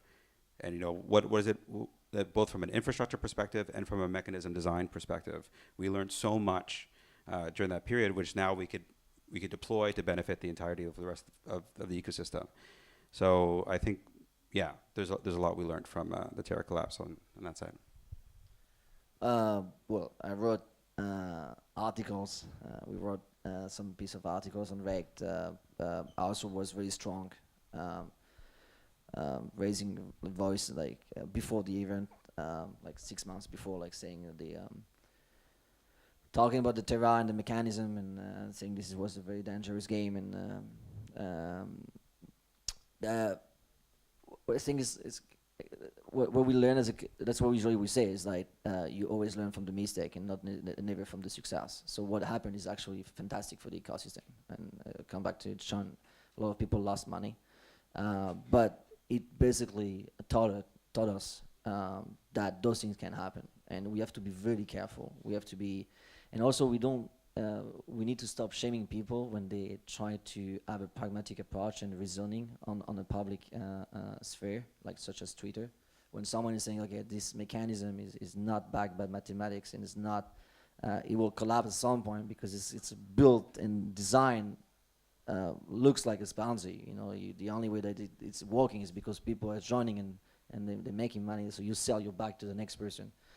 But in terms of technology, it's actually showing that the project failed not because of the stack. It's because the product, the person who designed the product, the company, was completely flawed. There's a big flaw inside the process. But the technology, Cosmos, Tendermint, and all that stuff, this is beautiful. And it showed like strongness. It showed that it was actually working. Then, yeah, on the validator side, but then we come back on the limit of validators, the decentralization of Cosmos, which is another aspect, which for me is it's a bottleneck of the protocol right now. But otherwise, the tech is still working. All right, I guess we can wrap up on this. I think we could also like continue the discussion talking about like the validator set and if is anything else actually. Oh yeah, maybe we can even take a public question if anyone wants to ask something kind of Cosmos DeFi related. Okay. Thank you.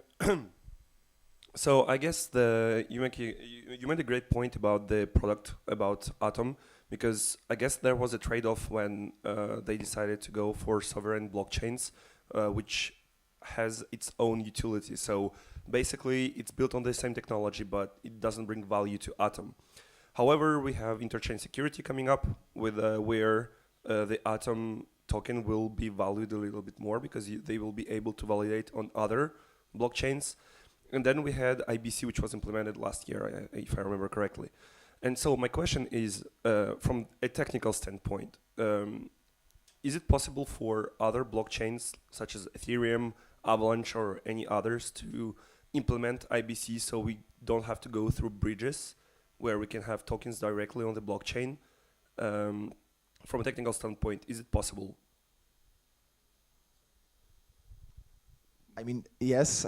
I think it kind of depends on the consensus mechanism or like the finality assumptions and how, because you have to build like a light client for that specific chain that kind of speaks IBC and kind of can follow the standard. I'm sure you're more versed in this topic, but yeah, essentially, I think for some it's harder than for others, especially if there's like some probabilistic finality or the consensus is not well understood, like for example Solana, where it's kind of like you don't know where you're at, but in others it's maybe easier to build. And I think there are people building it, right? Like I think Composable Finance team is building it for the near like a light client Tendermint to be able to use IBC. We actually, like Chorus One, we did like some work on Tendermint in Solidity that for Celo. So this is not in production, but like there's work being done on multiple fronts to kind of make that possible. And I guess yeah, the end goal would be that this is adopted and really used. Yeah, there's a project called Polymer that is building like a light client for Ethereum. Or for ETH too. That's pretty exciting. But yeah, there are trade-offs to IBC. You need succinct light client proofs and you need instant finality. So all these, so maybe you could have like a gadget that says like, I'll just like wait for some, I don't know, let's say, what's Coinbase at, 50 blocks? 50 blocks, okay. But the Coinbase threshold, is the finality gadget for, maybe that'll work. Yeah, but you can do it, and there's people doing it, and they're making progress. Yeah, you can see on ETH research.ch, you have like a huge feed about IBC implementation of project trying to implement the IBC mechanism into Ethereum. You have like clients and a piece of stuff like that. Thank you, guys. Big round of applause, please.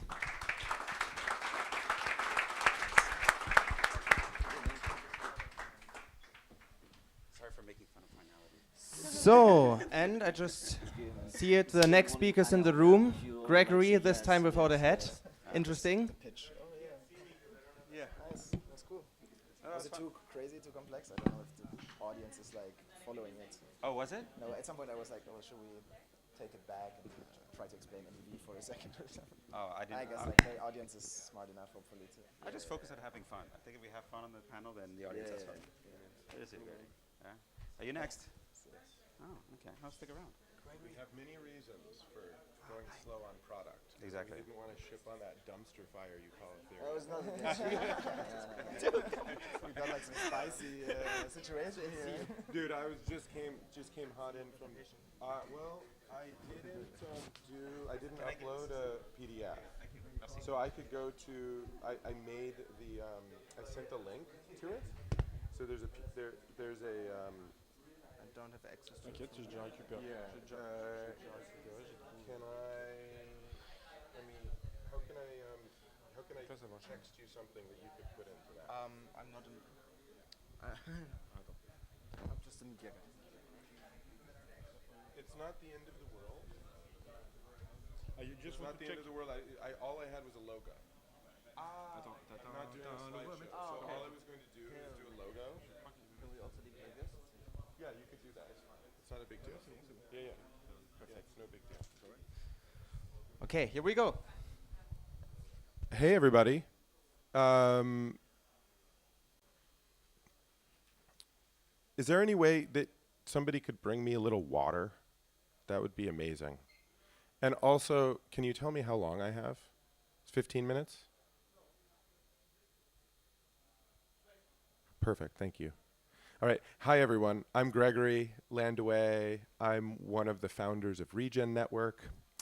And I'm going to give a little talk about what needs to be true for the Cosmos ecosystem to be the home for refi or regenerative finance. I just came over in an Uber from the Sustainable Blockchain Summit, which is a parallel event taking place in which Protocol Labs and Cello and Solana and a bunch of other ecosystems are having this conversation about regenerative finance and tokenization of carbon credits and other things. So I have a lot of like very fresh insights to share. It's like hot off the press. You know, what needs to be true. So I'm gonna try in my 20 minutes to do 3 things. One is I'm gonna sort of like explain WTF refi, you know, in just at a high level. What are we even talking about here? And then the second thing that I'm going to talk about is a little bit about what Regen Network is actually doing, you know, functionally and in terms of our business development cycle and, you know, just the app chain that we're developing. What is it? But I want to kind of keep that brief because really what I want to talk to people in the ecosystem about is how we as a community need to approach being attractive for the regenerative finance movement, which is an enormously important movement for the planet and also for, you know, I would argue for just financial viability of the blockchain world. Okay, so what's refi? It comes from this concept of regenerative finance. So you're sort of like smashing regenerative finance, not refinancing loans, into the you know the hashtag meme refi. And what most people are talking about really relates to climate action. The dominant narrative in the refi movement is around carbon sequestration, avoiding emissions, and fighting climate change, and sort of integrating and upgrading the incumbent or legacy carbon markets using blockchain technology. There's a lot of that conversation, that level of conversation. But I also think broadly that movement is trying to go a step deeper and ask the question, what happens if we redefine value, flows, and creation to align it with some sort of public good that a community identifies as important for their existence? Because that's a level deeper than just the climate question, right? Because climate change, we're sort of saying, hey, we have a biosphere. All of our lives depend on the biosphere. All of our industries depend on the biosphere. Our monetary system is sort of like a figment of our human imagination, and our human imagination depends on the biosphere functioning well. So how do we connect the financial, how do we connect and coordinate our human economy with the larger world, the real world, the tangible world of climate flows, of carbon cycles, of water cycles? How do we do that in a way and if you do that, if in some way there are assets and collateral and financial instruments that are all linked in a legitimate, transparent, and plausible way to ecological health or regeneration, think about the transformation of what economics means and what finance means and what money means. It's really mind-blowing when you start to, go in deeply into that. So, refi, it's a huge deal in the rest of the crypto space right now. The Ethereum community has kind of glommed on to the regen meme and refi, and there's a huge amount of activity. It's quite frothy, it's pretty hand-wavy. A lot of it isn't great, but it's like a thing.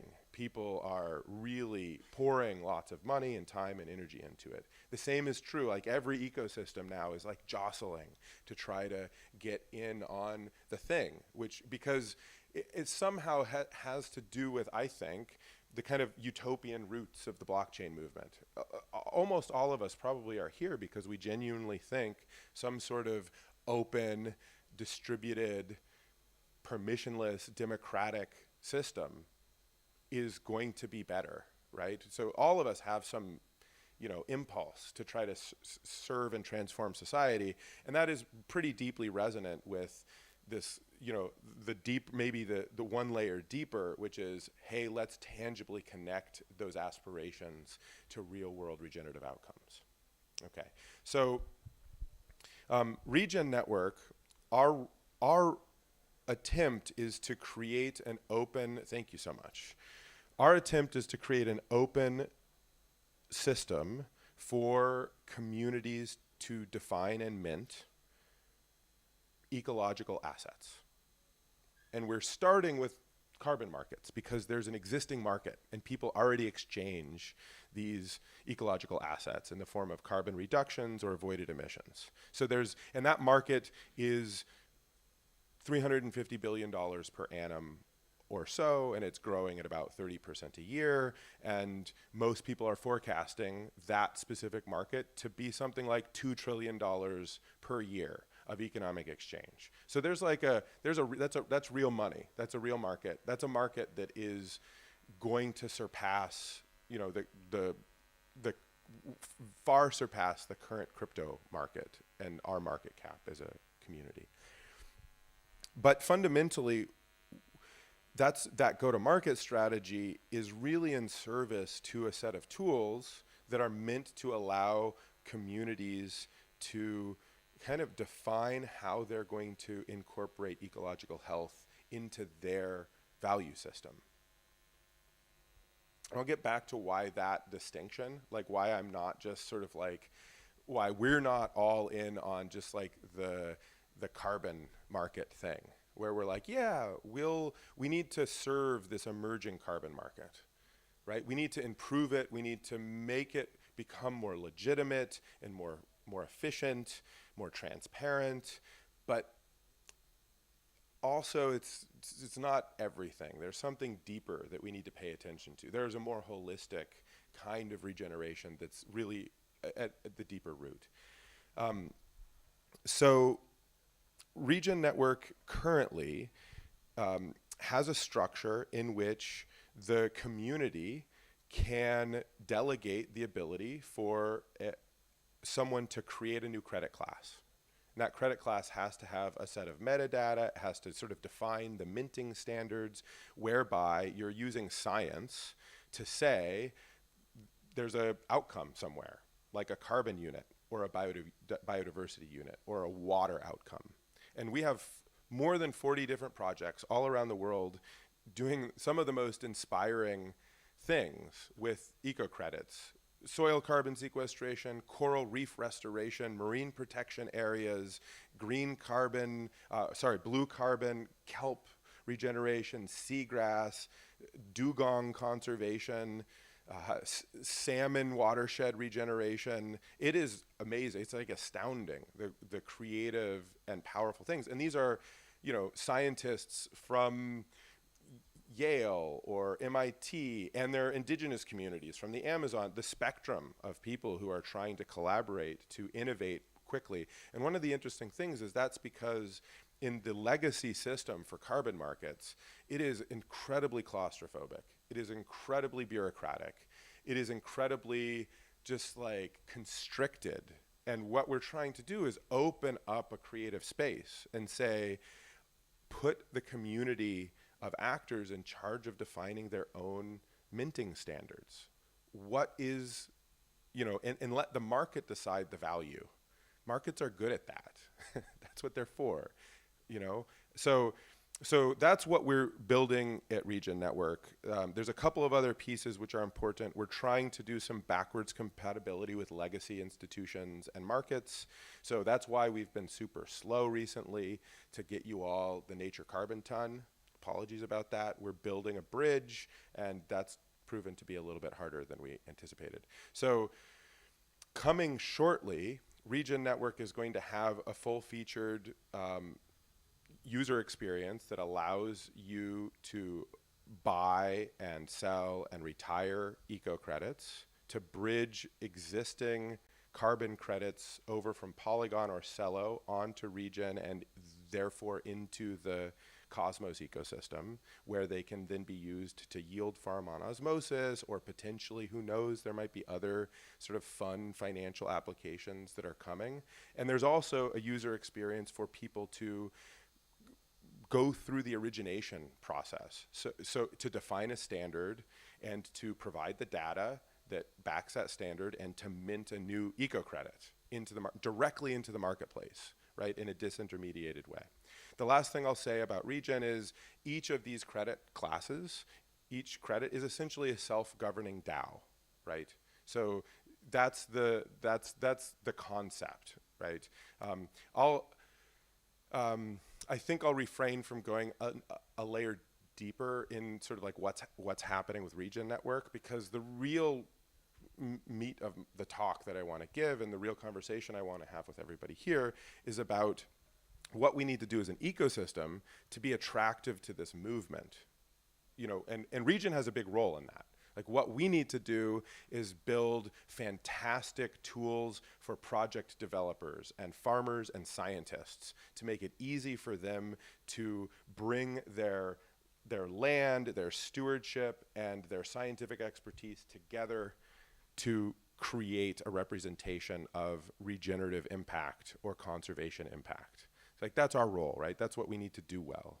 But as an ecosystem, the Cosmos ecosystem, what we need to do well to be attractive to this broader movement, because that's just one application, right?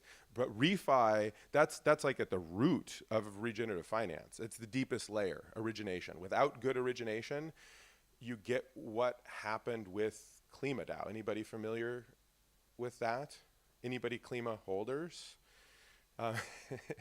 So what happened there is they tried to jump directly into financialization and liquidity, and they sort of chose a subprime carbon asset and tokenized it, and there was like a massive market whiplash. So they relied on hype, and they relied on the sort of like degen ape we're all going to go in it together. And, you know, that's a market force. That's an important thing to understand. But deeper than that, we have to understand the roots of legitimacy and the roots of how we create assets that are deeply meaningful. They have real impact. They represent real regeneration is actually a hard thing to do. So we're trying to do that at Regen Network. But we also need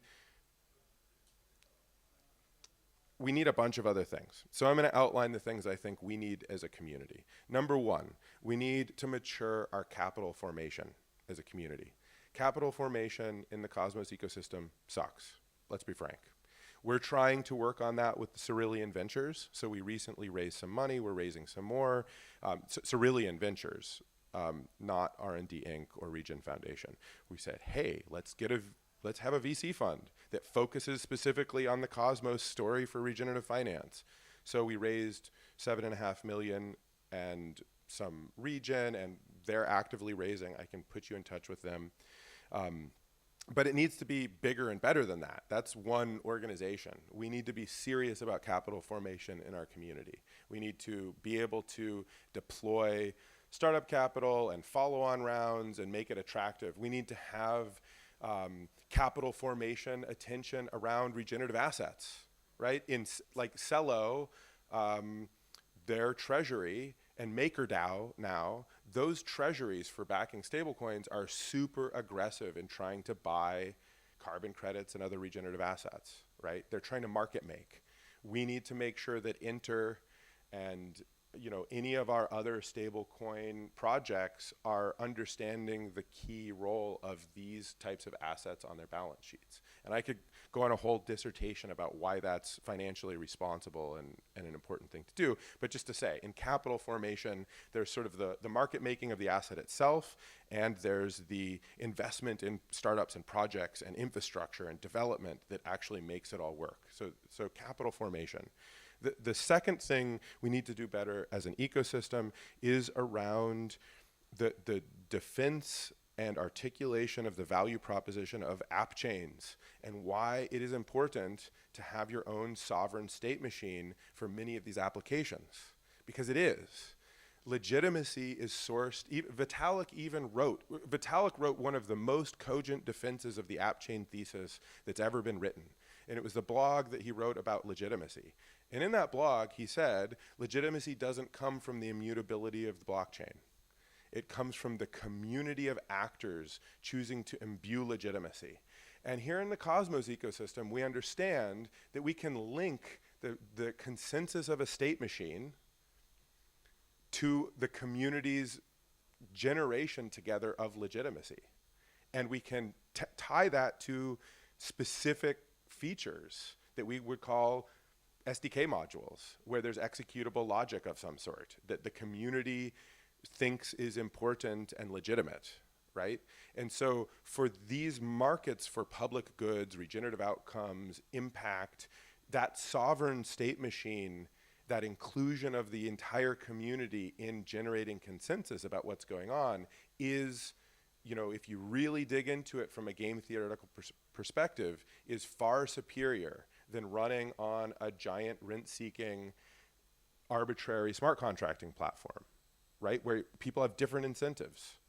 Their incentives are any asset is good, any activity is good, as long as I can extract value as a miner, as long as it hypes and pumps, which is different from a scenario where you're trying to align people's incentives around a set of qualities of an impact, right? And that's where the value is being derived. So we have a philosophy, we have an ethics, we have a tech stack that is really deeply aligned with this thesis of regenerative finance, really deeply aligned. But we need to do better at being able to articulate, why that is true. Why is it true? And we need to be able to make that argument kind of over and over and over again, because everybody kind of has this, I don't know, I kind of like to call it the machine brain, right? Where, there's a set of assumptions and people just keep on those assumptions. It's like the ultrasound money thesis of Ethereum, right? It's just a mantra. So we kind of need to develop our own mantra about, the roots of sovereignty in legitimacy. And that legitimacy is the prerequisite for a regenerative economy. So you really can't run this on, an arbitrary smart contracting platform that's owned by a bunch of VCs or owned by just a bunch of early people who happened to be there that have nothing to do with your use case. Either way. So that's number 2 of the things that we need to be thinking about as a community. So there's capital formation, there's sort of our brand, our marketing, that defense of sovereignty linked to legitimacy, linked to regeneration, and how important that is for us to articulate. And the third thing is the tech stack.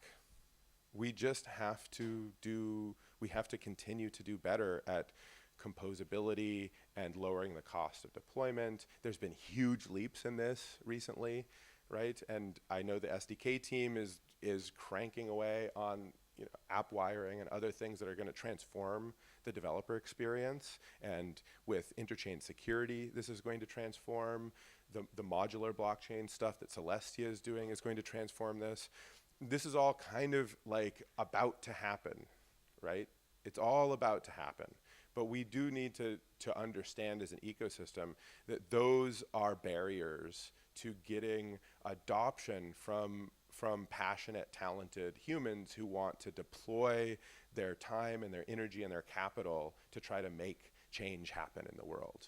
Because let's face it, it is more expensive to do it in Cosmos. So while that is true, right, the capital formation, like winning the meme war and winning the tech usability story, while we're still not quite there on the tech usability, we have to really, lean on these other two, right? We have to be willing to fund and make it possible to receive funding and, and be generous and aggressive in making it an open, dynamic community and build on. We need to sort of subsidize that a little bit more aggressively than I think we are.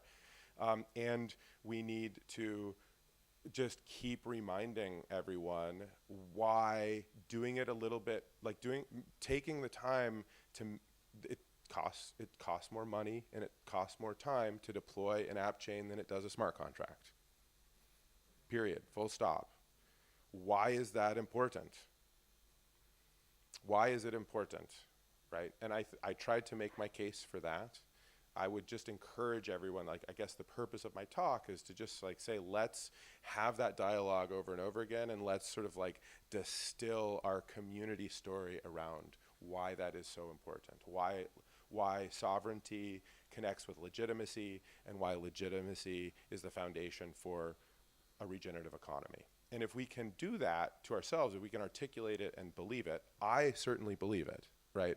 I am a deep believer in that. That's why we put so much time and energy into, from the very beginning, building on the Cosmos stack before the SDK even really existed. And that's why we contribute to the Cosmos SDK, is because we believe that having an application-specific blockchain technology that any community in the world can create a state machine that links to their cultural system of value and their ecological state is really the thing, right? Regen network is important, and what we're doing is essential, but the bigger game here is making it cheap and easy for communities to link their value production on their own terms without there being some sort of weird incentive rent-seeking situation. So I'm not sure where I'm at with time. I'm done. Thank you all for listening. It's always a pleasure to see everybody. I'm so stoked to be here, and this venue is amazing, isn't it? Good job, you guys. Thank you. Thank you, Gregory. And I think you will be around for a while in order to answer some questions. Actually, I have to check. We actually supposed to have a small break, but I don't know if it makes sense. But yeah, go ahead, make a break. Let's do it. We will continue in 5 minutes. I don't know. Let's try.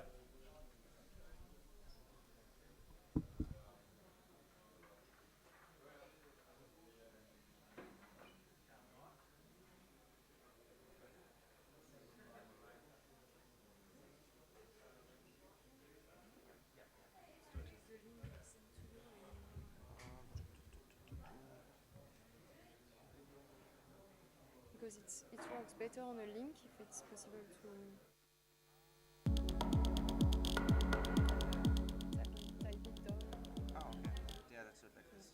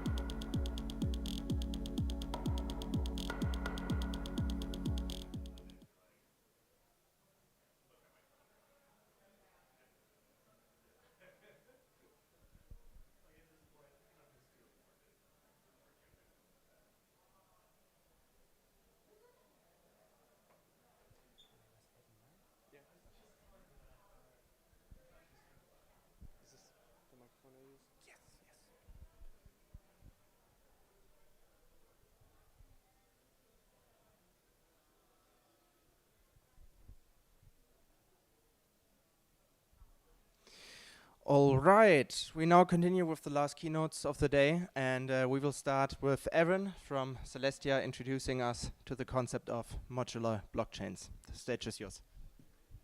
Hello, hello. I'm super excited to be here. I'm talking about some of my favorite things today. So I'm talking about ABCI++, Celestia, and also just app-specific chains in general. So, yes, and here's my Twitter and my GitHub. You can get a hold of me there. I also have like a repo on my GitHub that contains some of the links for this talk, because I think I only have like 20, 25 minutes, so I don't have time to cover everything, so I kind of link things a lot. Crazy things that you can do with ABCI++. So I think first I'm going to talk about what ABCI is, what ABCI++ is. I'm going to talk about how we at Celestia use ABCI++. And then I'm going to talk about some of the other things that you can do with ABCI++. So ABCI is, I think it's literally just stands for Application Blockchain Interface. And that's exactly what it is. It's a way for your application to talk to a blockchain. So it seems it's very simple. It allows for developers to sort of separate things out. You know, I can focus on working on my blockchain, and someone else can focus on building their application, and then those two things can talk to each other. It saves a lot of time for development-wise. But also, an interface is inherently limiting, right? You make a certain set of assumptions when you have an interface, and currently, like the current ABCI, it just makes your application, it essentially assumes that it's a state machine, and that's it. You can't really do anything else. If your application isn't stateful, then it's not really that useful to you.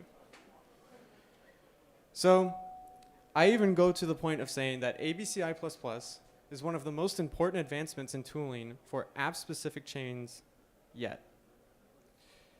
And I know that's kind of like a slightly hyperbolic, but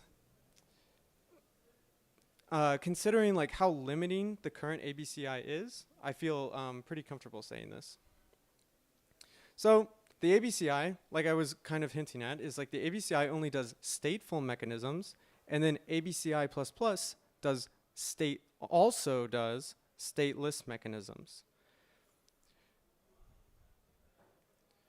And doing ABCI effectively just does what smart contracts can do, but ABCI++ is doing what smart contracts could never do. And if you don't mind, I'm going to start a timer and open up my speaker notes. Okay, so ABCI++ effectively just adds a few methods. So the first method at the top is called prepare proposal. And this is what happens when essentially a validator is creating a block. So before with ABCI, you effectively just took all the transactions from the mempool and you just included it in a block and gossiped that block out to the rest of the network. That's as simple as it was. Like there was no callback to your application. Your application had no control over that. Now with prepare proposal, Tendermint or anything that's running your blockchain will essentially call this function, and you can have arbitrary logic before you even gossip the block. So this is an incredibly powerful tool. Same goes for process proposal.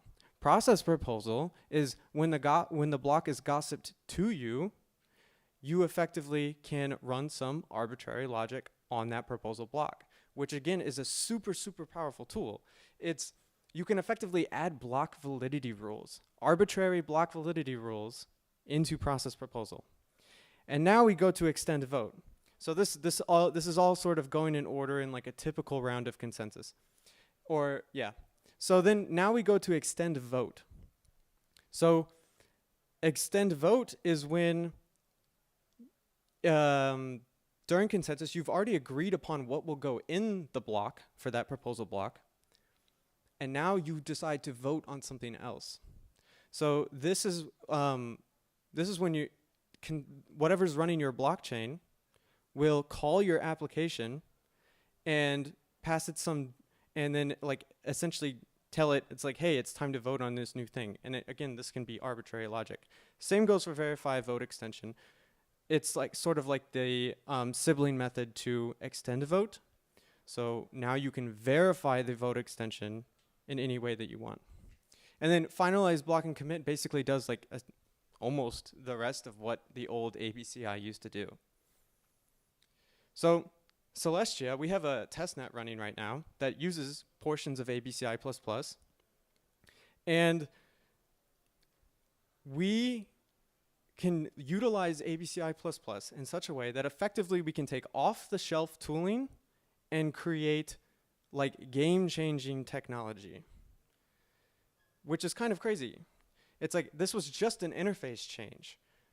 It's just that powerful of a tool where before we were stuck doing only stateful transitions, and now we can have all of these different tie-ins with our application into consensus.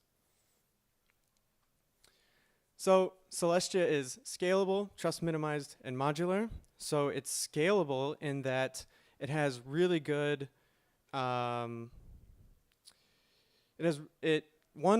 doesn't have a state machine. So like no execution layer. So like what's the most expensive part of running a blockchain?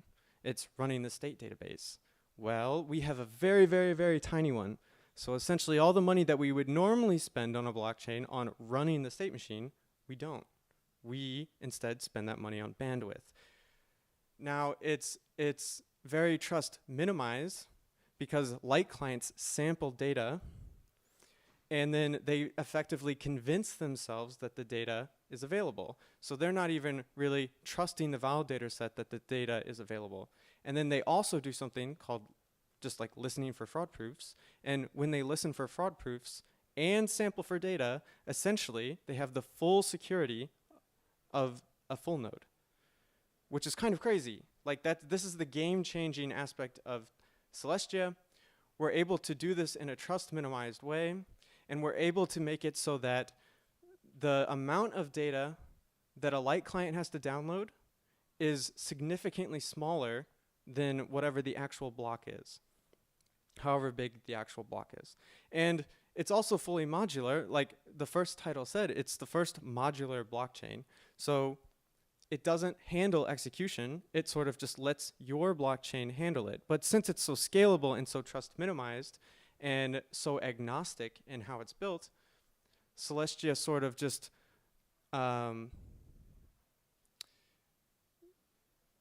Celestia just lets you build basically whatever you want in this trust minimized way.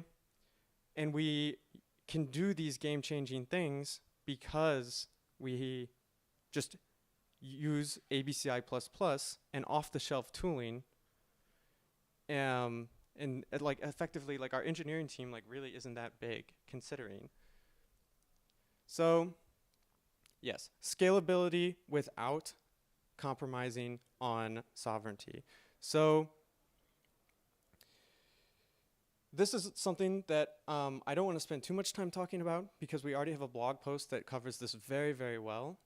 But effectively, you can have something called a sovereign rollup. So we're all Cosmos nerds here. And you can have the sovereignty of a Cosmos chain, but the scalability of a rollup and the security of a rollup as well. So we do this without using any state transitions. There's like one state transition, right? You have to pay for the data that you post, but that's it. So the original ABCI basically wouldn't let us do anything. It wouldn't serve any of the purposes that we actually need it to do. So we had to adopt something new, like we had to use ABCI++. So we have this is our data square. So effectively, we take all of our block data and we organize it in such a way that we can stick it in this first square here, the original transaction data. And then we error share it out, and this is what allows light clients to sample this data. Now, one of the main things that Celestia changes is the data route. So it's effectively just Tendermint, but then we take the data route and we swap it out for a commit to this square. And that's basically like the blockchain part of Celestia. Like the rest of Celestia is a different peer-to-peer network for data availability sampling. But just the blockchain part of Celestia is effectively just this. And again, this is like a very simple thing. It would be really nice if we could just plug directly into Tendermint, make this one single change, and then continue on building other things and having just the security that we would normally get by using something off the shelf like Tendermint, something that's battle tested. So there are some things that light clients need to do with the square that we incorporate into ABCI++. So the first thing that they need to do is we need to create the square, like I was talking about in the first case, is like light clients need to sample this square. So we've created this square, we've error shared the data, that's fine. But we also need to organize the data in such a way that the light clients can prove that their data was actually included in the block. And again, this is something that isn't that difficult if you can have a plug directly into consensus. Yes, so this is kind of like what I was talking about earlier. We have the transactions organized in like one, effectively an index. And the same goes for all the rollup blocks. So the messages, it says like message 1 and then message 2, that's effectively a rollup block. You need the messages to sort of be isolated into their own shares so that you can, as a light client, you can easily look and find out that if your data that was actually relevant into your rollup block was included in the Celestia block, because you're already convinced that the data is available. Now you need to know that it's actually included in the block. And in order to do that, you have to like malleate the transaction. So again, with the old ABCI, there was just no way to do this. It wasn't it wasn't possible. You had to have this tie-in before you actually propose a block. You have to be able to basically make this call to the application. So this is basically exactly what we do, right? Like I was talking about before, we have that one method called prepare proposal, and block producers organize the block data during this step. Along with that, though, is that we have validators verify that the data was actually organized in the correct way, and that all the rollup block data was actually included in that block. So now there's also an important note that the light clients don't actually have to trust validators to do this. There's fraud proofs, but that's a separate thing. That's kind of important to note. Yes. Now, so that's how Celestia uses ABCI++. And that's how Celestia can, we can utilize Tendermint, we can utilize the SDK using ABCI++. A small team can create like incredibly powerful technology.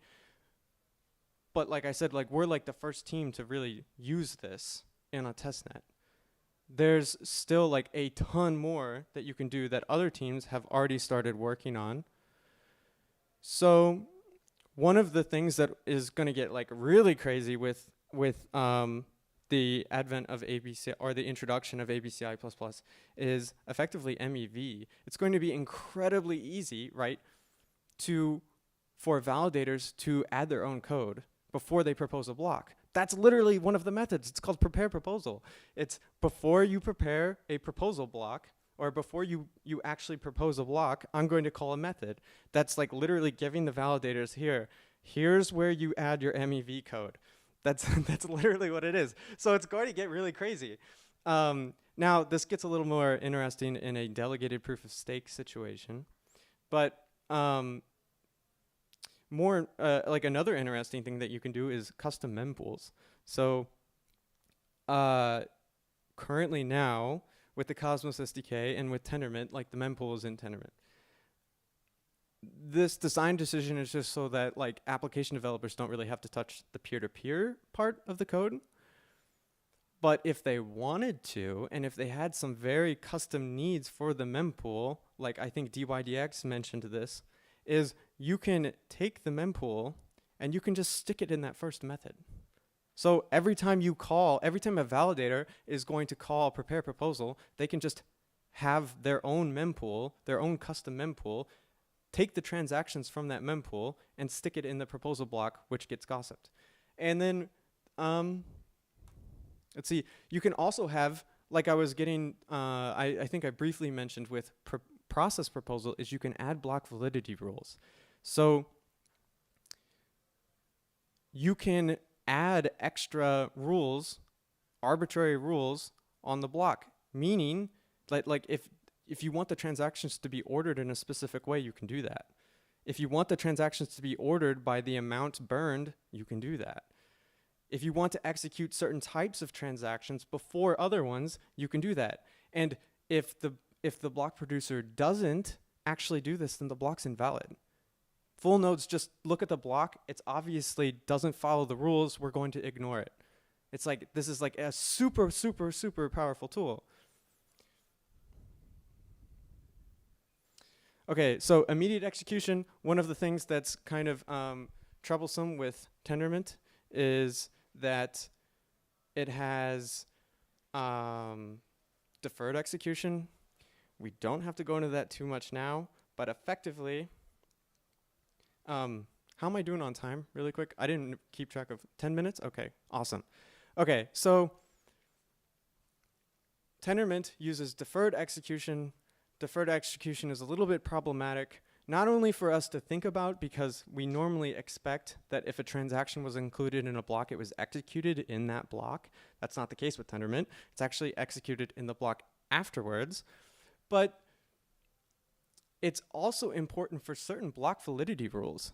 It's like if you change your transactions a little bit, then you kind of need to know that they're executed, that they can be executed in that block in order to add a certain block validity rule. So this is something that you can do with ABCI++, is like with process proposal, you can add your own specific logic. Some of that logic could be executing the entire block in that block instead of waiting until the next block. You can also have malleated transactions. So this is something that Celestia uses. And you can take a user's transaction, and maybe this user's transaction has some metadata. The block proposer takes that transactions, they malleate it, they change it in a way, and then it gets included in a block. So this is like a really, really powerful tool. We have to use it in Celestia, but you can also use it for UTXOs, general purpose UTXOs. So I'm not a complete expert on Fuel at all, but they do use certain technology like this malleated transactions to have general purpose UTXOs, which is super, super, super powerful. You can do batching of transactions. There's a huge array of things, and like literally right before this talk, John just explained to me that this is like, you could actually describe most of what ABCI++ can do is malleation of transactions. But this is like just being starting to get explored with blockchains. It's super, super powerful, and I'm really looking forward to what people come up with this. But you can have dynamic resource pricing. Okay, so I'm not really sure why you would want to do this, but you could. You could, as you are including transactions in your block, you could execute them, and then you can see, like, maybe you have, there wasn't a lot of storage used for that block, so maybe you decrease the price of storage. I don't know. Like, you can really get crazy with the things that you can do with the application logic that you can tie into preparing a block and processing that block. Oh yeah, and now we get on to the vote extension portion. So I think Anoma's doing this, and I know that Osmosis is doing it, and it's mempool privacy. So via this extend vote method and this verify vote method is you can actually have all of the transactions are encrypted when you send them. When the block proposer proposes a block, they include all of the transactions in that block already, but they're still encrypted. And then whenever you move to this extend vote phase, they ask all the validators, who each of which holds some portion of the key, to unencrypt them. And then this is a dramatic oversimplification, but effectively they get unencrypted after or in the next block and executed in the next block, but they've already been agreed upon. So there's no opportunity here to order transactions, which is what MEV is. Penumbra uses this for privacy, and in like a very similar technology, it's like the public key. They sort of have the validators collectively generate a public key, and then they do homomorphic threshold encryption. I'm not an expert on this, but this is like sort of the powerful things that you can start to access with ABCI++. You can have low latency, app-specific, super secure, sovereign oracles, and that is the biggest word salad you will possibly hear today. But it is very important. So oracles are traditionally, like, we're all familiar with like Chainlink and having an oracle in your smart contract. It's not very secure. It's just a multi-sig. It kind of like gives you a headache. It's just, I'm not even sure if it can actually be secured unless it's an app-specific sovereign oracle. Now you can do that. You can vote on arbitrary data. This is kind of like we're starting to get into just like, I hope I'm trying to illustrate to you, like, you can really do some crazy things with this. You can do, yes, optimistic bridges. There's probably something you can do with optimistic bridges here. If you chains that can't use IBC, you could do this with ABCI++. And with rollups, there's nothing stopping you. So this hasn't been implemented yet, but there's nothing stopping you from using a committee that's not in your validator set. So this could be modified in the future to have anyone vote on these things and verify the votes yourself. So again, this is not implemented yet. This is super far speculation, but I think that's it. Yes, before I leave, I have to mention a few things. Celestia, I think I already mentioned that we're the first modular blockchain. We have sovereign rollups. We have an amazing blog post that I encourage all of you to read. That's just at our blog. It's like blog.celestia.org. Celestia enables you to have these rollups, and you don't have to have a validator set. Instead, you just use an API. And then if you are also curious to why Celestia is so awesome in the first place, I would encourage you just to look up Mustafa Al-Bassam. And that's it. We're hiring. Huge shout out to everybody who's put in so much work into ABCI++. It's been a lot. And I know that we're all like a decentralized team, and sometimes we don't all agree on the same things. I just appreciate everybody for giving it our best. And that's it. I don't think I have any time for questions. I'm sorry, but.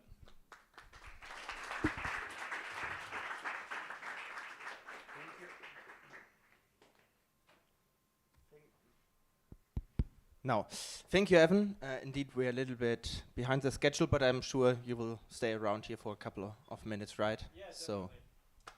I'll be here the rest of the day and the weekend.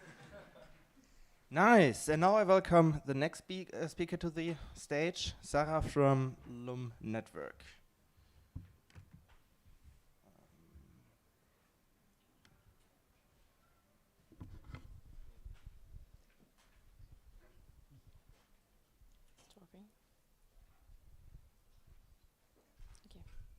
Hi everyone. First of all, I'm really happy to see the Cosmos community in Paris, which is my city, as you can guess. So today we are going to talk about value creation and how to create an ecosystem with value creators. And I have a first question for you. According to you, how would you define a cosmonaut? So I'm not talking about the real cosmonaut, of course, but about the cosmonaut of Cosmos community. And we have been in Cosmos community since 2018, and recently we asked ourselves this question: how can we really define this community? So we could say that being a cosmonaut is you are all cosmonauts at some point because you are participating to Cosmos events. We could say that people that own one of a coin of a app chain or protocol of Cosmos ecosystem could be a cosmonaut. But is it actually true when you take example of people using Cosmos SDK, and is someone who is buying like Atom on a centralized exchange really engaging with the community? So the really interesting definition we found was actually one that was quoted on the very first version of Cosmos website. And it was, like a space program, becoming a cosmonaut means that you are not only at the forefront of the blockchain space race, but you are pushing the boundaries into deep space exploration itself. So really like esoteric definition, I really like it. But at Loom, we decided to follow this definition that cosmonauts of Cosmos community create value for the community and get value back for their contribution. And actually, I think at Loom we are all cosmonauts. We have built a layer 1 protocol that is built to foster trust and engagement between consumer and brands. So we produce open source tools for rating and reviews, for loyalty, for acquisition. We have been working on this field since 2016. First, we were developing on Ethereum. We migrated to Cosmos in 2018. We launched our mainnet in December 2021. And we decided to have a huge focus on the UX to really pursue this mission of mainstream adoption. And now we have redefined our mission, and our mission is that everyone, every consumer, could become actually a cosmonaut. So we will do it step by step, okay? I think it's one of the first Cosmos conferences. We started to organize conferences in Lisbon, Prague, and we will be in Medellin. But what we decided to do is really to tackle real-life business, which is called Skippers. The name is not really famous, but they have brands in 40 countries, and they are known as verified reviews. So their business is to collect independently rating and reviews after a purchase, so to check that is a real consumer that made a purchase, and to collect them independently, because if the brand asks you directly for your review or your rating, there is a bias that they will not publish it and so on, so they are a trusted third party. And to emphasize the trust that people can put in the network, they decided to partner with us. But we saw there an opportunity to actually push this mainstream adoption. So yes, and I talk about mainstream adoption because this is a group that is currently developing in 45 countries. They collect 30 million reviews every year. That correspond to 700 million emails sent to users every year. And they work with more than 7,000 brands.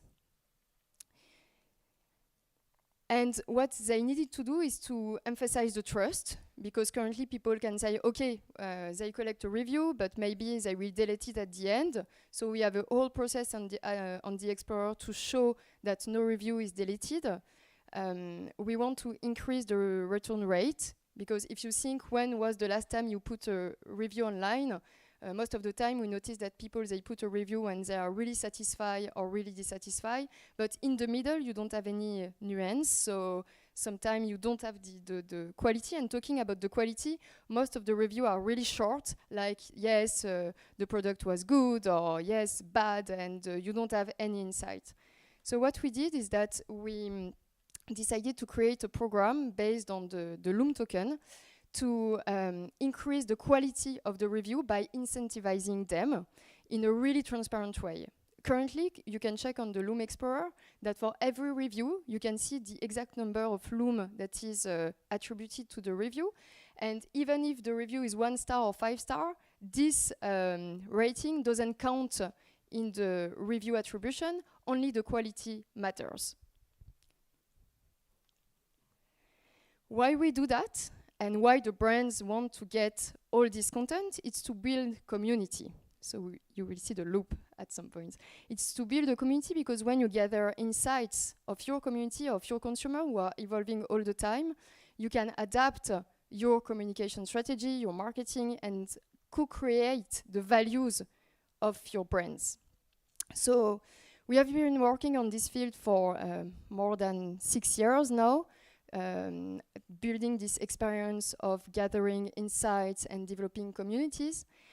And now the time has come that we decided to give back also to the Cosmos community all of this insight that we have been developing.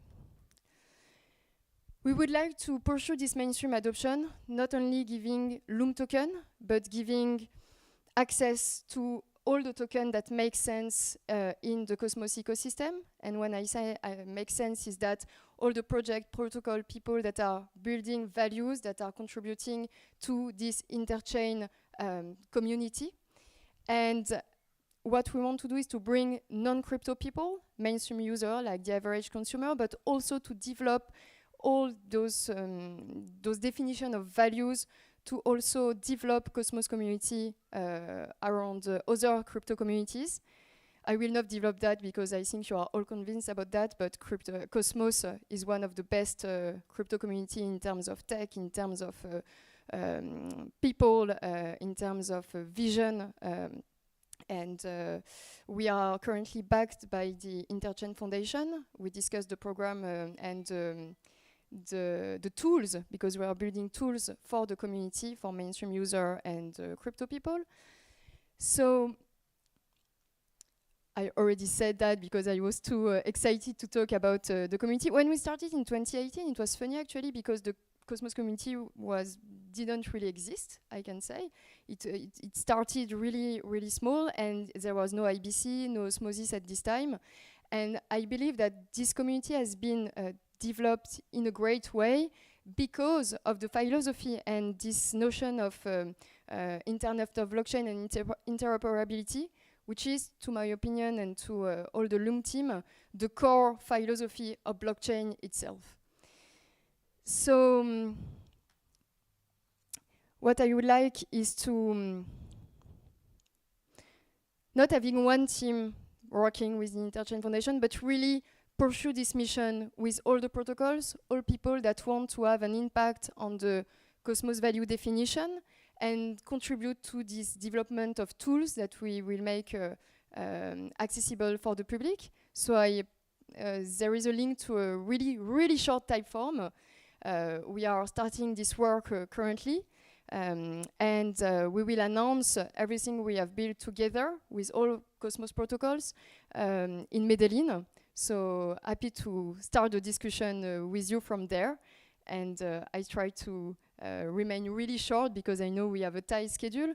So thank you everyone, and so glad to see Cosmos community in Paris and cosmonauts like you. Thank you.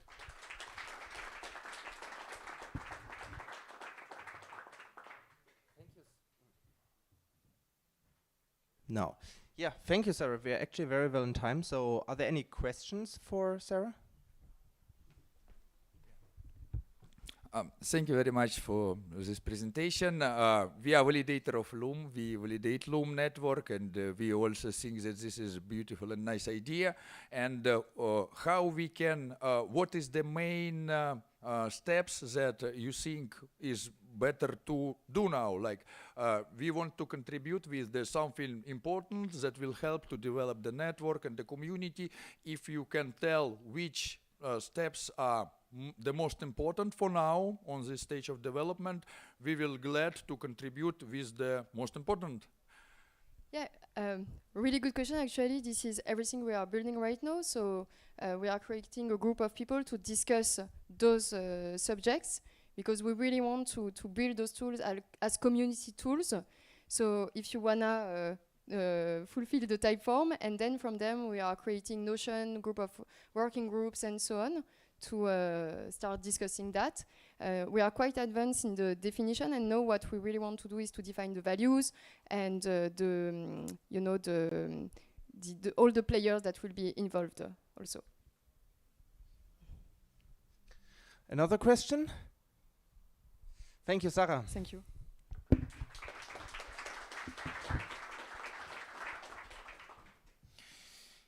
So we now continue with a panel once again, smart contracts on Evmos.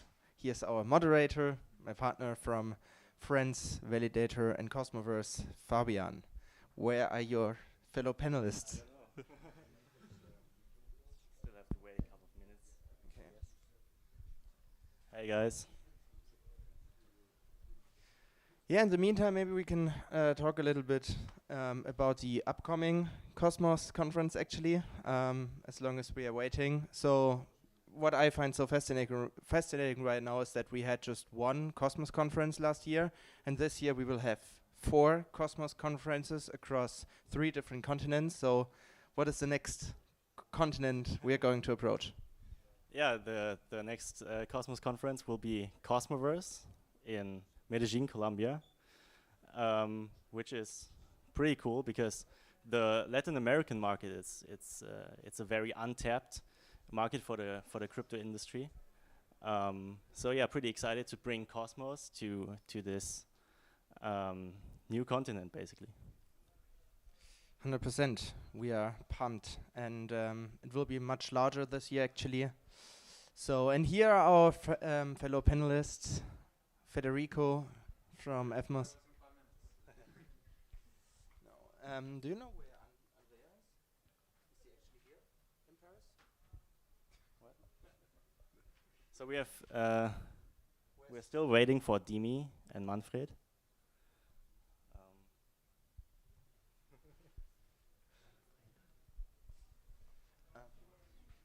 Yeah.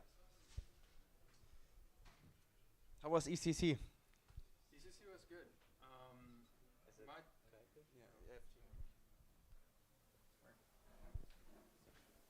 It's supposed to be on.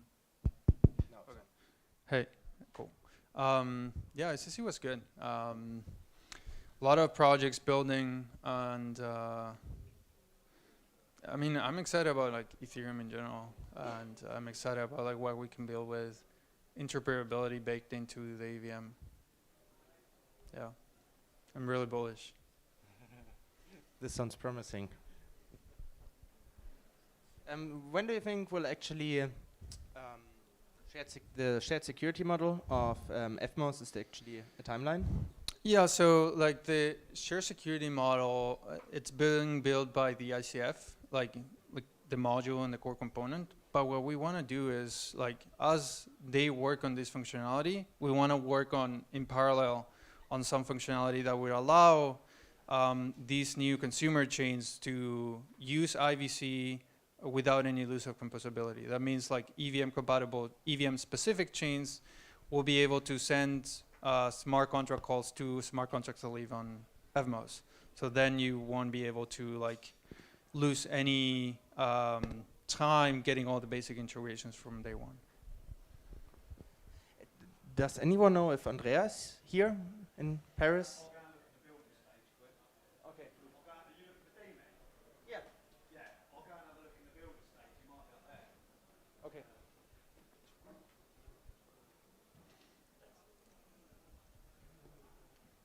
Maybe let's use the time to maybe like introduce yourself a little bit. So, Manfred or Moffret, or how do I pronounce it? Manfred. Manfred, okay. Maybe tell us a little bit more about GNO.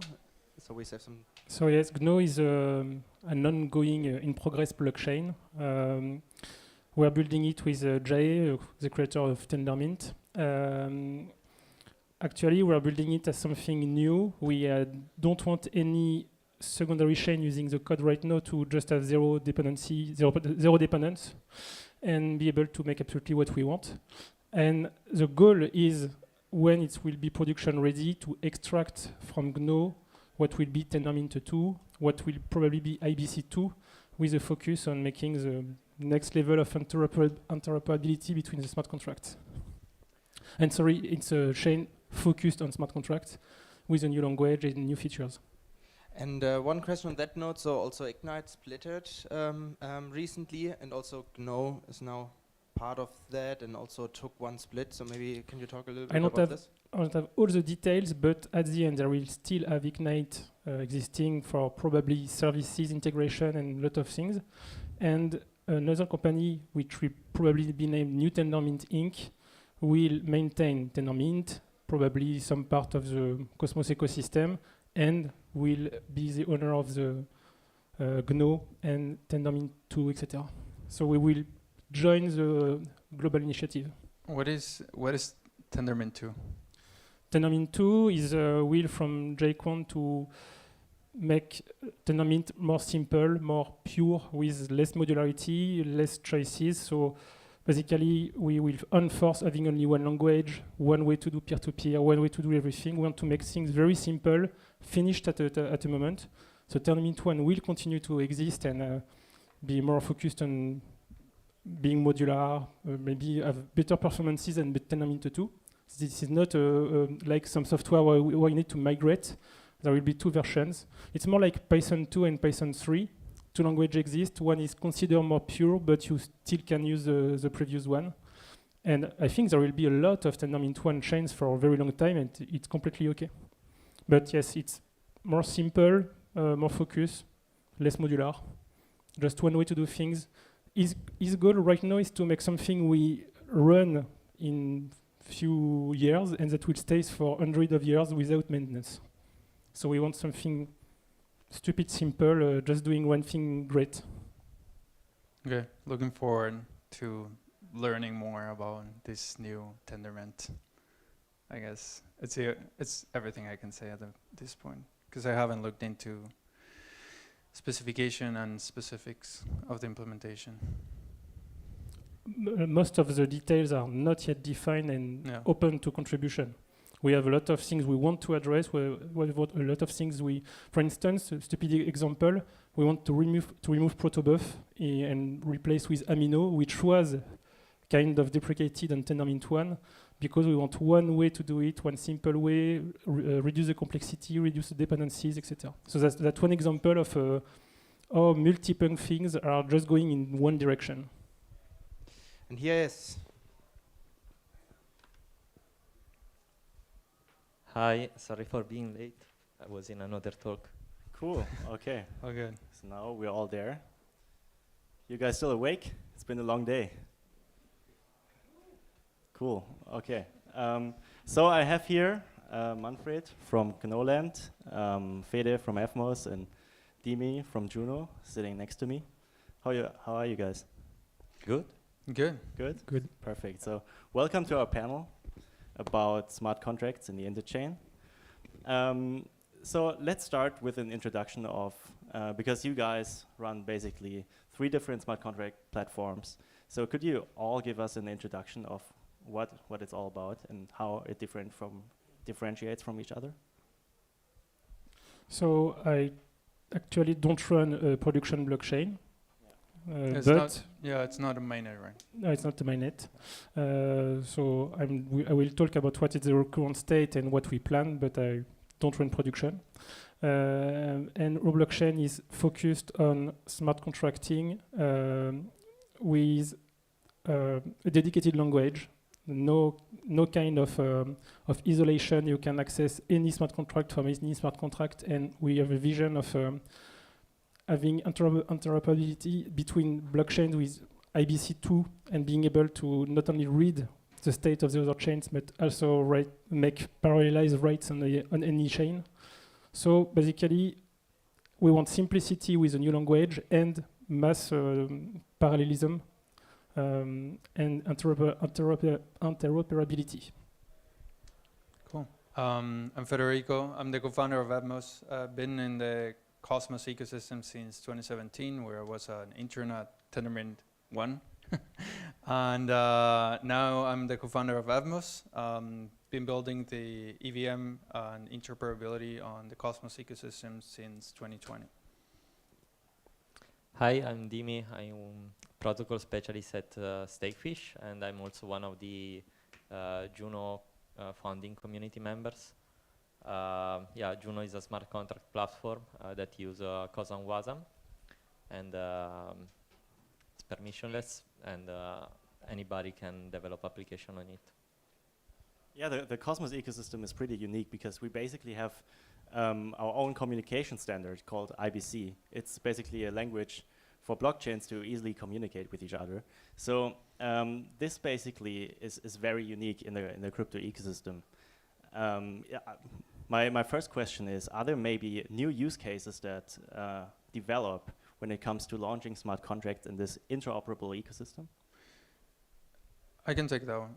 Yeah, definitely. I think like interoperability offers like unique possibilities for decentralized application developers to bake that into the smart contract. So for example, we in particular have interoperable ERC20s, but are looking to expand that in so that non-EVM based chains, like for example Juno, that runs smart contracts, which is another VM, or Cosmos Hub can also talk to smart contracts. So that itself expands the user base of the decentralized applications that are deployed on a shared state like an EVM or Cosmos WASM.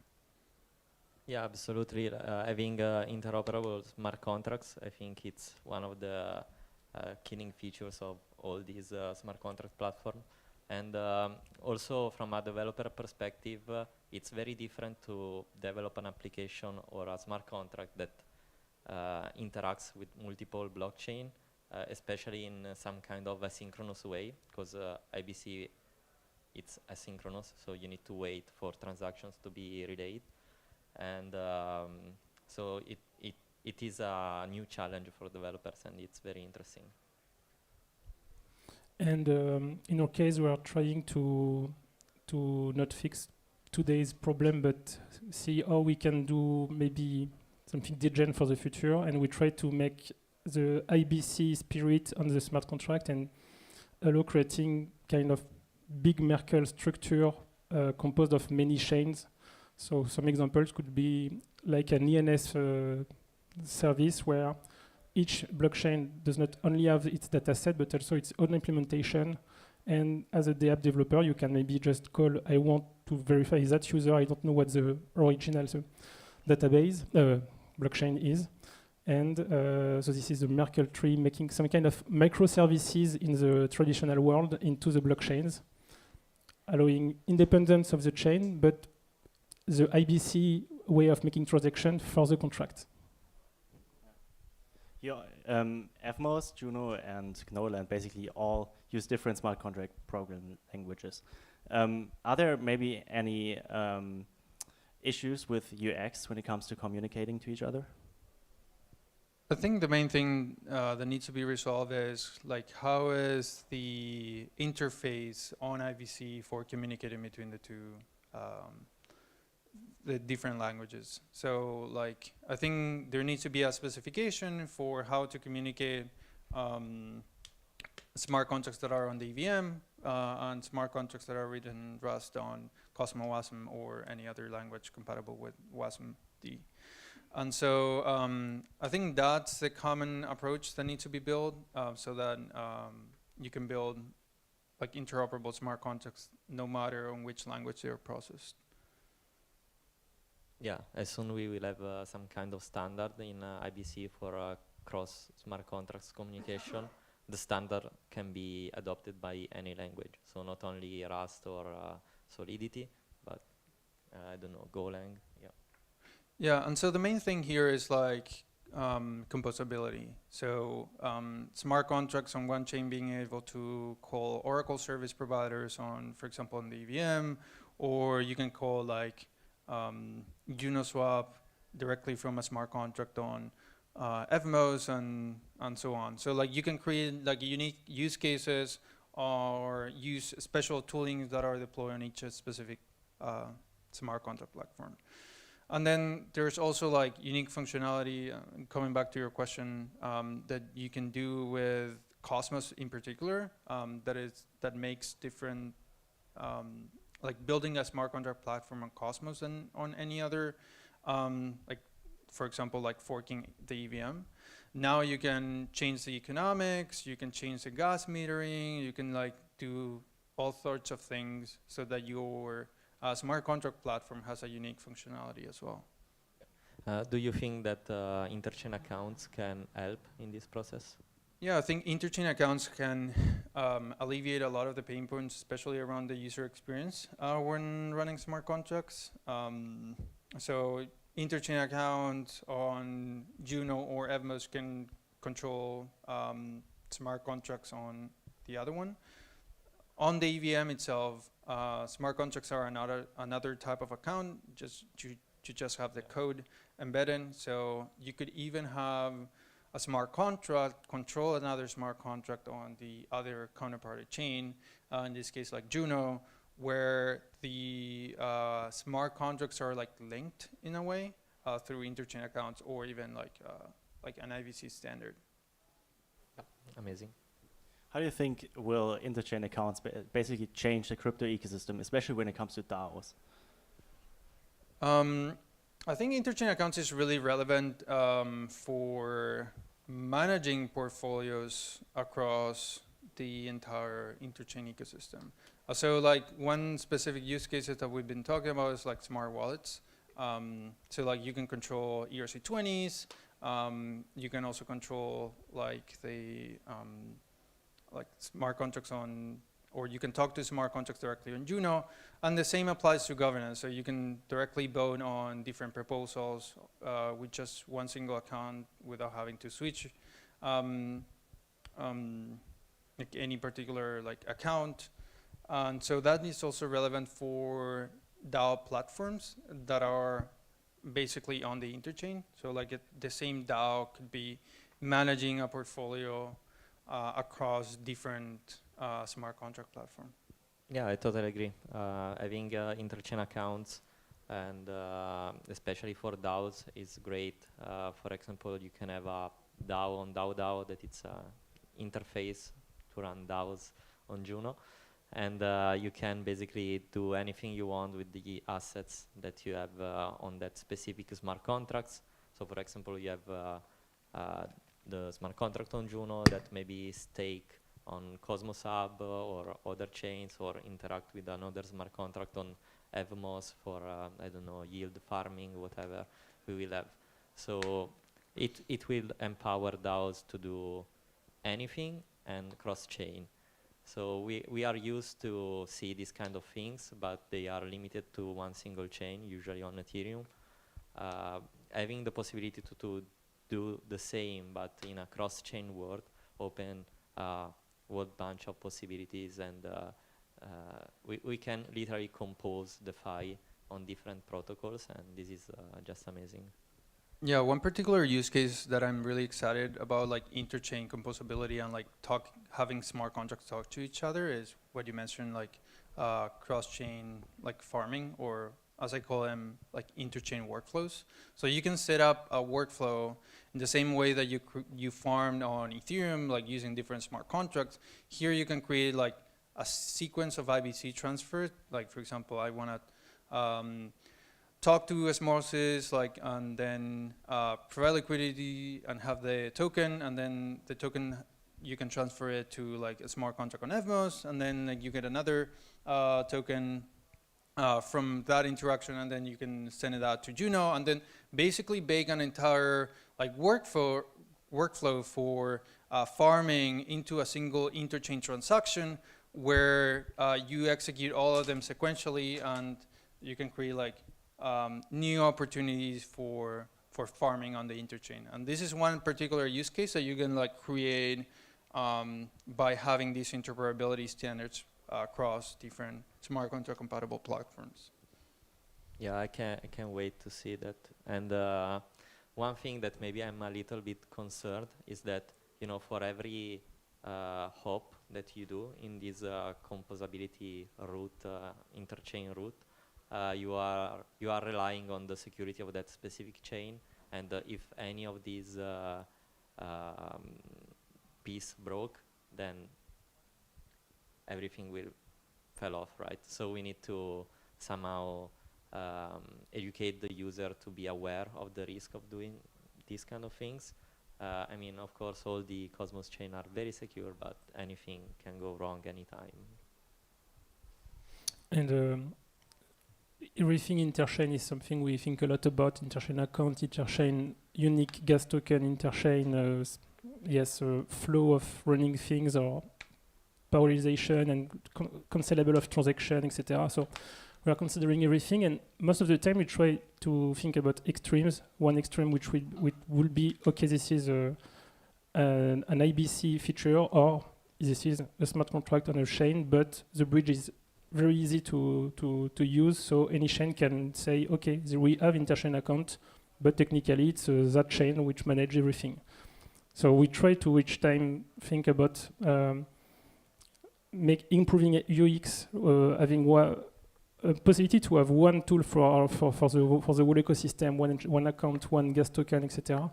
But we try to consider, okay, should we enforce it? Should we propose it?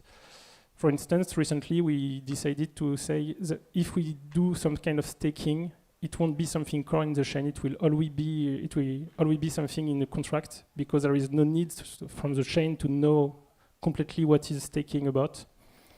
And we try to rethink everything to make it more flexible and say, okay, today the staking is on the chain, but tomorrow it will be maybe delegated in terms of rules, in terms of being split. So basically every feature, interchain security, etc., we are thinking about how we can just make it a contract on a chain, but make it easy to call it from another chain. And there are we didn't decide anything strongly, but just for you to know, we are considering the extremes. One thing I also want to talk more about is basically the vision of how a dApp matures is very unique in Cosmos, because our vision is that basically every dApp ends up building their own chain, right? And you guys, you have like Evmos, Gnoland, and Juno are basically general purpose blockchains, right? But the vision of Cosmos is that every dApp ends up building their own chain. So how do you approach this issue, and how do you see this? Yeah, I have a very specific vision for the long-term development of Juno. I don't know if the community will agree with me, but I will share about this. And basically, I see Juno not as the forever place to build your application, but rather as a kind of launchpad where you can, where you can deploy your project quite easily. You can reach out to a very wide community. You can get engagement, and as soon your project will get big enough, you can decide to disconnect from Juno, spin up your own chain, and you can also decide to use your own validators, or get interchain security from Cosmos Hub, or maybe from Juno if will be a provider. And yeah, in the roadmap I see all the toolings that we can provide for dApp builders to disconnect from Juno. And later this morning I was speaking with some guys, and they pointed some very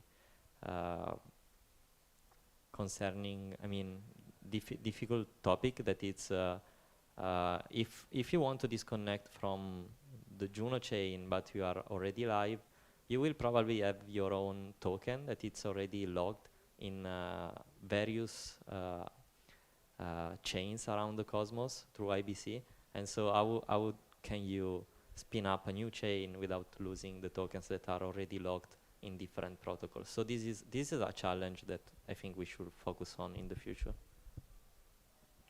Yeah, I have like a similar vision for Evmos, where Evmos plays like a central role as an infrastructure hub, not only for EVM-based chains, but for the entire Cosmos ecosystem. And so the way that we see this is you first deploy your application on Evmos, and then like once you get maturity, you exit the state by taking the smart contract, the code, the storage, the accounts, and the balances, and then you create an IVC connection to the new chain that is being created, deriving security directly from the Evmos validator set.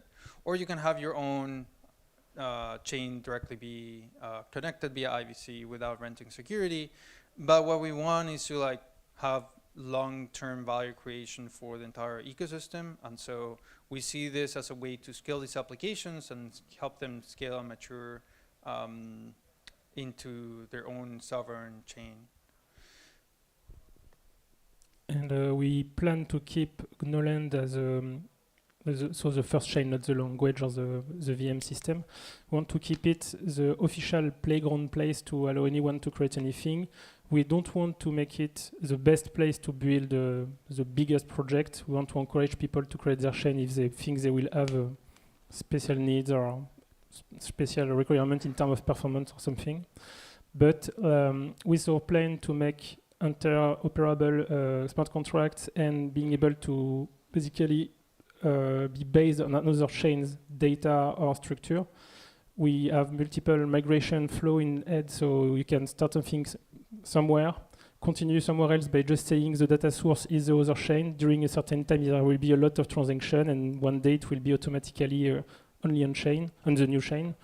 Or the other approach with Merkle structure, where from D1 you consider that you will always be multi-chain, maybe one optimized for long time archive data, another one for microtransactions, etc. So yes, we have this in mind and try to just encourage not living on one chain. So migrating from one chain to another is like just having two chains at the beginning. Yeah, cool. One thing that I've been personally asked a lot from our community is if it's really the case that dApps launch on a general purpose blockchain and then spin up their own chain, isn't that bearish for the general purpose blockchain itself, or is it actually pretty good? So what are your thoughts on that? So I see this as a way for scaling the general purpose chain and to create value by having this chain not live on the state, but live on its own sovereign chain, but still using the main applications. And this is why it's important to build like this interoperability standard for cross-chain smart contract communication, so that this new chain can still benefit from the applications and services built on the general purpose chain. I think that you will be still able to talk to smart contracts by using the, like in this case, like the general smart contract token from the chain. And so like you'll have to use that to still pay for fees, still pay for security or participate in governance, while at the same time accruing value amongst like all these different chains that are using share security, etc. Yeah, absolutely. So it's not bearish, it's the opposite. And actually I'm very excited to see this in the future. And it's, you know, driving back the value to the main smart contract platform, at least in the case of Juno, will be like up to the dApp that will launch their own chain. They can choose to maybe use interchain security from Juno, and in that case, Juno will get some direct value from it. But we can also maybe say, okay, you got a grant from the community pool. Now you are launching your own chain, give us back some tokens with your native tokens. So all these kind of economic incentives, I think, will happen somehow naturally. And like this is the vision of Cosmos, right? We don't want vertical scalability, we want horizontal scalability where everybody will have their own dApp chain. So I think this is great. And I think your question goes more about like how do we create value amongst these different chains that are spinning out from the general purpose chain, other than versus how do we prevent zero-sum games amongst these different chains. So for example, if there was like another, in our case, another chain that uses EVM, how do we collaborate together so that we are creating value for the entire ecosystem, as opposed to like having them extracting some of the user or extracting some of the value? I think that's the main question, and the cross-chain interoperability standards are going to play a huge role in how do we create more value by connecting all these different chains and having them talk to each other, specifically between smart contracts. Yep. Cool. Anything to add? Okay. I don't think we have much more time. Juri already gave me a sign. So yeah, maybe we should go and take some questions from the audience. Thank you. Thank you very much.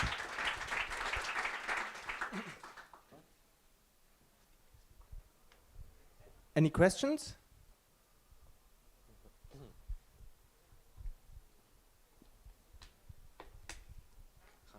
Can I just speak? Okay, I wanted to ask a question to Dimi. The point that you said that when you launch a new blockchain and you were before having the tokens locked up, it's a challenge. Do you have any possible solutions already in mind how we could solve that problem? I didn't brainstorm this enough yet, so I don't know.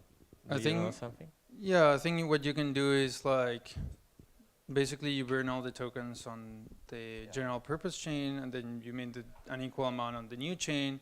And for all the chains that were connected through IBC, if those tokens get sent back to the general purpose chain, they will also get burned and redeemed on the new compatible chain. So it needs to be like a solution where you can adopt that and like basically send an IBC message saying like, oh, I burned these tokens from the general purpose chain. You need to mint tokens to this user. Yeah, I think that's it's a lot of work. Yeah. I mean, you need to build an IVC module to make it work, and but yeah, I think it's doable. I have a question. Hey guys. So you're looking at the stack of, say, something like the web and the internet in general. There's homogeneity on the bottom of the stack, right, with like TCP/IP and HTTP and these protocols, and then heterogeneity up the stack with application development platforms that like vary, and there's like tons of them. How do you see that playing out in the crypto space and like blockchains generally?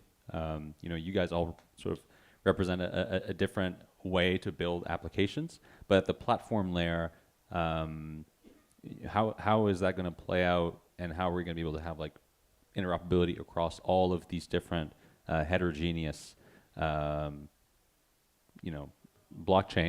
If standards don't exist, I mean, standards exist in Cosmos, of course, but once you start getting outside of that into the EVM space, that gets harder. You're well aware of this. And then if we start plugging like other ecosystems like Solana, etc., what's your vision, I guess, for like where the homogeneity and the heterogeneity has to sort of start to present a gradient?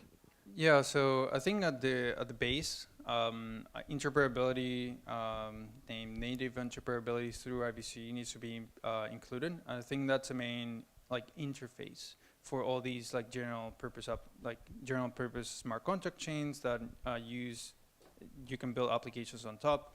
So you have like IVC in the Cosmos stack, and then on top you have like the platform, and on top of that you have the applications, and the applications can communicate between each other through this interoperability standard that in this case will be IVC, but depending on the consensus mechanism, if you're using probabilistic a probabilistic consensus like Nakamoto consensus, then you need to rely on other mechanisms like bridges to EVM compatible chains or other L1s. So I think like pushing for IVC and pushing for more standards of interoperability needs to be like, as an ecosystem, something that we need to push for so that we can create, no matter like the application that you're building in which stack is built, like maybe it's written on Juno, or it's a Solidity smart contract, or it's written on Noland, you can still use IVC or any sort of like common interoperability standard to have them talk to each other. Yeah, absolutely. And I think in the next future we will see more and more chains also not built using Cosmos SDK adopt IBC. And I mean, I think there are already a couple, and yeah. We discussed a lot about this part and think IBC could be integrated in a lot of other chains, Ethereum, etc. It will be more complicated with Bitcoin or other proof of work chains, but technically we can have a basic version of IBC that remove both the atomic swap with Oracle or with something centralized. You can still have the consensus on both sides and make interchain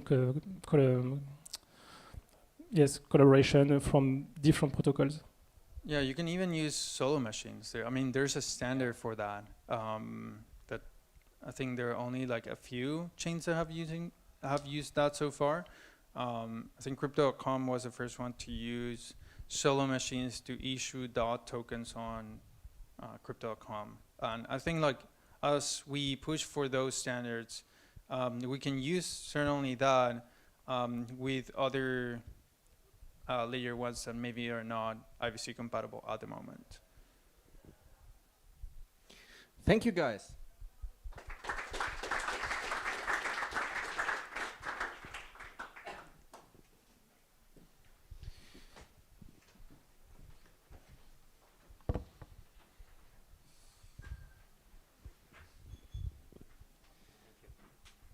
So we will have now the last keynote of today, held by Arnaud from Nomad, and then we will wrap it up with a final panel. Arnaud, are you here? Ah, there.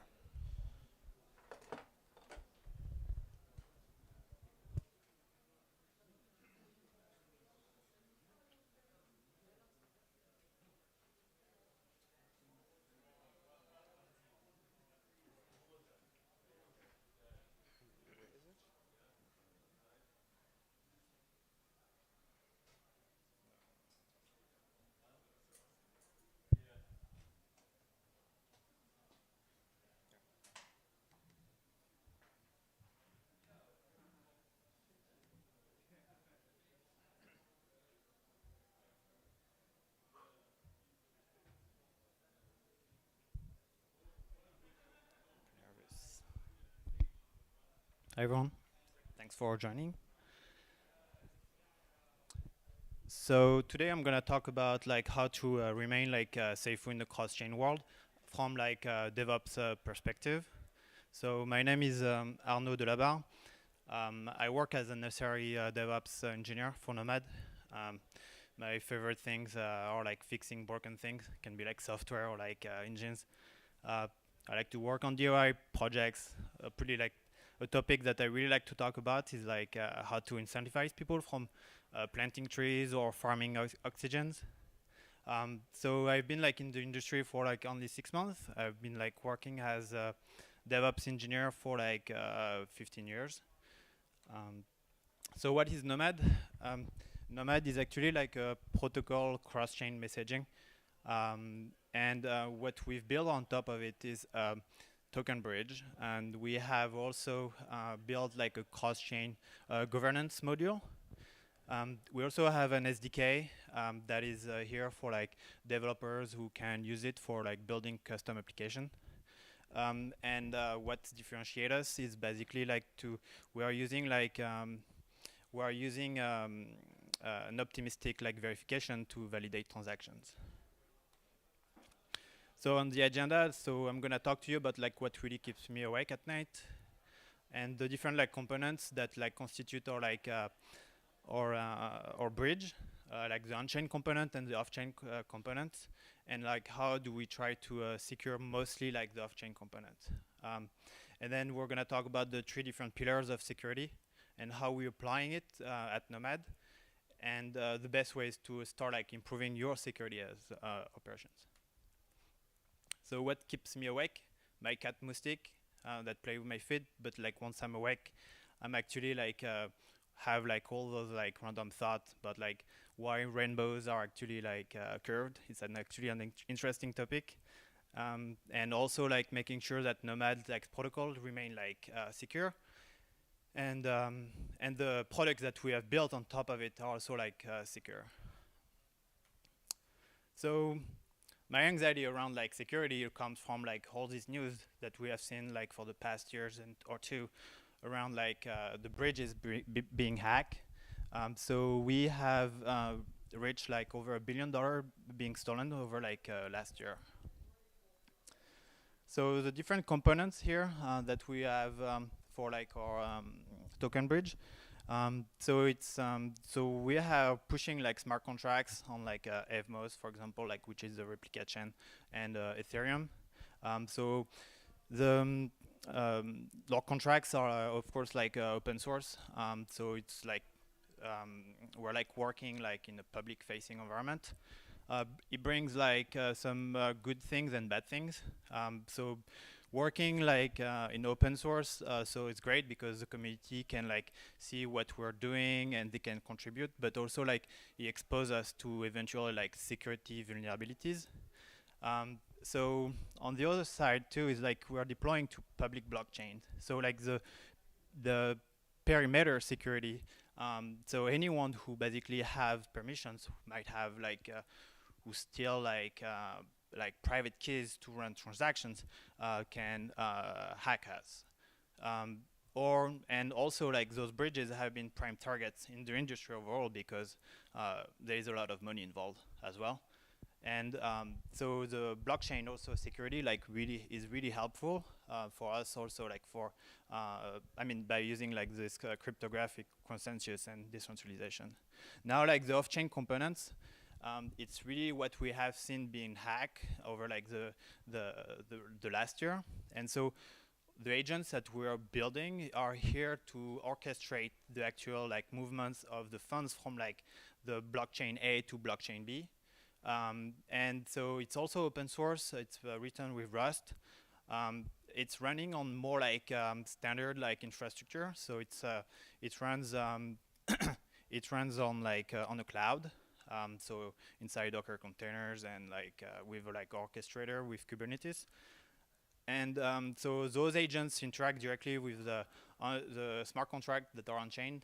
And what we're really like trying to apply is like the traditional like security that is like really that has been proven is efficiency like from Web 2. So Web 3 security challenges. Well, one thing is that I've seen is like there is like it's a very new industry. And there's not a lot of like resources or guideline in the way like how we can build the infrastructure. So a lot of like, for example, like the financial industry or like the healthcare industry have all those regulations and like that you have to follow to build your infrastructure and to be compliant in order like to handle, for example, like in the healthcare industry, like to handle like health information. So there's no such like regulation in Web3, and so as a DevOps engineer, it's really hard to know like, am I like doing the right thing or the wrong thing? So the way how we're trying to look at it is like really go over like the different industry and see like what makes sense for like Web3 and trying to apply it. Also, like there's a lot of startups that are very new and like they're building a lot of projects. And their main focus is really like the go-to-market.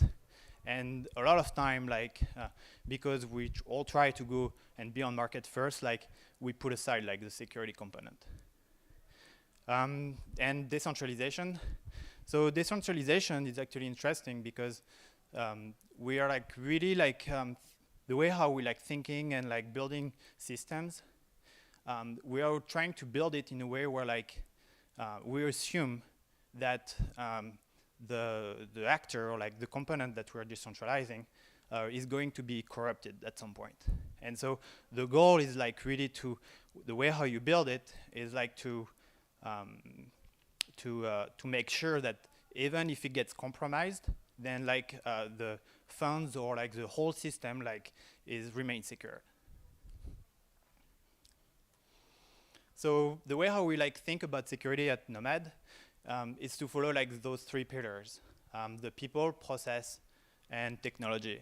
A lot of time, like the people component and like the people pillar, and the process is forgotten. And a lot of people think about security as on the technology side. And in this industry, like it's a lot about like the on-chain component. That is very important. However, like the off-chain side of it is also important. So the combination of like all these three pillars really makes security successful. So one thing I would like to really that we should all pay very close attention is the people that work in the industry, your employees, and making sure that like that we're all aligned with like we're all aligned with like the mission and also the values across the organization by like how should we think about security? Is it actually a priority for the organization? Once like the organization and once the organization and everyone is aligned on the priority, we can then also like put in place like a training program for like your employees. And once you have like a training program and like your employee like are aware about like how to handle like, for example, like social engineering, like social engineering. So because like social engineering is really like it's been like 90% of like the security hack that have happened in the past. And so you can then reuse like that and see your employees as like human firewalls once they are well trained and not like potential like targets for hackers. And the security is also like something that cannot be achieved by one team or like by one person. It's really like a team effort. So as long as like the software engineers, everyone in the company is like always like thinking about security first, then like the whole like we all like here to make it better. Number two, like I would say the process is also very important. Then, for example, I would highly recommend for when we work in the open source fashion, that we embrace like the actual like DevSecOps model. And so DevSecOps model is really like to embed like security as part of like your DevOps model. And the DevOps model is really here like to streamline like your process for like the code to be pushed all the way to production in very quickly. So it's here like to really improve the velocity. And the fact of like embedding like the security part of it, so you are able like to catch like potential vulnerabilities really early on. Like you are like actually like proactive and not reactive on those vulnerabilities. So once you have detected like vulnerabilities,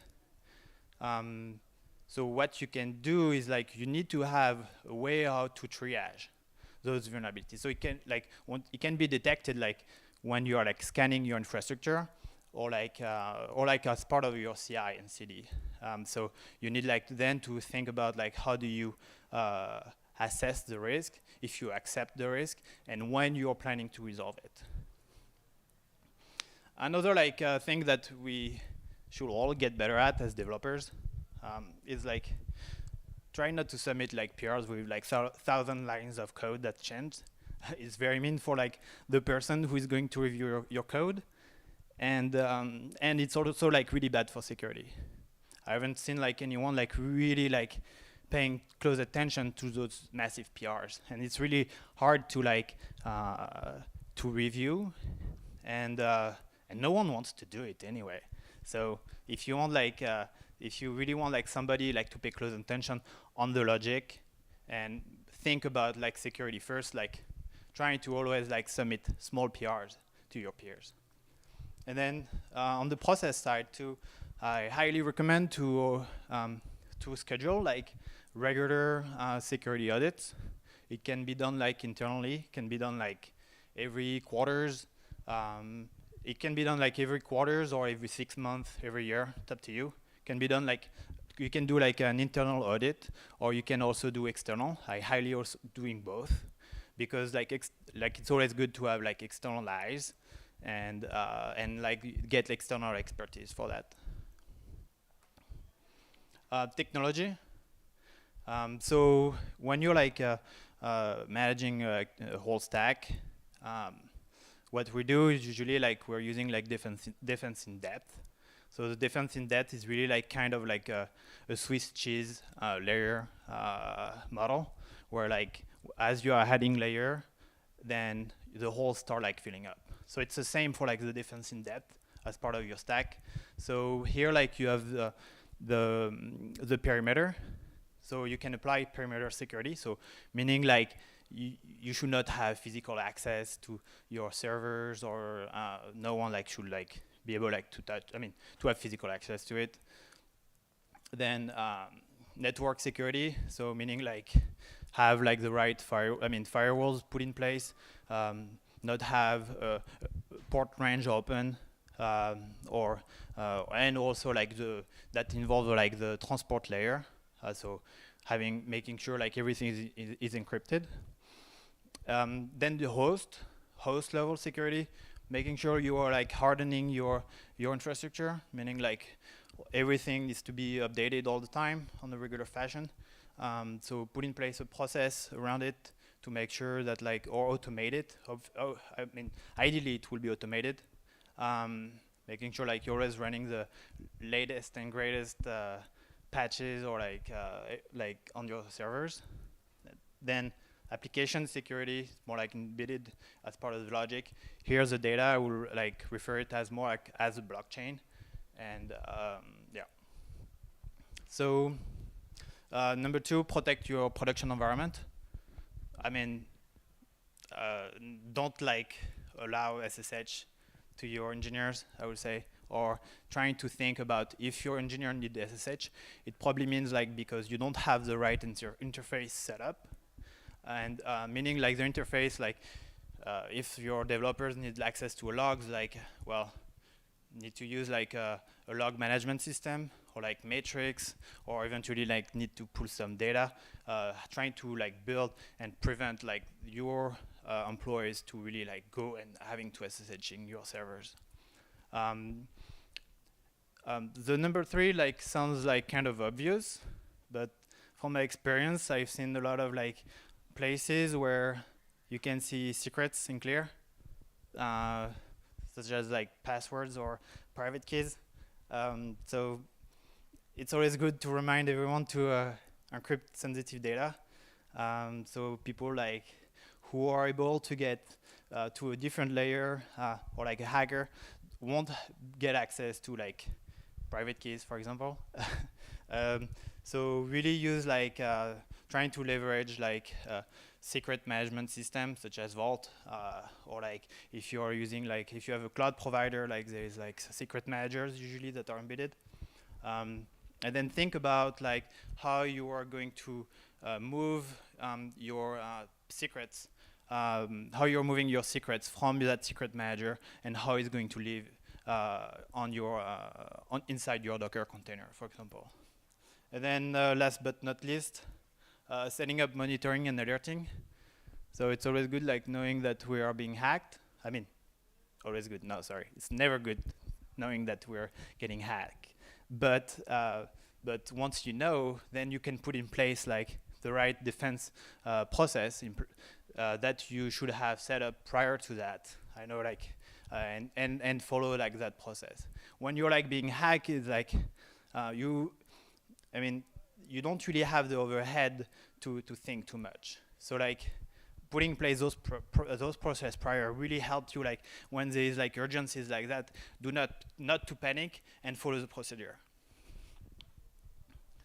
So the key takeaways here, I would like to say that cybersecurity is not really everyone's responsibility. It is everyone's responsibility in the organization. So even if you have like an InfoSec team or people like really specialized in security, use them as a resource. Like talk to them and see like how you can make the difference, how you can help making the system more secure at your own level. Number two is like the complexity is really like the enemy of security. Well, it's actually the enemy of like many things.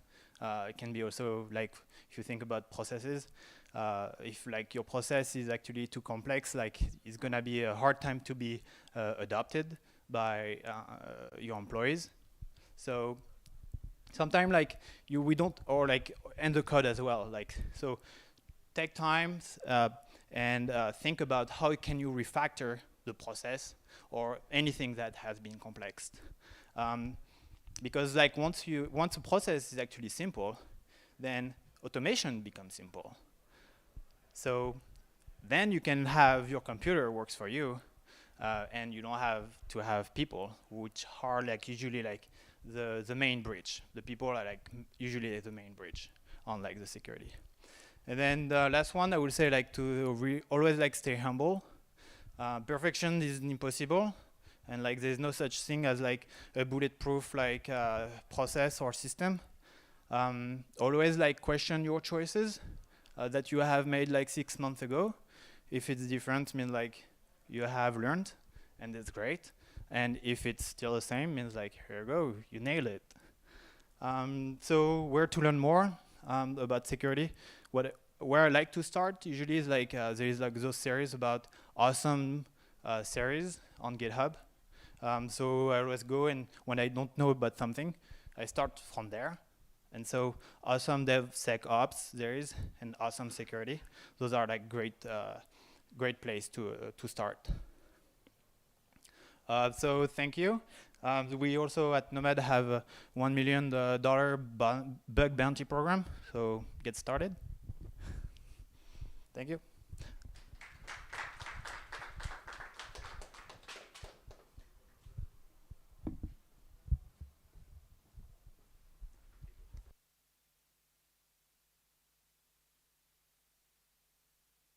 Thank you. Are there any questions in the room? Okay, but you will be around for another. Yeah, so if some emerge, then perfect. Then we will wrap up the day with a final panel held by Sebastien, and he's not here. Is John Adler here? Susanna is also not here.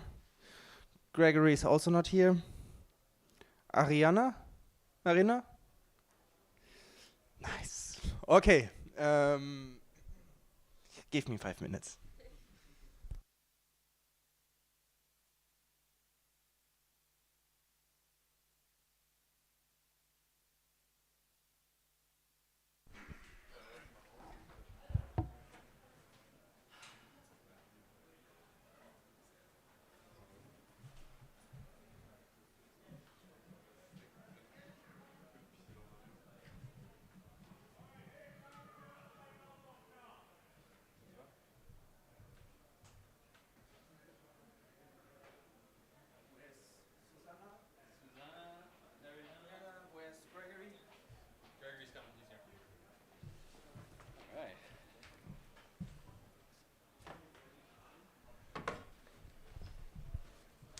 This is for you.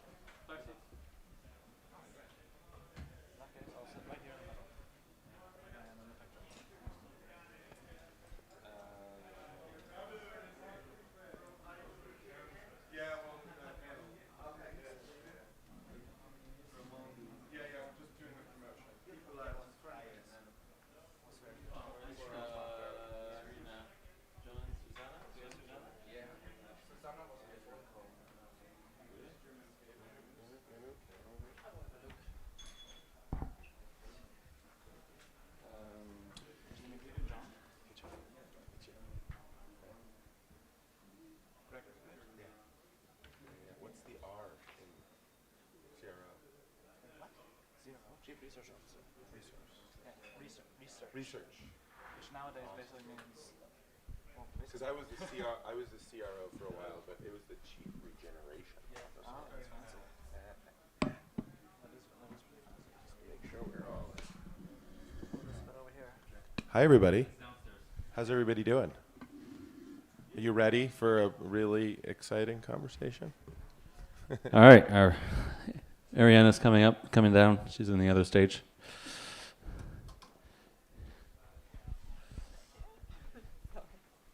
Can you go herd some cats? Can you go herd some cats? Like, herd people in? Yeah? Cat herding. It's an important part of every conference. Should we deputize? Anybody else want to volunteer? Anybody else want to volunteer to... Go bring 3 people back. No volunteers. No takers. All right, no takers. Cool. Well, glad to be here with all of you here on this final panel. It's really warm in here. Take this off. Yeah, it's been an incredible day. I think there's been like tons of really great conversations. Bringing us here to what is the future of the Interchain and like where do we go from here as an ecosystem. There's a couple of things I wanted to touch on, but first, please, I'd like to have you all introduce yourselves briefly to our audience. Everybody, I'm Gregory Landaway. I'm the CEO of R&D Inc., which maintains the Cosmos SDK and is building Region Network. Hello, everybody. I'm Rena Stadler. I'm from Sethuram. We are both validators and ecosystem contributors for the Cosmos ecosystem. Hi, everyone. I'm John, one of the co-founders and chief research officers at Celestia Labs, and we're building Celestia, the first modular blockchain network. I'm Susanna, and I am the product lead for the IBC team at Interchain. We're working on the IBC specs and the IBC Go implementation. Thank you.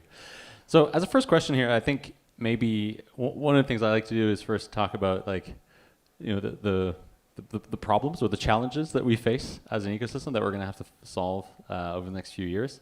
And then talk a little bit more prospectively about like where we're going as a space. So, in each of your opinion, where are the big challenge areas that the Interchain faces moving forward? Whether like on the tech side, talking about things like building technology that allows us to create scalable blockchains, or whether on the user experience side or adoption or things like that. So what are your opinions about what are the biggest challenges we have to face?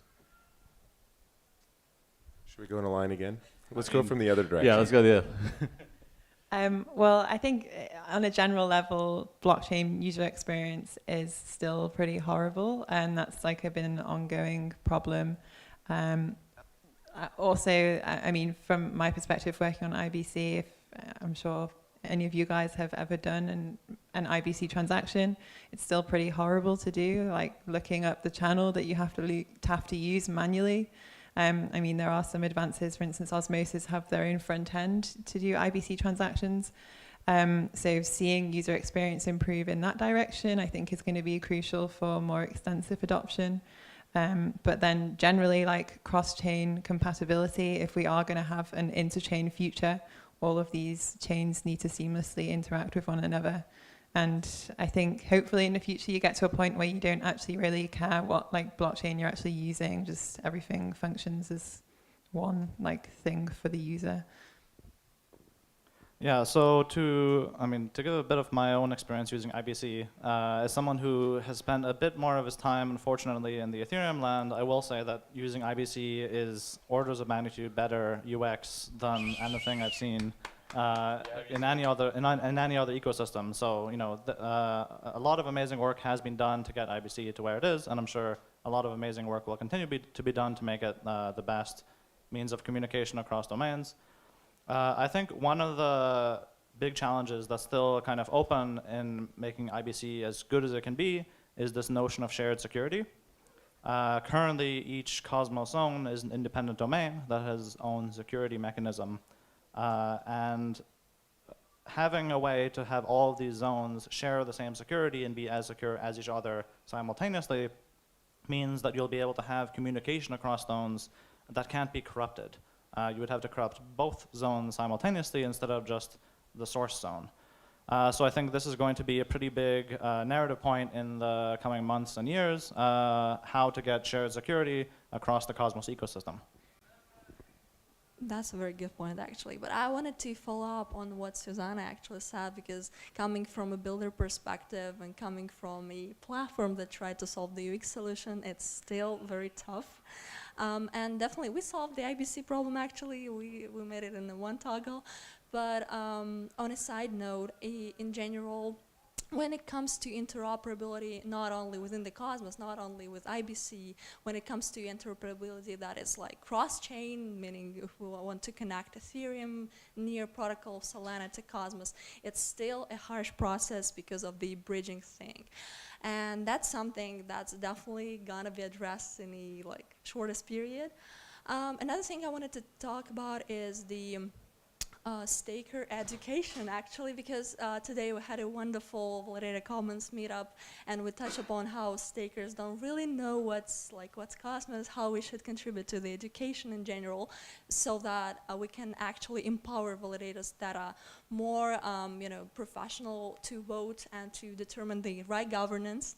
So that's something that's definitely to be addressed as well. But overall, I think Cosmos ecosystem is going in the right direction.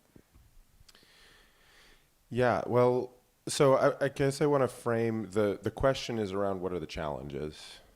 I want to frame my perspective about what the challenges are is everything is kind of born from the tension between sovereignty and coordination. And that's a real creative tension, and it's a real creative tension that I want to applaud the ecosystem for being focused on, because really nobody else is focused on that. The challenges that brings up, there's a bunch of user experience challenges, and a lot of that has to do with how do you coordinate to have a canonical registry of channels or state machines, and that's a governance, that's a coordination, versus just like, hey, it's a free-for-all, do whatever you want, which creates a bunch of cognitive overload for users and for operators and everybody. So that's core tension, I think, is the core sort of creative tension of the space. I think, I think there's moving forward, how we address that core tension, I think we're going to need to mature. The thing I think we need to mature as an ecosystem most with is governance, right? And it's governance and coordination around maintenance of libraries, maintenance of IBC channel lists, it's kind of boring governance. It's kind of like technocratic, boring governance, but we need to do it in a transparent and inclusive way, because that's what's going to maintain the openness and the dynamism of the ecosystem that's so compelling and exciting for all of us. Are there any particular libraries or infrastructure pieces that you think have been, or that have been particularly problematic when it comes to governance? That's a good question. I don't know. The things that are on my mind maybe are related to kind of like what's the role of the Cosmos Hub. There's oftentimes conversations that I think start to drift into this, which is the Cosmos Hub somehow maintaining sort of like an interchain naming service?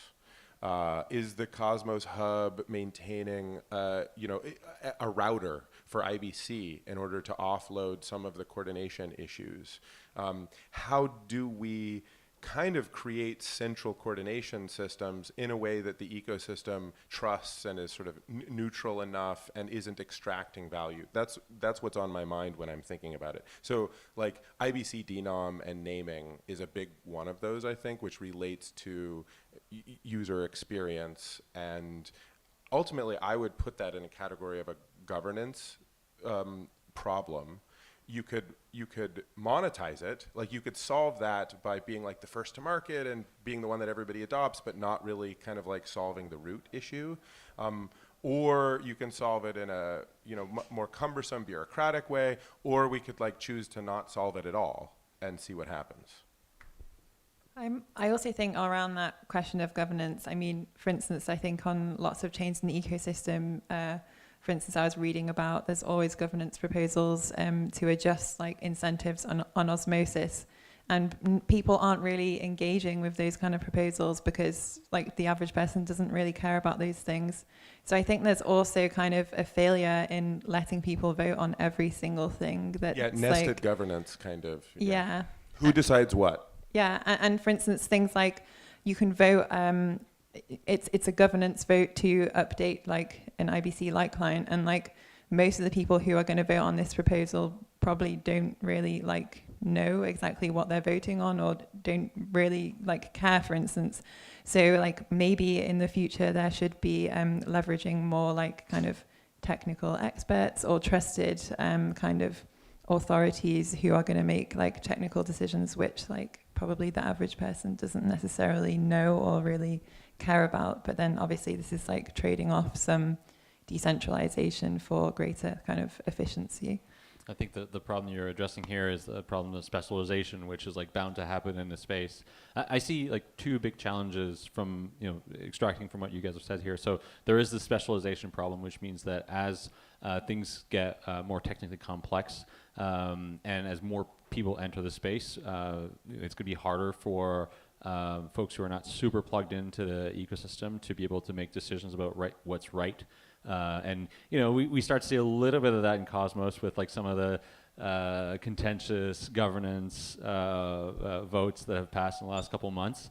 That's been like, really fascinating to watch, by the way. Like, I mean, looking at that and overlapping that with like, things that happen in sort of like more macro politics has been really interesting. And the other challenge, I think you put it quite well, is the challenge of is the trade-off between sovereignty and coordination. And here, I think within the Cosmos space, I think we have really good technology to facilitate the coordination aspect while maintaining sovereignty. But to your point, like that starts to fall away once you start getting over into other ecosystems. And then you're just like expanding this coordination problem to like a much broader set of technologies. So looking at the bigger picture, I tend to think of the Interchain not just as like Cosmos, but I like to think of the Interchain as like the broader blockchain, decentralized or ledger space. How are we going to arrive at coordination? And maybe to put it in perspective, let's look at the web, right? Like look at the internet and the amount of coordination that we have at the base layer, like TCP/IP. There's a tremendous amount of these technologies are homogeneous, and then there's a whole lot of heterogeneous technologies up the stack, and it feels like in crypto it's going to be hard to arrive. I'm struggling to figure out how we will arrive at homogeneous coordination at the base layer while dealing with the challenges of specialization and governance and remaining decentralized. Like, I think this is really the tension. How do we arrive here? Like, this is sort of long-winded, but like, how do we get to the kind of grail of like decentralized technologies with no central control and sovereignty and et cetera, but still maintain a homogeneous layer at the base layer? Everybody's looking at me. I think IBC. I think standards. Right. Good, yeah. So I think it has to do with if at the base layer we can have a non-rent seeking, non-political technology that works well, that people can adopt, iterate, and expand, that's an open standard, which I think is the beauty of Cosmos, right? Is that there is an attempt, at least, to create that, to use inter-blockchain communication protocol to create a standard that then people can, move up a layer and have more heterogeneity around their state machines and the specific application logic, that they're following, who is able to vote on when these sorts of questions, what the application does, and like getting all the way up in there. So I think, without being like super just hand wavy, I think the answer to that question is IBC. So I guess I also have a few thoughts on this, which is that it sounds like the problem that you're describing is kind of like comparing something like, let's say, the IP, right, protocol, TCP protocol and stuff, which are, effectively, the specification, implementation, and so on are, public goods. You can't really profit off of them, but they form a neutral, apolitical base layer that you can build applications on top of. In the blockchain space, like you said, we have blockchains which are inherently political, which are inherently not necessarily for profit, but they're rent-seeking in certain ways. So this is like fundamentally the blockchain protocols start at a different point than something like a TCP protocol. The suggestion of some sort of committee, some sort of apolitical standard seems to be a reasonable one. Although if the standard is designed by a single protocol, then you get into the point that it's effectively just a mechanism for implementing some piece of the protocol itself rather than an actual standard. So if anything, if you really want to have some sort of neutral standard that works not just in the Cosmos chain, in the Cosmos ecosystem, but that works across the entire interchain, including other chains such as Ethereum, such as maybe not Bitcoin, but such as Ethereum, Solana, Avalanche, what have you, across all the chains, across all the interchain, potentially it would be good to have something like a shared standards body that is funded by all of these protocols together that can make apolitical decisions, since it's not subservient to any single protocol. Of course. How close are we to having that with? I don't think we're any close. Not close. If I had to place my bets, I would say it's not going to happen in the next 10 years. But it would be nice. This is really interesting because, like, in the web, like, we do have these bodies. We have like the Web3 and we have IEEE. I'm not exactly sure. W3C, you mean? W3, sorry, Web3, W3C, yes. I'm not exactly sure if people think those are, or if there's some amount of corporate capture of those for sure bodies. And I think that the ethos of crypto and like decentralized technology is to like not have this capture because it introduces points of centralization and perhaps of coercion. I'm going to throw that as another point of tension here, or like as another like sort of issue that will need to arise. I guess like can we arrive at truly decentralized technologies with like no central point of control, or is there always going to be sort of like a point where there can be capture of either the tech or the applications or the standards?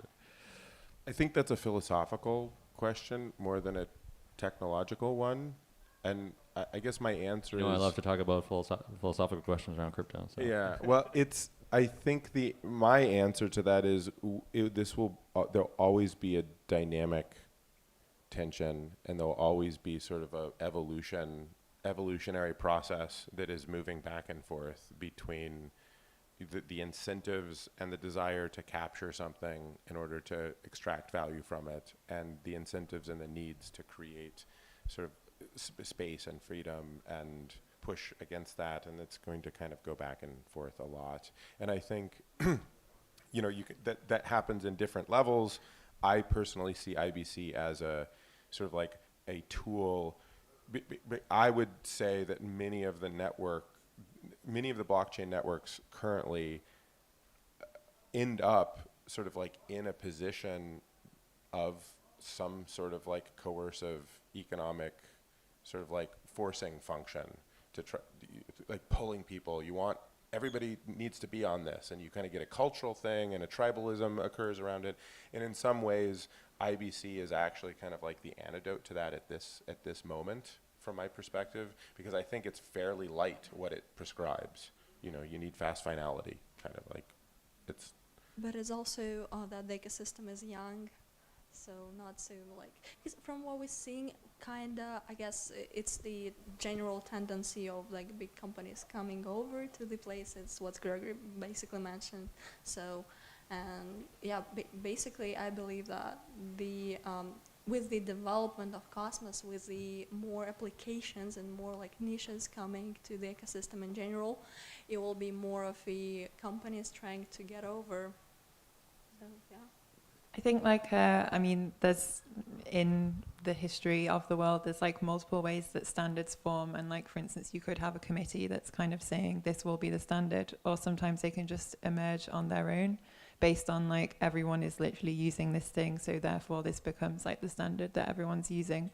So it's not inconceivable that there could, based on like utilization, be like natural standards developing in the ecosystem. And obviously, like I think we're all hoping or thinking that IBC may become one of these standards in the long term.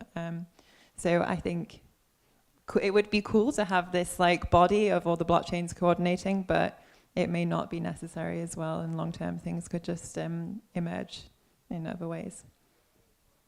But I do think that the Cosmos has the potential to actually scale to more like ecosystems, and from our like bad dreams, if that makes sense. So basically, it can be an additional layer, like a deep tech layer that can actually connect various ecosystems, not like 100 bridges, but like the built-in solution to easily connect various ecosystems. Not like IBC is nailing it, like no wonder. But if we can create a kind of layer that's has the potential to actually scale to various like ecosystem and establish cross-chain applications, so the Cosmos will have an opportunity to share this standard and to actually to provide it to the like the general practice to all of this.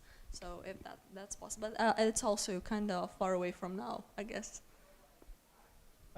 So with respect to IBC being an emergent standard, potentially one counterpoint is that you know, the requirements for IBC, as you said, are very little. You basically just need fast finality. But unfortunately, there are a few chains that just inherently, as part of their social agreement of the chain itself, think that fast finality is a bug, and that think slow finality is actually a feature, which might hamper the adoption of IBC for those chains for the simple reason that they can't use it. What are your thoughts on that? Well, so you can still use IBC without having fast finality, but it wouldn't be with like a light client implementation. So the trust assumptions would be changing in this case, but you could still tap into that standard, but you would be compromising on like your security assumptions. And I mean, we already see like other chains that want to tap into IBC, not directly like through, but for instance, Axelar is kind of acting as like a gateway for other chains to tap into the IBC ecosystem. Like Chain uses like a peg zone to interface with Ethereum not having fast finality. So I think we're already seeing these things kind of happening, and it's still like early days. But yeah, obviously this is like a existing constraint, but there are workarounds, I guess. For what it's worth, I did use Axelar the other day to move stuff from Ethereum to the Cosmos ecosystem, and it was absolutely amazing how fast and efficient it was. It was great. It's great. Yeah. Shout out to Axelar. Yeah. Unfortunately, they couldn't be here, but I want to hijack the. I have a question. I have a question for John and everyone, because you had mentioned the vision for excuse me, interchain security. And I think up until now, I think most of that conversation has centered around a hub and zones. And what I was hearing you say sounded different and exciting. And one of the most exciting things for me has been the idea of sort of nested shared security and governance, in which different zones and hubs are co-securing each other in kind of an alliance, in which it's not just a simple like we're the security and you're getting it from us, but instead we're providing some security with our validator set and you're providing some security with your validator set. It's very exciting. Is that what you were speaking towards? You know, that distinction between sort of like a hub just leasing security to people, but more a heterogeneous sort of like security swapping ecosystem of some sort? To a certain extent, it could be construed like that. Like the notion of your hub and all you're doing is renting out security and that's it, and it's like a unidirectional exchange. I don't think is the end game, which apparently you imply you don't think it either, maybe. But there could be a mutually beneficial relationship where essentially by getting security from another chain, then you can contribute fees to that chain and essentially reinforce additively and with compounding effect as more chains borrow security in this mechanism. You can effectively have additive security as more chains use this zone. So it's not just a purely, I don't know, say parasitic relationship, but it's like a mutually beneficial relationship where one side can get security and the other side can provide not just a fixed amount of security, but that can provide increasing security as more chains use it. That's the kind of model that I'm thinking of as the future of shared security. So a little bit different than my galaxy brain. There's like a security co-op of some sort. I'm like thinking of like NATO, for instance, because it's a security alliance, right? I mean, it's a different type of security, but it's a useful political metaphor. Yeah, I think some of the things that were being discussed today around Tendermint 2.0 and Typhoon and these sorts of algorithms start to tend towards this ability to have this nested sort of like, I don't know, shared security where people are like different zones or in different ecosystems are sharing their security. Like we could contribute. Yeah. I'm thinking of you're the one who told me about this. Well, and I think this is a present moment conversation, right? Like Regen Network, we have a sovereign validator set. We also love and support the Cosmos Hub. Is there a scenario in which Regen Network would, forego our validator set and lease security from the Cosmos Hub because of some increase in security and some additive economic relationship? Will we forego our sovereignty? Or is there a way in which our validator set is valued in that exchange as well, and they maintain, they're like, we're like taking another step. It's like, actually, with our powers combined, Captain Interchain or whatever. So if you've heard of this notion of sovereign rollups from the Celestia team, which I'm a co-founder of, the notion of sovereign rollups is essentially that you can have a zone, a domain, that runs on top of Celestia, and that shares security not with Celestia, but rather with all other zones and applications that are built on top of Celestia. And that's where you can get essentially additive security, where every one of these essentially adds to the total security of everyone. So it's not just a strictly unidirectional relationship. Now the beauty of sovereign rollups is that for a variety of these zones who already have their sovereign validator set and who enjoy the privilege of being able to hard fork the chain or soft fork the chain or make governance upgrades, with a sovereign rollup, you are not subject to the rules of a particular base layer. This is different than Ethereum applications, where an Ethereum application is subject to the governance decisions of the Ethereum community or Ethereum Foundation, if you think it's governed by the Ethereum Foundation. With a sovereign rollup on Celestia, you actually retain sovereignty in your application. You retain the ability to hard fork, and you retain the ability to accrue value to your sovereign token at the application layer. So you essentially gain shared security, but you don't give up sovereignty and you don't give up value accrual to your application token, effectively getting the best of both worlds. How is that different from like if I like just using interchain security to lease from the hub, like lease security from the hub as an app chain? How specifically would interchain security look like?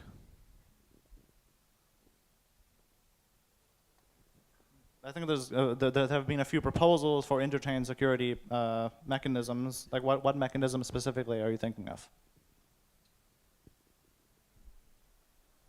My understanding is that you would apply to the hub.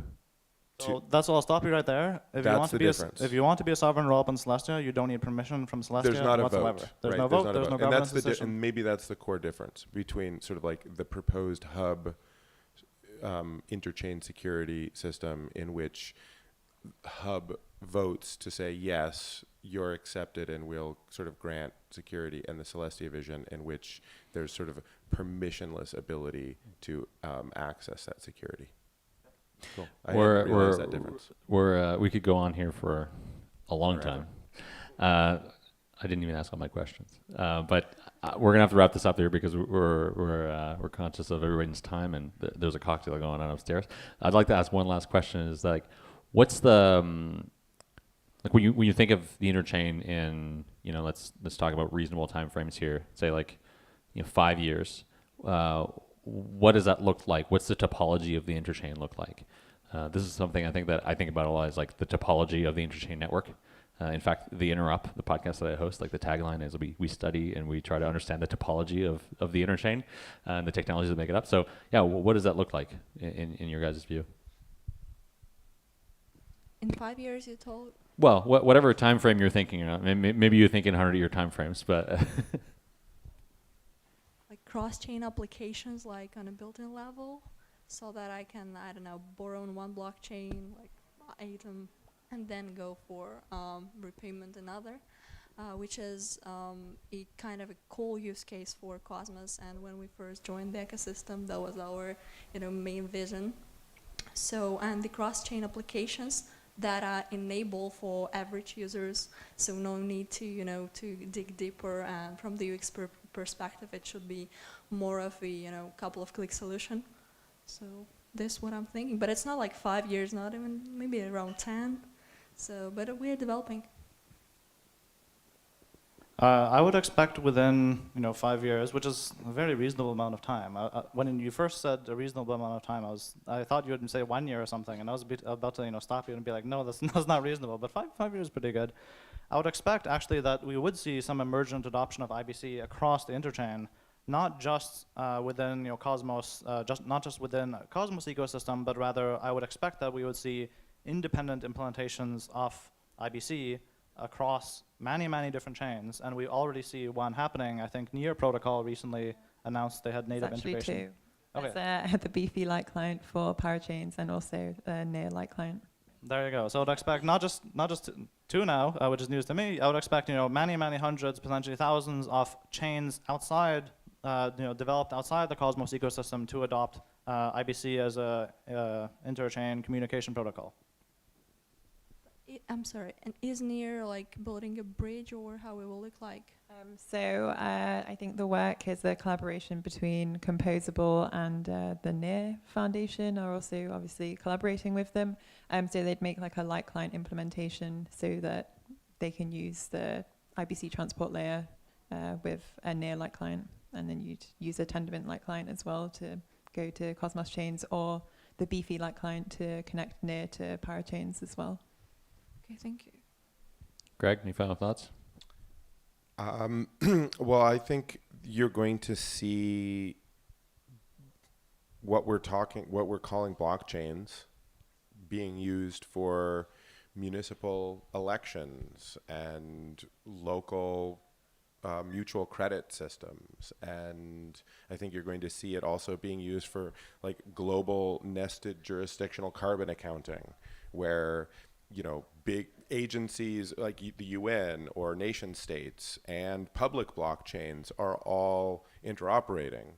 And I think that's going to be running, on IBC as sort of like the base transport layer, but people are going to be choosing a pretty wide variety of different, development frameworks. So I think a lot of it will happen in the Cosmos ecosystem, Cosmos SDK, CosmWasm. I think there's going to be really strong adoption of that. But I also think you're going to see, significant amount of work happening with other toolkits.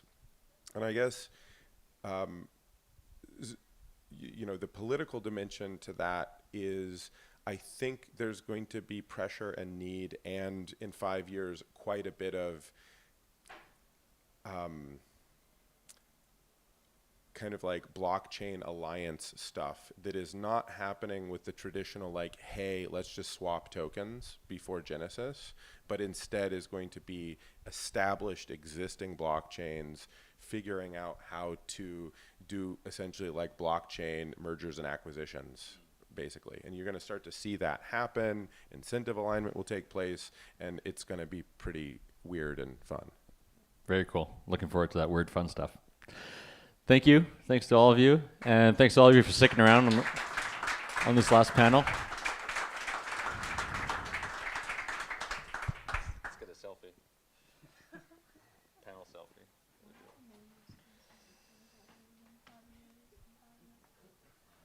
Susanna, everybody hold on. Yeah.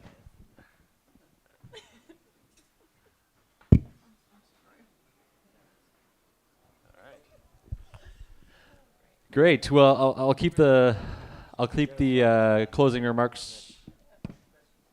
Oh, yeah. We'll ask the questions upstairs. So just quick closing remarks here. I know you guys all want to get a drink, and it's really warm in here.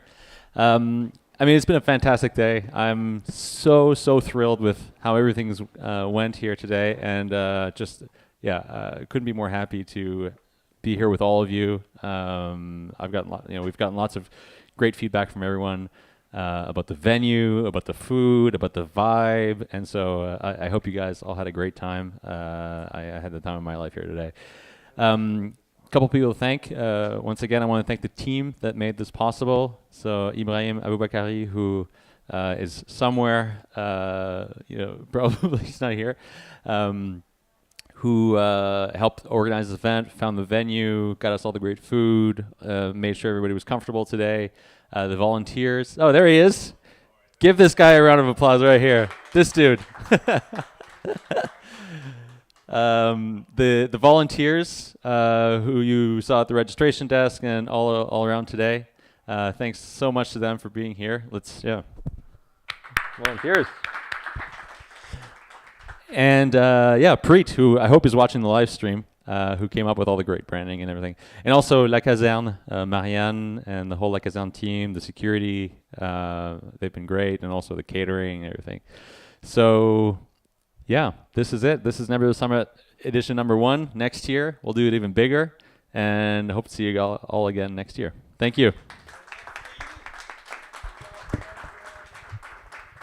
Oh, and of course, I want to really thank our MCs, Juri and Ernest, who ensured a smooth transition between all the talks and keeping time and herding speakers. So thanks so much to them as well.